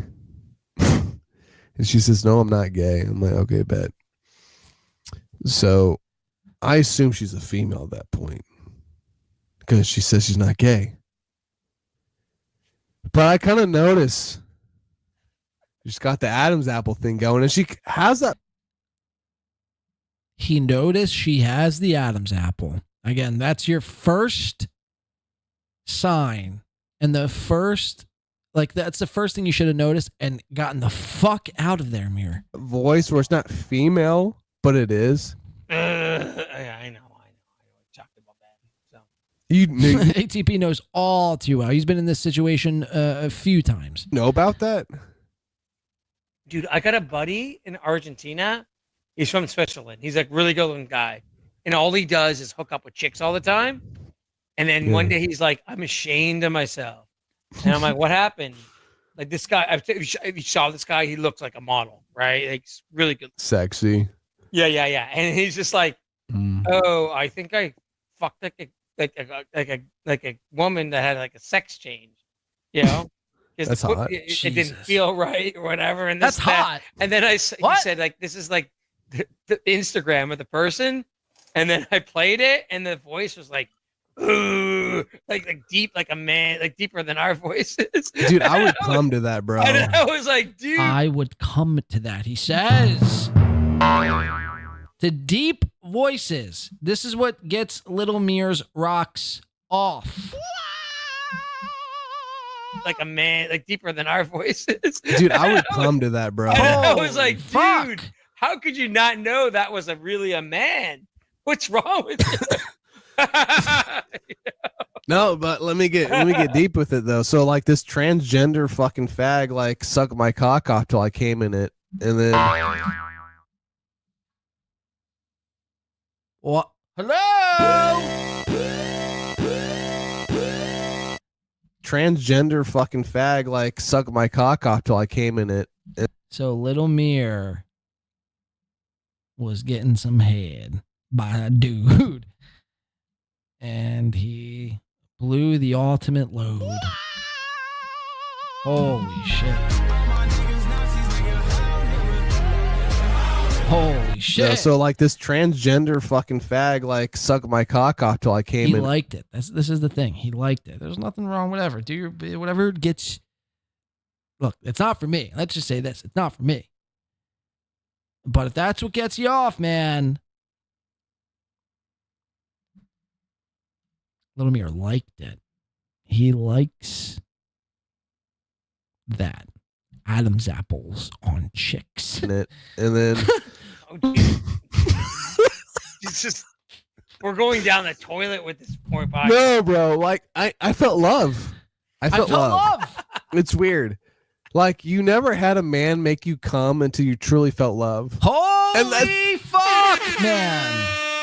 You never had a man give you, what's he say here? Like you never had a man make you come until you truly felt love. You never met a man that made you come, that made you truly feel love. Am I getting this quote right? It's weird. Like you never had a man make you come until you truly felt love. Until you truly felt love. Holy fuck. And that's weird to me. Hey, No, I'm I'll not say into this men, for dude. every straight person watching this show. You will not understand a true individual who understands what you feel about how you come until a man takes care of you. Because a female, oh my God, listen to that one more time. Individual who understands what you feel about how you come until a man takes care of you. Take care of you. So basically what he's saying is you won't know what true satisfaction is. If you're a straight male, you won't understand what true satisfaction is until you let a man fillet you and finish you off, essentially. This is some sick, twisted, perverted, I don't even know what to call it, man. Come on, little Mir. Come on. About how you come. He loved it. He loved getting some dome.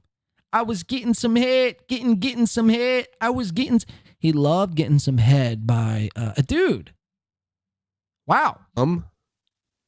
Until a man takes care of you. Because a female just thinks what you want. Right. I think a female just thinks what she wants, but a man, listen to this, Cope. This is almost as bad as the fucking Nick Rekieta saying 1 in 5 children in the world are popping fucking positive for cocaine. But a man, how many first source?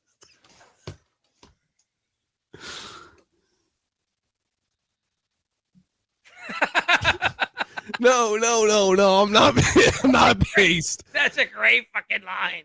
So fucking no. Like a female thinks what a man wants, but a man knows what you want. So a female only can guess what a male wants, but only a man knows what a man wants. What a man wants, what a man needs, whatever gets you there sexually, and I'm blowing you. I don't know the rest of the words. I'm so dry. Little Mir's getting head from dudes, guys, and he's finishing, climaxing, and loves it. He loves it. And I'm not kidding you. The best head, the best butthole play. No. The best, I would say, purely. Mir, are you a top or a bottom? Did you get railed out by this guy? So it started off as like a little innocent Tinder date you thought you were going to get some free puss by. Ended up you getting railed out by a dude. Ugh. Yikes. Best, I would say, purely innocent pleasure of just an individual to an individual. When you look in their eyes and you say, you made eye contact while you were getting butt play? I mean, pleasure me. Holy shit. They look back at you and they say, yes. They say, oh, fuck, man. Oh, God. An individual to an individual. When you look in their eyes and you say, pleasure me. I can't, dude. I can't. They look back at you and they say, so as Mir's hitting this person from behind, the person looks back, Mir makes eye contact and is like, pleasure me. yes. Yes. That is something True love. that you can never, It's true love. ever, like, lose. Like, David, tell me a point when you looked at somebody and said, pleasure me, and they said just yes to you back. Addicted to the Profits is getting Brazilian fucking porn stars. He's getting chicks that pleasure him all the time. I just want to give a shout out to the best podcaster, I think, the next Joe Rogan, a brave soul, getting butt play by dudes and blowies from dudes. Little Mir, guys. Little fucking Mirski. Who would have ever thought? Who would have ever thought? Let's play one more clip from this podcast. There's one more. Things get even gayer. Addicted to the Profits leaves. Mir goes on a gay outro at 3:22. And this will be the last clip we do. We're going to stream snipe Chad, his live Kumia's Cucks Part 2.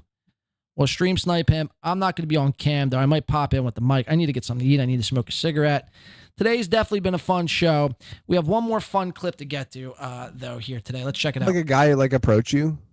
Yes, I'm telling you, man. Especially when I was younger, like in my 20s, Yeah. gay men loved me. Like I'm just telling you, like they would always hit on me.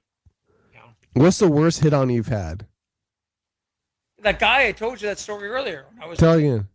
Tell it again. Why? And the guy was like, so. Mir's like, tell it again. This is getting me hard. I told you that story earlier. I was Tell again. at the Y, and the guy was like, so you go to strip clubs? And I'm like, yeah. And he's like, male ones? I'm like, no. And he was staring at me the whole time in the shower. It's like an old, disgusting man. And I was like, I got to get out of here. Like, this is gross. It's like. I one time was at a YMCA. And I remember this like vibrantly. You love telling crazy stories, man. I was probably like 15 years old. I was probably like 25 when that happened. So. Well, maybe it was you. Hey, go on. I was 15. I remember this. I came from the pool. Oh, Jesus Christ. Into the locker room. Just coming everywhere. And I've never told Soul this. I came in before my friends did. I think it was like my friend's birthday or something like that. But I came in first because I kind of want to like, cool down first, get dry. I wanted to get dry. I was in my locker grabbing my stuff and I saw a man, God. older man, naked, obviously. You know how they are. Right. Older men in their clothes. They can't keep them on. Am I right? And he undressed in front of me. Raggedy balls. Flabby skin. Look at Mir. This is what turns Mir on. He's thinking about that day at the Y at 15.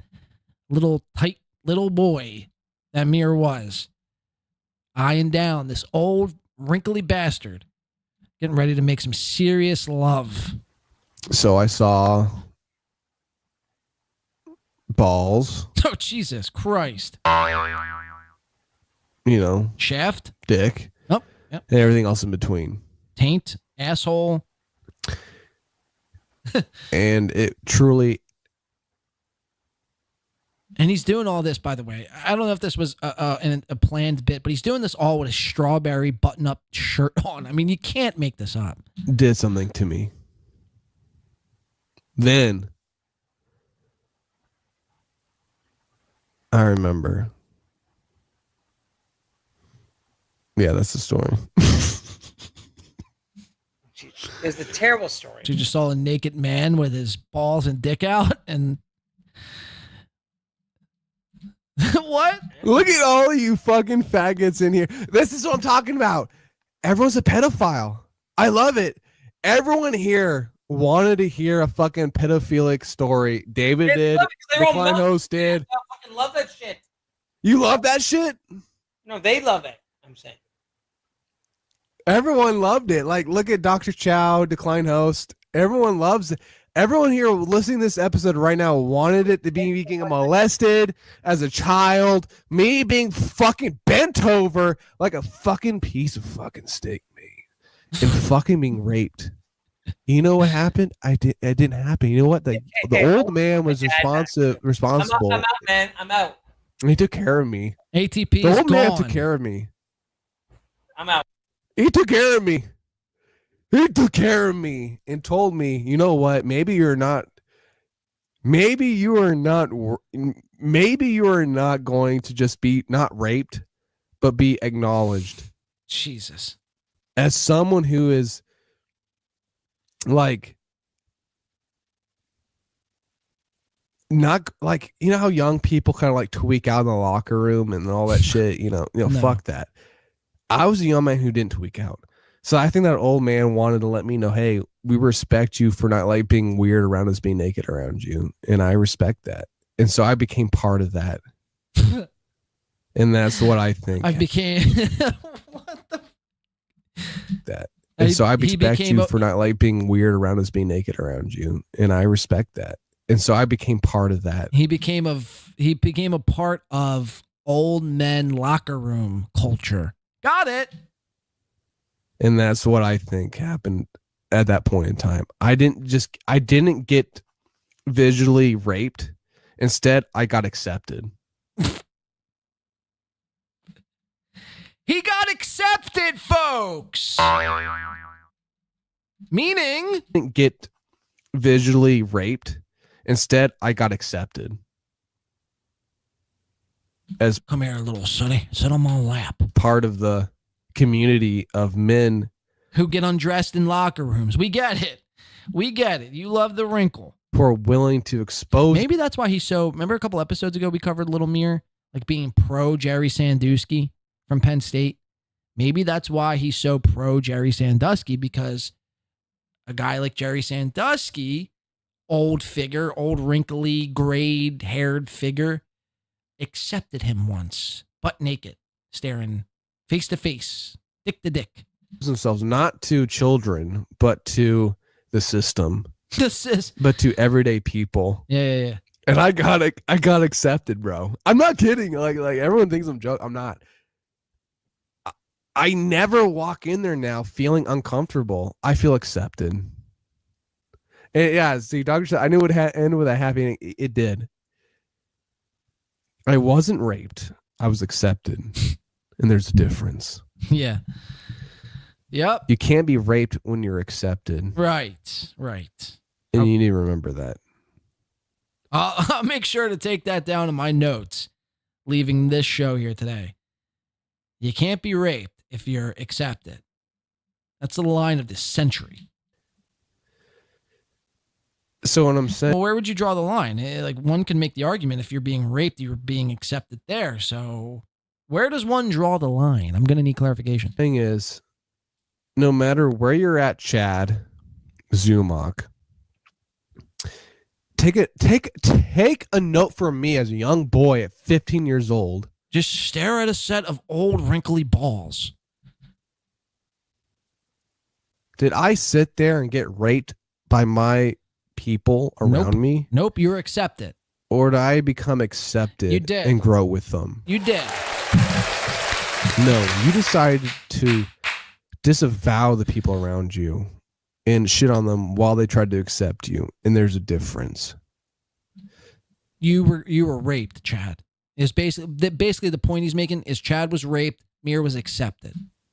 I, as a young man in the locker room amongst men, and I tell you, they're men.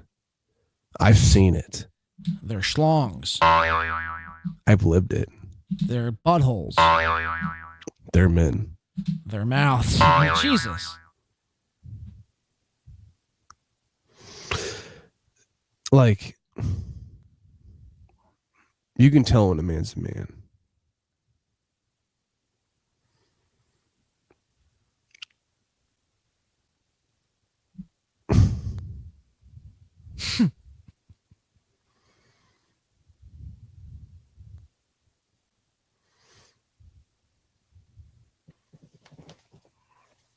All I'm saying is this. I remember, and I know all of you do watching this who are men. As little boys, walking in there. You've had those moments, even when your dad was out of the picture, when you were scared, when you truly felt lost, when you truly felt emotionally not unaware, but unattainable.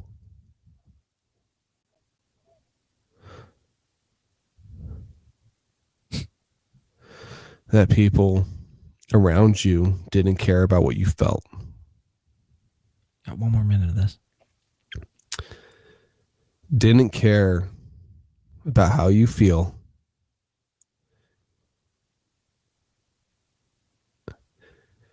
How you, like, it's weird how I say it. It's not everyone cry on stream. It's just like, dude, you know it as a male, and everyone can sit here and lie to me, but they know. You have that presence when you're just like so insecure, you don't know what to do. You're like holding your shorts over your cock. You're like, what do I do? What do I do? What do I do? What do I do? What do I do? Yeah, it's the exact saying I have when I'm in a gym locker room with my shorts over my cack. What do I do? What do I do? Shorts over your cock. You're like, what do I do? What do I do? What do I do? But when you truly are just able to just relax and be accepted and never care anymore. Right. That is a feeling you need to learn as a man, that you will learn. And that is a father figure like skill that will be taught to you by your father. That Chad Zumock will never learn. That is true. Because Chad Zumock's father is dead. Right. And his stepfather beat the living shit out of him. He did. Because he didn't get the coffee right. So Chad Zumock is a fucking fag. Wow. And will never do anything remotely. I love how all this goes right back into Chad Zumock. Regarding anything what a man would do. So Chad Zumock, you're a faggot. Wow. You're garbage. Good luck, buddy. Gesundheit. I don't know what to tell you, bud. Other than that, are those wise words for everyone watching? I hope so. Thank you. Don't get raped in the locker room like I did. Don't get raped. I think that's where a good point, a good place to put it. Little Mirror. Brilliant stuff. Again, brilliant stuff. I mean, talk about a roller coaster worth of emotions there on that Mere Musk podcast. What started as a Fuck You Chad podcast to Addicted to Profits being blocked, and then Chad putting out this long Twitter comment about ATP to end like that. Again, that's in the running for podcast of the year, I'd say. All right, I think what I'm going to do is I'm going to play my outro just so I know where to clip today's show at and cut the rest out. I might leave the Chad segment. We're going to go live into Chad Zumock, but I'm going to kind of sign out. I might still be behind Mike. I just need to get some food and smoke a cigarette, maybe some water. So thank you for everyone who tuned in today. Thank you to everyone who contributed on to today's show, such as... We have a lot. We have Soft Weekly, Aaron the Rat, Roy Khan, ESQ, W Man and his Piss Works, Big W, Steve B, Nice Podcast Stupid, NJ Ranger, Balls Deep, Ewa, Isaac Walmart, Mod Chris, The Real Stevie Lou, and POTUS Felonious, Shades Cal, and Balls Deep. Thank you so much, guys. And thank you so much to our mods, K McDuck, Chris, J.E., Mr. Z. I think that's all that made an appearance here today. Thank you so much to our mods. We do appreciate every one of them here today and everyone who contributed. Thank you so much. Tom Chostrom's going to take us out. I'm going to play the intro, but I'm not signing off. We're going to stream snipe Chad and see what he's up to. So without further ado, Tom. No, hey, everybody. Thanks for hanging out with us. Thanks for being here. Pretty solid effort all around, I would say, mostly from Corey and I. Luke had some good points. But all in all, a good show. Thanks for everybody for being here. Let's call it a night. Let's call it a night. We're not actually calling it. We're not signing off. Again, playing the intro, and we'll be right back on the other side of that. I'm sorry, I keep saying intro. It's outro. I'm going to play the outro. Come right back for the snipe of Chad Zumock. So just let the outro play, just so I know if I'm going to cut the show, I'm going to cut after the outro. So we'll see you on the other side. And thank you for everyone for your support. Continue support. Hit the like button on the way out. We do appreciate that. Thank you to everyone. Stay safe. Stay kind. We'll be back on later this week. Chad Zumock snipe right after the outro.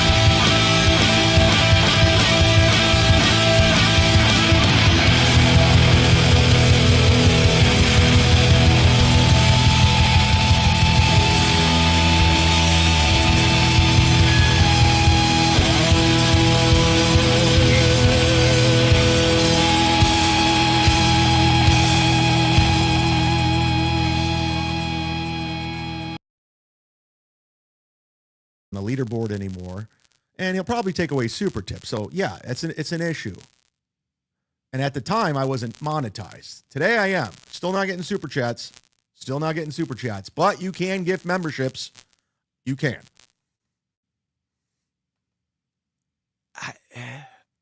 It put me right to sleep. I nodded out. That's such a...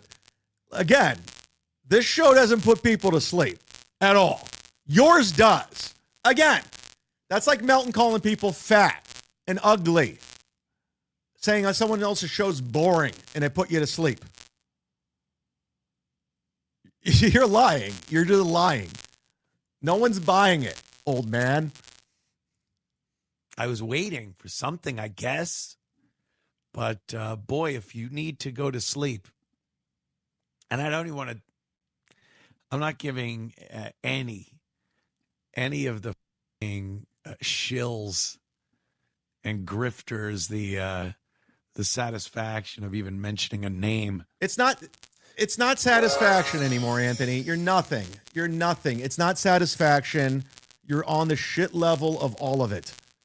You're not better than anyone. You're at the bottom of the barrel. You're a fallen star. You're no longer Opie from Opie and Anthony, or Anthony from Opie and Anthony. You're hanging out with the potato. You're down here in the shit verse. So just say my name. We all know. 7 people sent me this clip saying he's talking about you. Just say it. I'm talking about Chad. You pretty much say it later on in the clip anyway. You said it was right before your show. Your show's at 4. I was on at 3. But I got to tell you, I was stunned at the sheer lack of anything, the waste of bandwidth that could. What is this show? We're watching you right now. What are you doing that's so great? Literally, you can watch any clip throughout an hour and a half Anthony Cumia's show. It's this guy talking about his dog, talking about singing karaoke over the weekend, talk about going for a walk.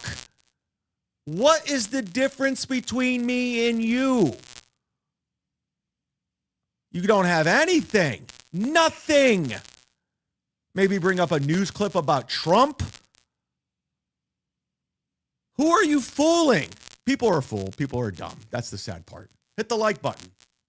Would have been used for a internet speed test by somebody else. It was a complete waste of the digital technology that goes into putting out something digital. I don't know. Yeah, it's not as good as Opie's show. You're right. It's not as good as Opie in the Park Unleashed. You're right. Oh, Anthony. I get it. I was once your friend, I think. I was once on your show. I remember you saying I was hilarious, and it changed when Chrissy and those guys said I wasn't. I don't know what to say, man. Don't know what to tell you, buddy. I want a show like yours. I want to talk about my dog. I want to talk about playing video games. I want to be on Twitter all day. It's a really good life. I want to go drink beer, even though I'm not supposed to. I want to do it all. Oh, my God. I want to do it all. It ruined me. It's like a weapon. I ruined him. Whoa! I ruined him.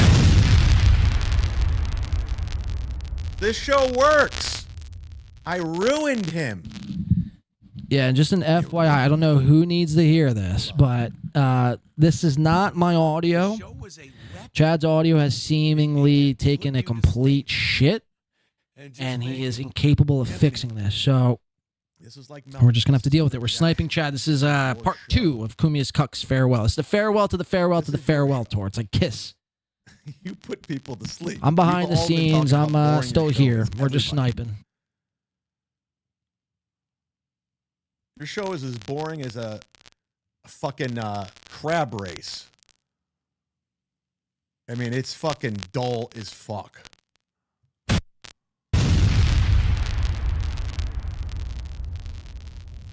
Feel like lethargic. Holy jeez. Yeah.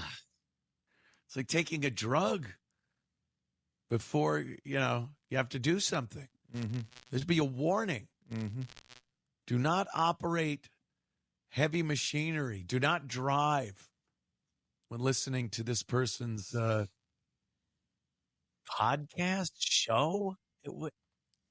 It's the same as yours. It's the same as yours. Everything's the same. But boy, if you need to go to sleep, and I don't even want to. I'm not giving any of the shills and grifters the satisfaction of even mentioning a name. Just say me. Just say me, bitch.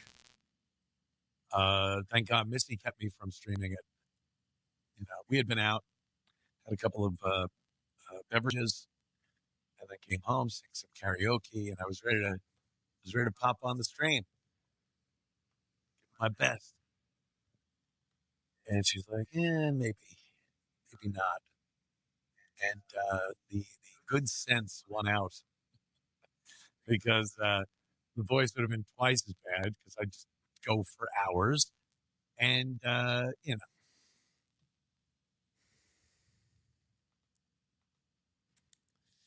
Yeah, I don't know what to say, man. Your show's pretty good. It's very exciting. You and Missy went to sing karaoke. Got it. Cool. Yeah, you're right. I gotta learn. I literally got to learn how to make my show exciting like yours. I'm working on it, dude. Hopefully I'll have a heart attack this weekend. I can go get surgery, get put under for a month, start texting Opie saying I'm so sorry for being a dick.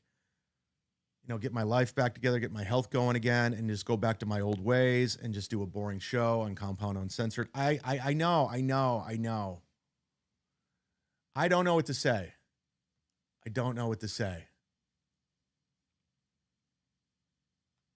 Dummy, practice for your interview and repeat the line. Will you be using your mobile app today? Will you be using your mobile app today? Dad, I can't riff. Thanks, Todd.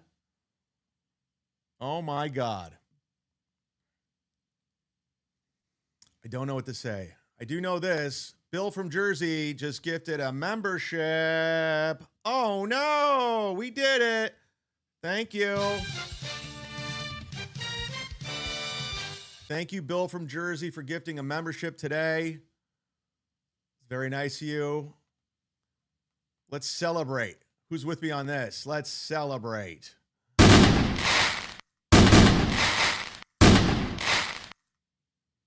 We're back to being monetized, everybody. We're back to being monetized, and I'm very happy about that. And again, we cannot super tip the show right now. I don't know what's going on with the super tip system. It is out of my control. But we are back to monetize, and we're going to work on it. We're going to continue to work on things, and that's fine. It'll take a chance. Listen, I'm getting, I'm understanding there's crackling going on. I don't know what to tell you guys. It's just what it is. There's nothing I can do right now, so you're more than welcome to leave.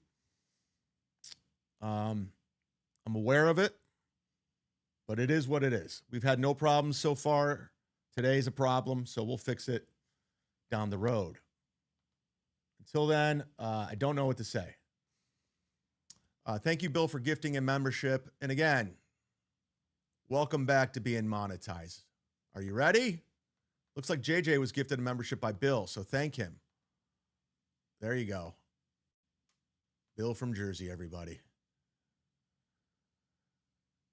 Oh, no. Where do we go from here? Where do we go from here? See if we're all caught up over here.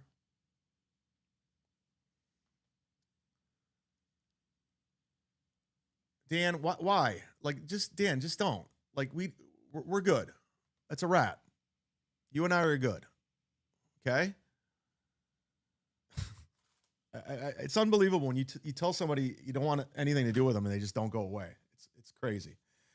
Speaking of not going away, I want to thank the $100 tier, my $100 sponsors who keep this thing going, everybody, and I appreciate it sincerely. I appreciate it. We have 5 people on Rumble. Wow. I want to thank D7876. I want to thank Vinny Cash.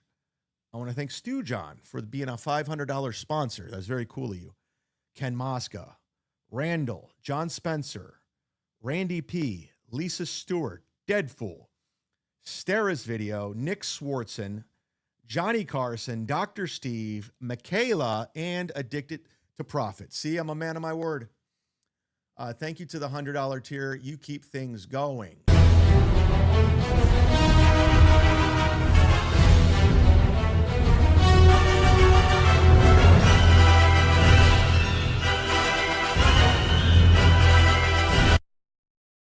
And you too could be a $100 sponsor. What do you get? Glad you asked. You could be a $100 sponsor. You could promote whatever you want. Do you have social media?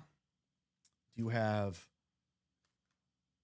somebody running for office? Do you have an invention? Do you have a hot sauce? We used to have a hot sauce until the guy who owned the hot sauce went crazy on me.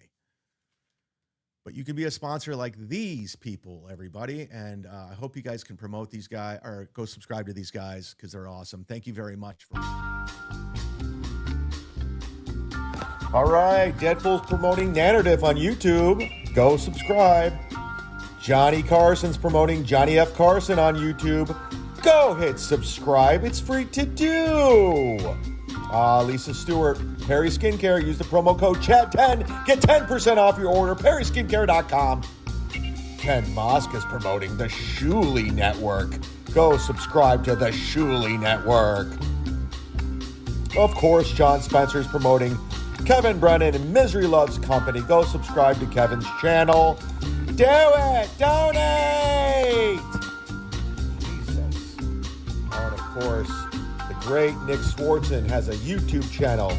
Sword Nation, go subscribe. He's got new stuff coming.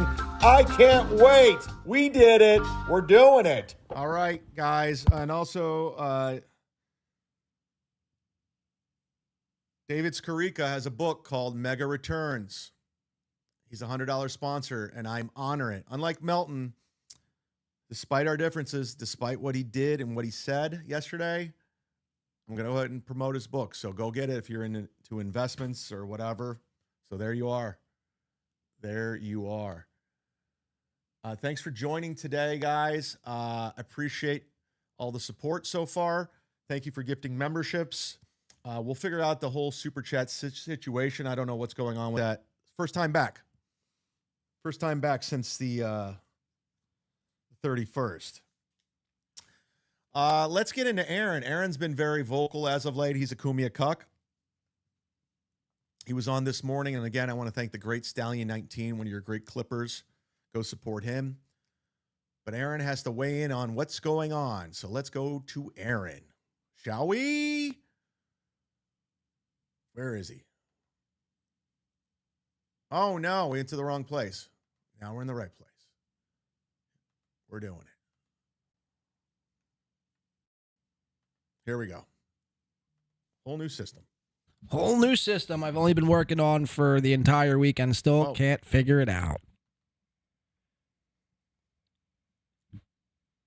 You can do it, Chad. Just a play button. You took another shot. You know, you failed. All right, a lot we're continuing to watch, Chad. We might wrap it up. shot. It's very boring. This is supposed to be the grand finale of the hit show that was Kumia's Cucks. It's been a snooze fest. Snoomia's snooze. Kumia's snooze. Guys, look, if you hadn't called at all, you would have gotten Seems to be. result, but there We would might have been pop no off. I don't know. We'll see where it goes. I'm going to smoke. Is it like, I appreciate everyone watching here if I tonight. was that pathetic that I just follow a guy. Look at this as the around after show. Everything he does taken away, and then pretend I'm not pro gay ops and cancel culture, and then to fail at it too. It's like you've got to have some successes here and there, otherwise it's just embarrassing. But you know what? They don't embarrass easy. You got to give them that. Thank Christ these aren't the same people that would be hypocritical and start screaming, "Oh, poor victim," if gay ops ever happened to them. Oh, yeah. Oh, God. They cried to high heaven. I mean, Patrick is trying to create shadow companies because he's scared of getting sued for super tips because people have figured People out wonder why I don't want to touch this shit. Right. They're like, why don't you use super tips? You'd make bank. Like I got pissed because I had to explain this yet again on my show. So that was like the one, if anybody like, oh, we got to win. We got to rise out of Johnny. Like, I guess it's a win. Well, here's the thing. I used to think the same way until I got put in the position where I actually tried it out. Melton's been being a cunt with me. He took away all my AI voices. I was making bank off that, 100%. I looked into it. The system's on the up and up. Him, however, I don't know about Patrick Melton, honestly. I'm really disappointed he did what he did. That was definitely like an ego move. That was definitely a controlling situation. But it's on the up and up. If you want to use the super tip system, I'm telling you right now, and this is coming from a guy, I don't care for Patrick. He's been nothing but a shithead to me. He tried to say he was a good guy. He went out of his way. Meanwhile, he sits around watching Steel Toe for 6 hours, so I don't buy that. I stayed in a comedy condo with him one weekend. All he does is sit around, vape, and watch TV. So with that being said, me being on board was very beneficial. I'm a big megaphone. Whether you're like me, I'm polarizing. I do generate revenue. But he handicapped me. He crippled me. He took up my legs out from under me and took away all my AI voices. So I was killing it. But the system is in play. I will say that. And I will say that until they take it away. The system's fine. They're not taking information. That's a lie. It's easy to say so because Patrick's so polarizing and not likable. You want to say that. I said that. It seems shady until I looked into it. It's not. So if you do use the super tip system for anyone across the board, you're fine. So they're wrong. And again, the 3 test shows that I did, it was very profitable and very, very, very cool. But Melton got a stick up his ass and took away my AI voices. After I turn off the show, I don't think about it, but this just reminded me of that. Somebody bitched to me about like getting super tips, and they're like, "You'd make bank," and I'm like, "Would I?" I don't know. Like, are more people? Are there people watching the show right now? They're like, "Well, I can't donate unless it's in some stupid Twinkie." Unless I can't donate to a show unless I give Patrick and Moody all my personal information. That's not the truth. Listen, this is how you know it's for real. Like, Melton showed his true colors again with me. He fucked me again. like I knew he would. I knew he would. I didn't think it was going to be in 48 hours, but he did. He got into his feelings. He got emotional. He did an emergency show Saturday after he saw MLC when I said he was a creep and I don't trust him. I don't trust him at all. And I'm predicting he will kick me off this system by the end of the week. I'm predicting that. He's got a lot of eyes on him right now. He's definitely handicapped me with the stepdad, my voice, and Dr. Steve. He took away April. He took away everything. But they're not getting your information. It goes straight to Stripe. It's like signing up for Patreon. It's like signing up for locals. It's the same thing. So Aaron's wrong. I can honestly say that. And you know it's coming from a good source because I have no defense for Patrick. I'm not a fan of his. I think he's a shithead. He's a shitty dude. So go ahead. Right. And I've been like, I don't trust this. I don't want to do this. I tuned into part of your show last night and you said something about Boozmock and Rage Piggy guy. Zumock. Going at Zumock it. And you explained the... Oh, he called me Rage Piggy guy. I'm Rage Piggy guy. You know what the sad part is like I'm in better shape than every single one of these people. Every single one of them across the board. But they're calling me Rage Piggy guy. Got it. Sounds good. Cripple. Beginning of it, because I was on my way to the grocery store, or on my way back from the grocery store, excuse me, when it was playing. And so you were saying something about, like, I guess Chad got cheated. Like, well, and I'm sitting here listening to this. I'm like, oh, thank Christ. Never did. Apparently, you have to let Melton access your computer to sign up for super tips. Yeah. I mean, look, I get it. This is where they're dumb. You don't have to do that.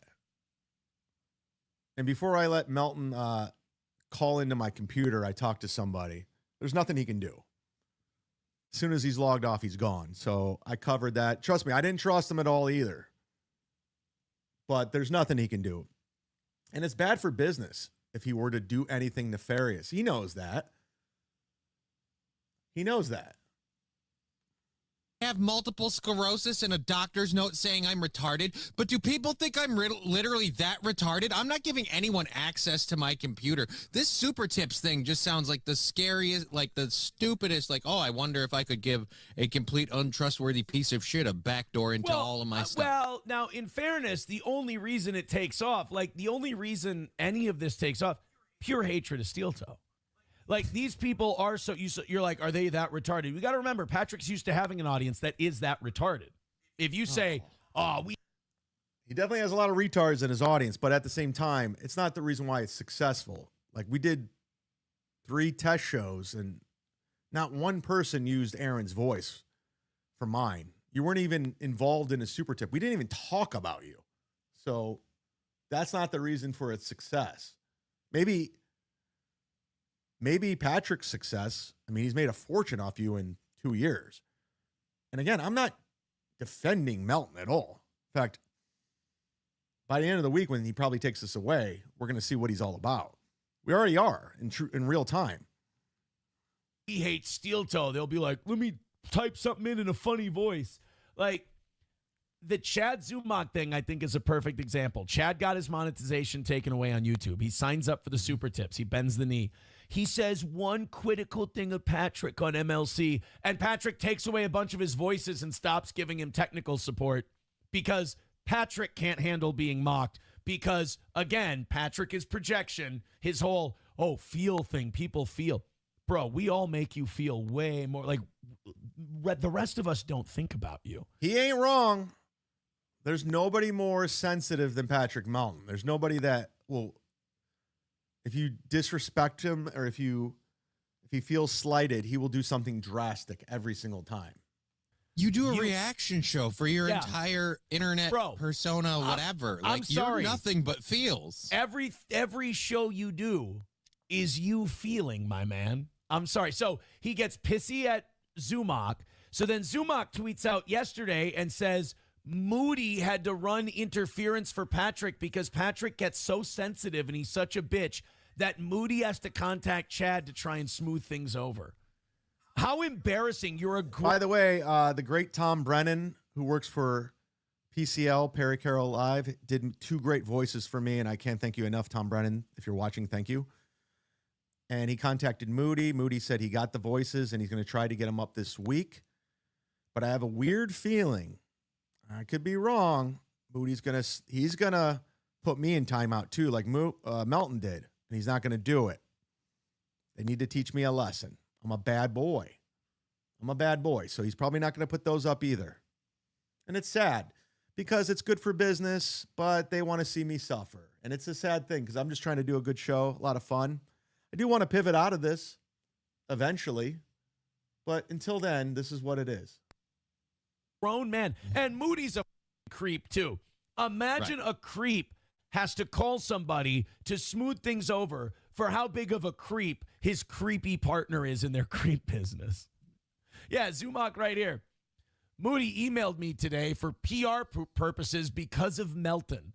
It simply is bad business to take away voice tips and revenue opportunities from me because Melton is emotional and reacts.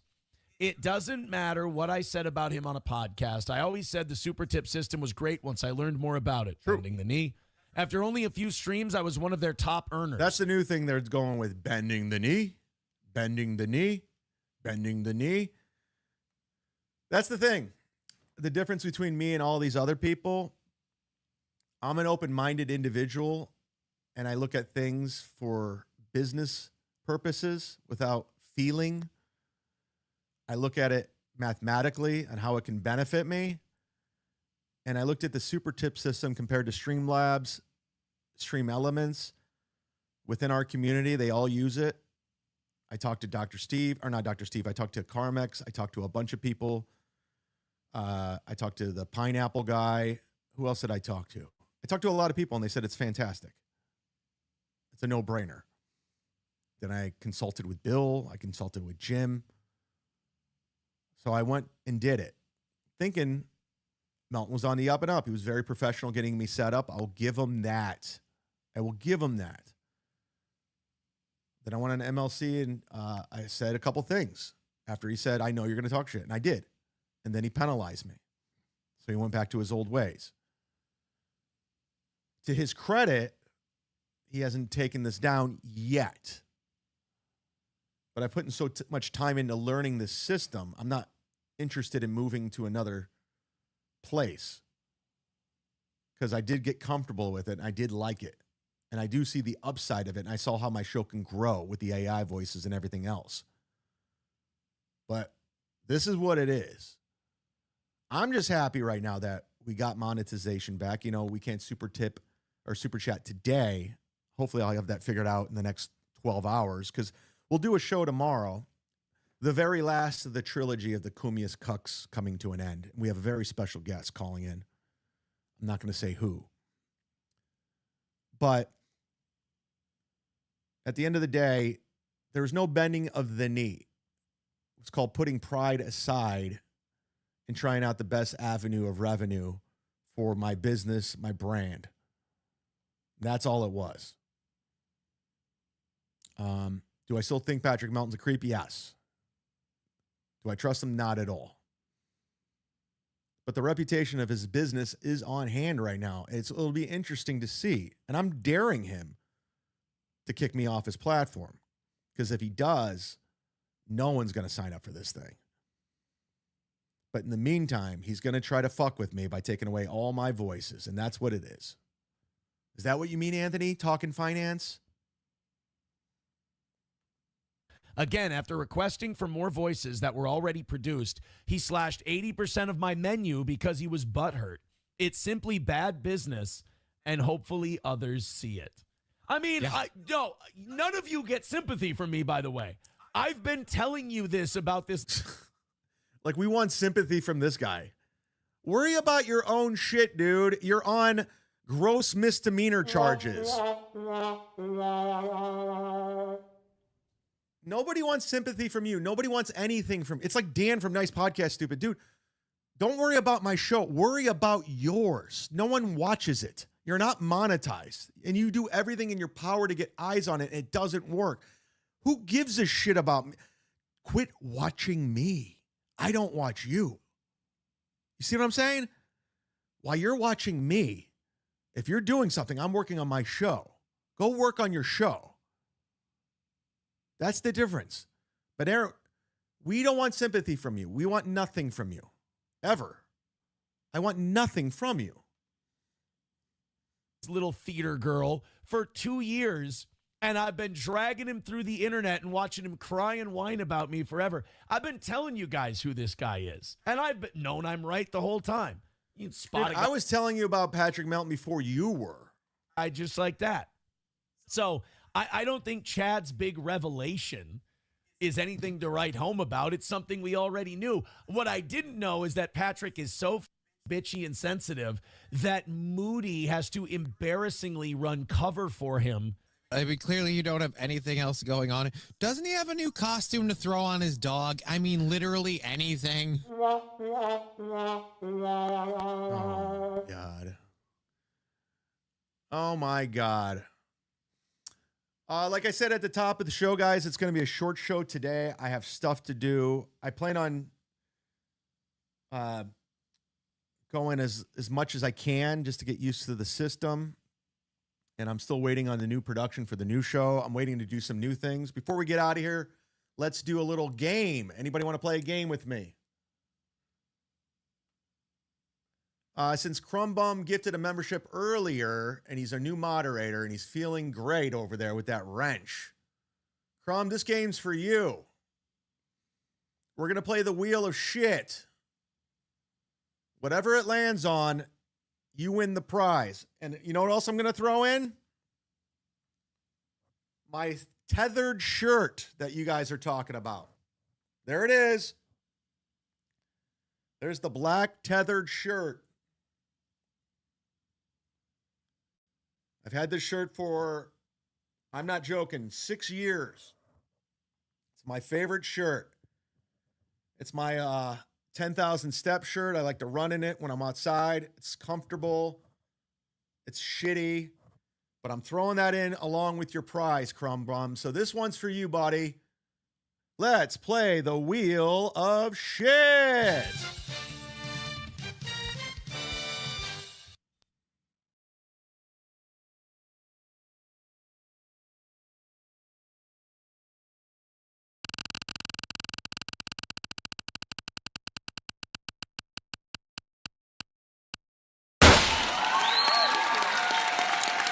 Crumb Bomb, you nailed it, Crumb Bomb.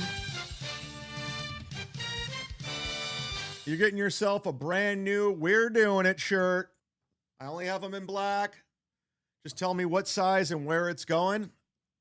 I know you live in Florida, so the postage won't be that much. So congratulations to Crumb Bomb, and thank you for being a moderator. Shout out to Fernum. Fernum's a new moderator. I appreciate it.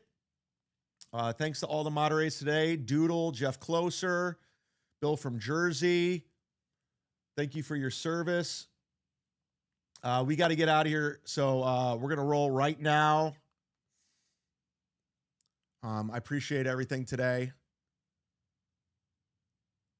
Doodle, if you want to set it up, we can get the hell out of here. We'll be back tomorrow. We'll do a better show tomorrow. We'll do an action-packed show because it will be the very, very, very, very, very, very, very, very, very, very, very last show of tomorrow. Oh, and this Saturday, this Saturday I'll be at McCurdy's, but this Thursday on MLC. This Thursday on MLC, Jamie Kennedy's doing the show. My buddy Jamie Kennedy from all the great movies. He wrote Malibu's Most Wanted with Nick Swartzen. So he'll be on Kevin Brennan's show this Thursday. And I'll be there on location. I'll be there on assignment. So looking forward to that. But I'll be back tomorrow with a very special guest on the phone for the very last Kumia's Cucks. But excuse me, what did you learn today on the show? Ooh. I learned my audio was terrible, right? What are you going to do?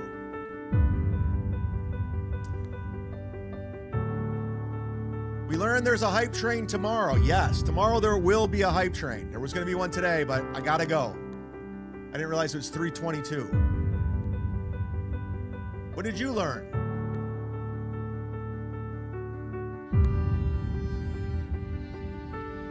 learned Jamie Kennedy rules.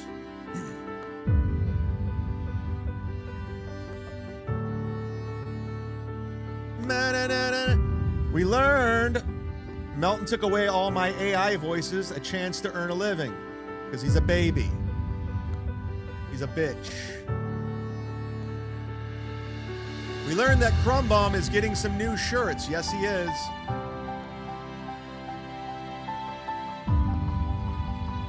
We learned that Ray sucks. We learned Melton is a sensitive girl.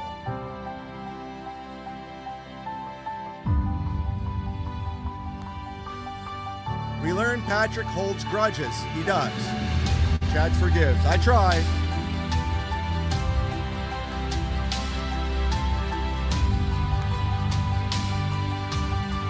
This isn't true. It's impossible. That's a lie. That's a lie.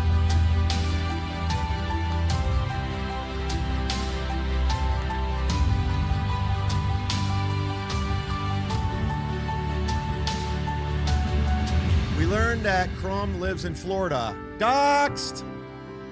By the way, thank you, Mike, for that thing you sent me. He does. He lives in Florida. There's nothing you can do about that. We learned Anthony Kumia watches the show. Hi, Clay Dabbler. We learned Ray is definitely going to get DeVito'd by Ashley Cummings. DeVito'd.